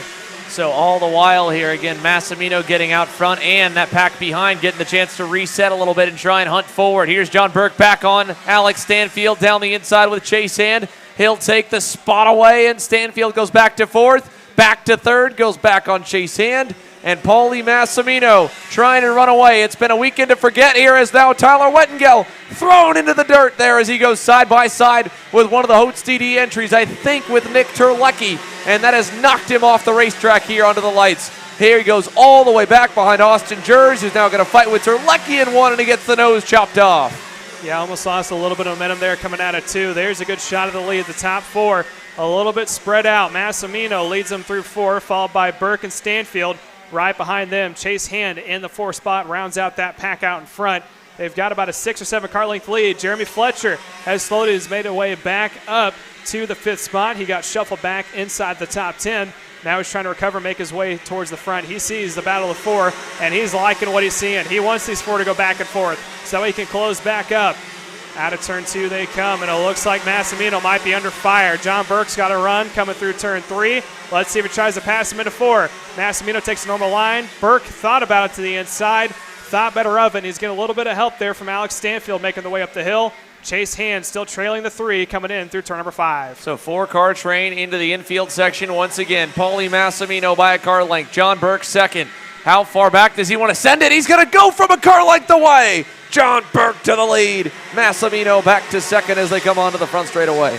Yeah, Massimino thought about trying to do a crossover move there, but now he is going to follow right now. It's a 3-car down in front. Chase Hand falling back by about a car length and a half there in the 4th spot. Top 3, all nose to tail. Let's see if Burke tries to maybe defend. Massimino tried to give him the bumper heading into 4, but now he's going to continue to fall on the back bumper as right now he has got Stanfield, and here comes Chase Hand. He recovered it right to the back bumper of Stanfield. Super, super close stuff here in the closing stages. Now Massimino's going to dive it back on Burke. Hits him in the center of the corner. Loses the spot on the exit. Burke holds the lead. 3 to go. Where does he dive him again? John Burke not going to give it up that easily. So they'll climb the hill, single file behind the 904 through turn number 3. There's a yellow flag coming up in turn 5 for Colin Hayes. He wrecked the previous lap as here comes Jeremy Fletcher. Where did he come from? Where did Chase Hand come from with his around the outside move? Nearly makes it stick on Alex Stanfield. Yeah, Fletcher is now up into the mix. He's got 2 more laps after they make their way across the start-finish straight. But that might be all they need. It's been a lot of leader gets the door opened up onto him as Massimino got crossed up. Getting a little bit of help there from Stanfield. Thought about trying to make a move on John Burke. 2 laps to go at the line, and there's more coming with him behind Fletcher of Chase Hand, Lucas Zabo, and Terlecki off in the distance. So there they climb up the hill once again here. It is still John Burke leading the way. Massimino trying to give him a little bit of a shove. Maybe goes to the high side, goes deep on the outside. Can't fully get there. Burke hangs on to the lead, and they're stacked up again into 5. Massimino's been very patient with him, hasn't given him the bumper yet. And John Burke was very aggressive with him getting by. So now Massimino, not close enough. I thought he might have been able to do something in the hairpin. He couldn't. He's also, again, got to be wary about Alex Stanfield, who's right there. Jeremy Fletcher right there. Turn 1, 2 to go. John Burke still the leader up the hill to turn 3. Yeah, Fletcher's been a little quiet here all race long. He's finally got himself up into the picture. Here's the final lap. Burke goes to defend. Now he tries to climb it back up to get a little bit of a better arc. The 3 in behind him try it. Fletcher got caught on the outside line. Now he's going to be under attack from Lucas Zabo right behind him. Yeah, Fletcher went way too high there. So now John Burke leading them into the hairpin. Final time here on through Massimino, I think, just going to ride, finish this heat on out. He'll take the second. Burke will take the win. John Burke, heat race win here once again, and he wins heat 1 and he wins heat 3. Fending off a lot of charges. Big contact with the outside wall in the final lap. Lots of chaos there for a couple cars at the back of the field, unfortunately. But John Burke comes away with the win here in heat number 3. We'll chalk with him if we can, as heat number 3 for the final group to go. Christian Miles and Connor Zilish getting set to go green after they qualified 3rd and 4th. They'll be the front row for the next one here. So all that coming up next up here live on Kart Chase of the IAME USA Grand National Championship. Rolls on.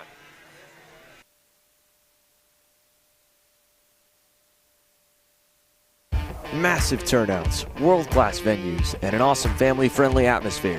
All of these and more are pillars of the U.S. Pro Kart Series, which is gearing up for its biggest season yet in 2023.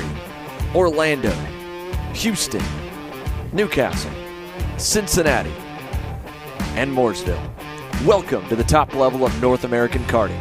Welcome to the U.S. Pro Kart Series.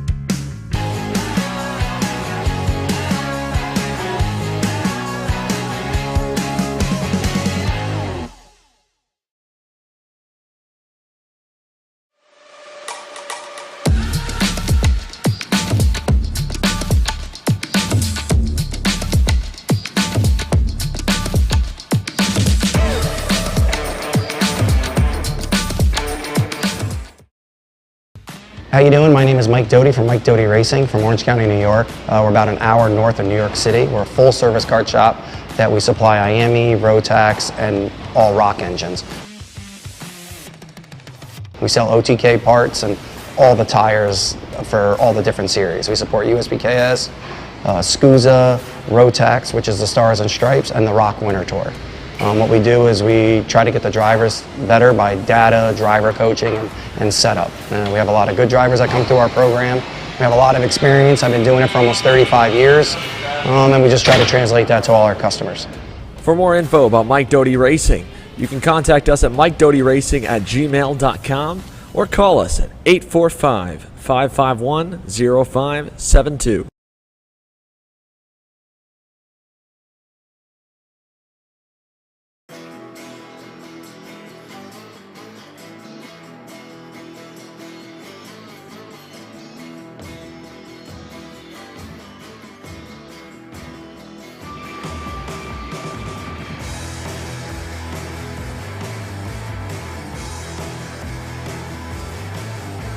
And welcome back here for the final heat of heat number 3 at the IAME USA Grand, sponsored by Hunt Brothers Pizza. We're about to get underway here with the final group of the K100 Senior. This is C versus D. Your front row is going to be Christian Miles next to Connor Zilish. A heavy hitter of Hayden Jones starts next to Frankie Mossman in the 4th position. Aiden Levy is set to roll out in the 5th spot next to Adam Brickley in 6th. Josh Holtz will go out in the 7th spot next to Finnegan Bailiff in the 8th spot. Gia Cicero will go out 9th next to Mike McAndrews in the 10th position. That is your top 10. You can see them lined up on grid. Engines have fired. We're about 30 seconds away from letting them roll out on track. They're all starting to get themselves sorted up towards the front of the group. You can see some of the mid markers there. If not mistaken, that was Elliot Cox starting somewhere back in the 20th position, looking down the starting order. He is actually back in the 19th position. There's your back row of Andrew Chapman and Taryn Odom in the 25th and 26th spot. This entire field is very close, separated by less than a second and a half in qualifying. It is very tight, very competitive. The name of the game is trying to keep your nose clean all race long. Engines have now been started, as I said before, about to roll out. Last heat before we get underway for your KA100 Senior. C versus D set to roll out now as they are making their way out on track.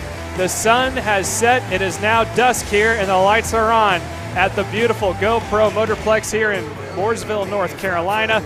You couldn't ask for a better night. Just a little bit of clouds off the distance, but a clear sky here tonight. You can see some of the guys already switched over their visors. Aggressive here, trying to get the tires warm, but it's really starting to cool off, probably in about the high 60s right now, high to mid 60s. Making the way around. Again, I read off your top 10. Here's the rest of your starting order. Grayson Upchurch III will start in the 11th spot next to Drew Andrews in 12th. Trevor Watson starts in the 13th position next to Winston Workman in the 14th spot. Brian Daly starts in 15th next to Aiden Rudolph in the 16th position. Adam starts in 17th spot next to Noah Russer in the 18th position. Elliot Cox will roll off 19th next to Henry Wheeler in 20th. G3 Argyro starts in 21st next to Travis Varney in the 22nd position. Dylan Aldi starts in the 23rd spot next to Tavian Rajamont in 24th. Andrew Chapman and Taryn Odom start in 25th and 26th respectively. They did their one heat lap, and we're about to get underway here. 14 laps of heat race number 3, making their way into the newer parts of the track here for this alternative layout, the little concrete patch cut through. They're going to take the final corner on the standard track to get them lined up here to get plenty of room for the start. And there's your top 2.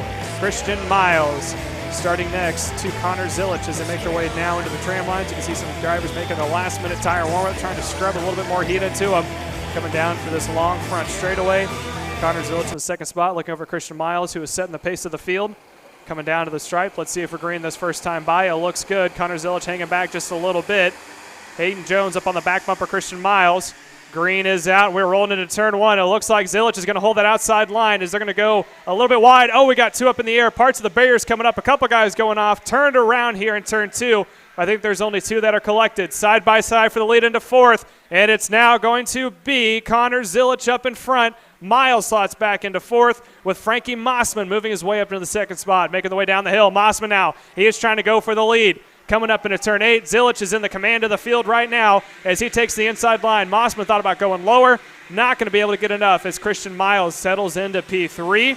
Right behind him, as it sounds like one through a chain, and Connor Zilich through a chain on the main straightaway. He is now back in the field. Goodness, that changes everything. Connor Zilich from the front row, a broken chain, and now look at this. It is all to play for. Frankie Mossman leads your field to turn 4. Mossman has him up the hill, and right behind him is Christian Miles. Following him is going to be the silent assassin of Hayden Jones. He is up into 3rd. He's had a good weekend, both in the KA and X30, trying to see if he can't put it up towards the front. Mossman defends. Here comes on the inside. That is Jones getting around Miles. Miles opens up the door, allows, that looks like a Trinity karting group of Aiden Levy to get through, or Adam Brickley, sorry. Aiden Levy right behind him in the entry of the Fernando Alonso Kart as they now make their way through. Top 4 nose to tail. Mossman leads over Hayden Jones in 2nd. Jones trying to force him down on the inside of Frankie Mossman. Up out of the hill of turn 4 they come, and they're going to be 3 deep nose to tail. 4th placement to Christian Miles, not too far back. He's trying to get up towards the front. He's got Levy behind him. Here on the inside, there goes Brickley trying to see if he can't make a move. Now he's going to try it again, and they're all going to the inside line, backing it up. That is going to just bunch up the 3rd on back. Sparks flying underneath the cart of Hayden Jones as he took just a little bit too much curving. So that's still Mossman out in front. Hayden Jones in 2nd. Adam Brickley now makes his way up to 3rd, slowly starting to reel in the top 2. And right behind him, it looks like that's going to be Christian Miles under a little bit of attack as Aiden Levy gets into his side pod coming up out of 4. Levy now going to inherit the 4th position as they're actually still door-to-door, and it's now going to be Miles taking that spot away from Levy as they make their way down into turn 8. There's a shot of the top 3. Everyone else trying to dive to the inside line. Coming out of the quick little chicane, looking down the order, Aiden Rudolph up into the mix after making up 9 positions. Now sits in the 7th spot. He is up into the mix now. He is following close on the back bumper of Gia Cicero, who started back in the 9th. So that 10th position on back is making good headway as here's a new leader change. That is now Jones up to the front. Mossman gets pushed wide. Up into 2nd goes Adam Brickley. Brickley now has got a bumper full of Mossman on his back bumper. They're still going side by side. Levy loses 1 more spot to Miles. Miles up to 4th. Coming up into turn 8, here comes Mossman again. Mossman now up into P2. Brickley goes to his back bumper. That second group still all bunched up across the stripe. Heading down into turn 1 yet again. We are at 9 laps to go. Still plenty of time. And now a strong lead for Hayden Jones out in front. There you can see Mossman giving a little bit of a hand signal to Adam Brickley. Tell him to push him. They got to make up about a 6-car deficit here with about 9, count that, 8.5 more laps to go. Down the hill they come, heading towards turn 8. Hayden Jones does not have to defend into 8. He has got plenty of space, and he knows it. Takes normal line. Here comes Aiden Rudolph in the back. He tries to get around Gia Cicero. He will take up one more position, and now count up into the mix. That is going to be Aiden Rudolph, making up 10 positions to run in P6. And so now that it's settled down a little bit, your running order, Hayden Jones out in front, about a 4-car length lead over Frankie Mossman in second. Adam Brickley on his back bumper in third. Christian Miles, fastest car on track, last lap in fourth. And right behind him, running up the top 5 of that top 5 pack, is Aiden Levy, the privateer on the Fernando Alonso kart, is up into that mix as well. Then there's a little bit of separation before you get to Aiden Rudolph, who is closing up to that front pack, as down the inside goes Miles, getting around Brickley. So now Miles is back up into third, and that has allowed Rudolph to close up with that second pack, running in 6, followed by Gia Cicero. Weston Workman up 6 positions inside the top 10 of P8. Mike McAndrews is up in a 9th, and G3 Argyros rounds out your top 10 as they make their way down into turn 4 again. That gap continues to close between Mossman and Jones. Mossman went purple last lap, so he now inherits the fastest time. He's about a car length and a half behind Hayden Jones heading into turn number 8 now. You can see a beautiful aerial shot, just how close they all are. Into the hairpin of turn 8. Looks like a little bit past back there. That was going to be a Workman getting around Gia Cicero. So now Weston Workman moves up one more spot to P7. Aiden Rudolph is hauling the mail. He went purple last time by. He's the fastest kart on track, and he went 2/10 faster than the leader. So he is up into that main group right now, getting a little bit of a tow off of Aiden Levy in 5th, but he has now made that 5-pack battle a 6-kart battle as we're working 5.5 laps to go. Coming into turn 5 now, heading into 6 and 7, making that quick little chicane of turn 8. There's your top 5. 6 hard on the brakes. Yellow flags are out a little bit farther back in the field. Not quite sure what happened, but there's your top 5. Still green and clean out in front. Into turn 1 they go. No one is close enough to make a move. Still Jones, Mossman, Miles, Brickley, followed by Levy, and Aiden Rudolph goes even faster. He put in a faster time than he did before of a 35.1. He is hauling it, and he is now on the back bumper of Levy, trying to see if maybe he can work with him to make up 1, maybe 2 more positions. Right in front of Levy is Brinkman, followed by Miles, and then Mossman. Jones still your leader. Into turn 8 they go. Here comes Miles on the inside of Mossman. He takes over second spot. Mossman goes wide. Brickley thought about trying to follow through the quick little chicane. 4 laps at the line, heading down into turn 1. That pass allowed for Hayden Jones to pull away just a little bit more. About 3 kart lengths now. Separates first and second. There's a good shot of it. There's your top 6, all bunched up.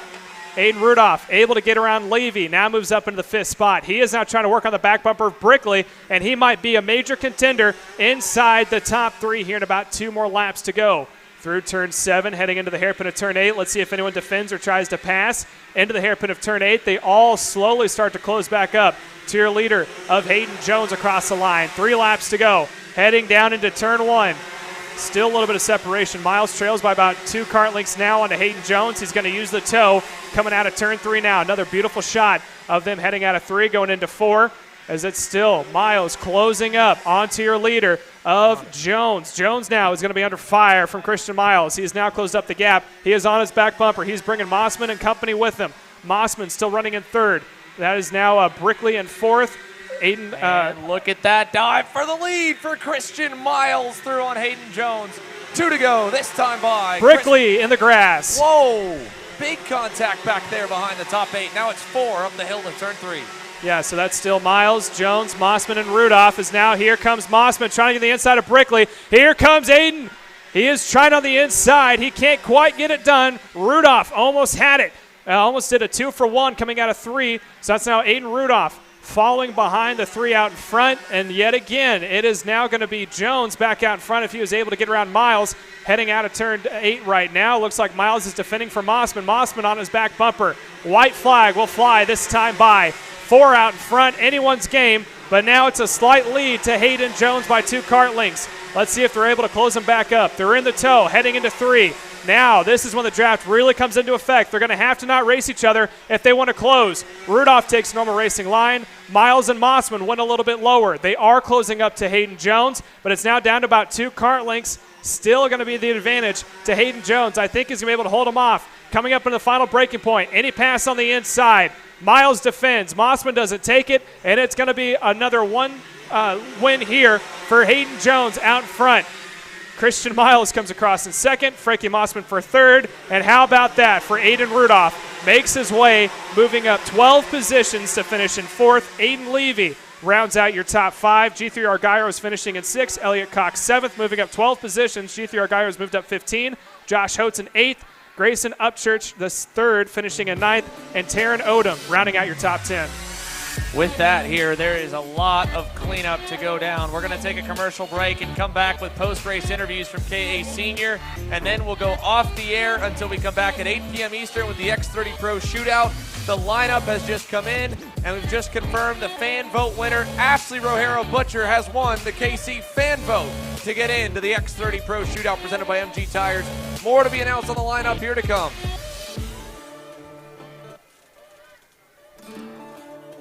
Greenemeyer is going to score the final win of the U.S. Pro Kart Series. Hayden Jones is a national race winner. Nate Cicero wins. 4-time champion Ryan Norberg winning Super Nationals 24. Winner, winner, winner. Are you ready to join one of North America's winningest driver development programs? Rollison Performance Group offers fully customizable packages that are meant to take your game to the next level. For more information, head to rollisonperformancegroup.com.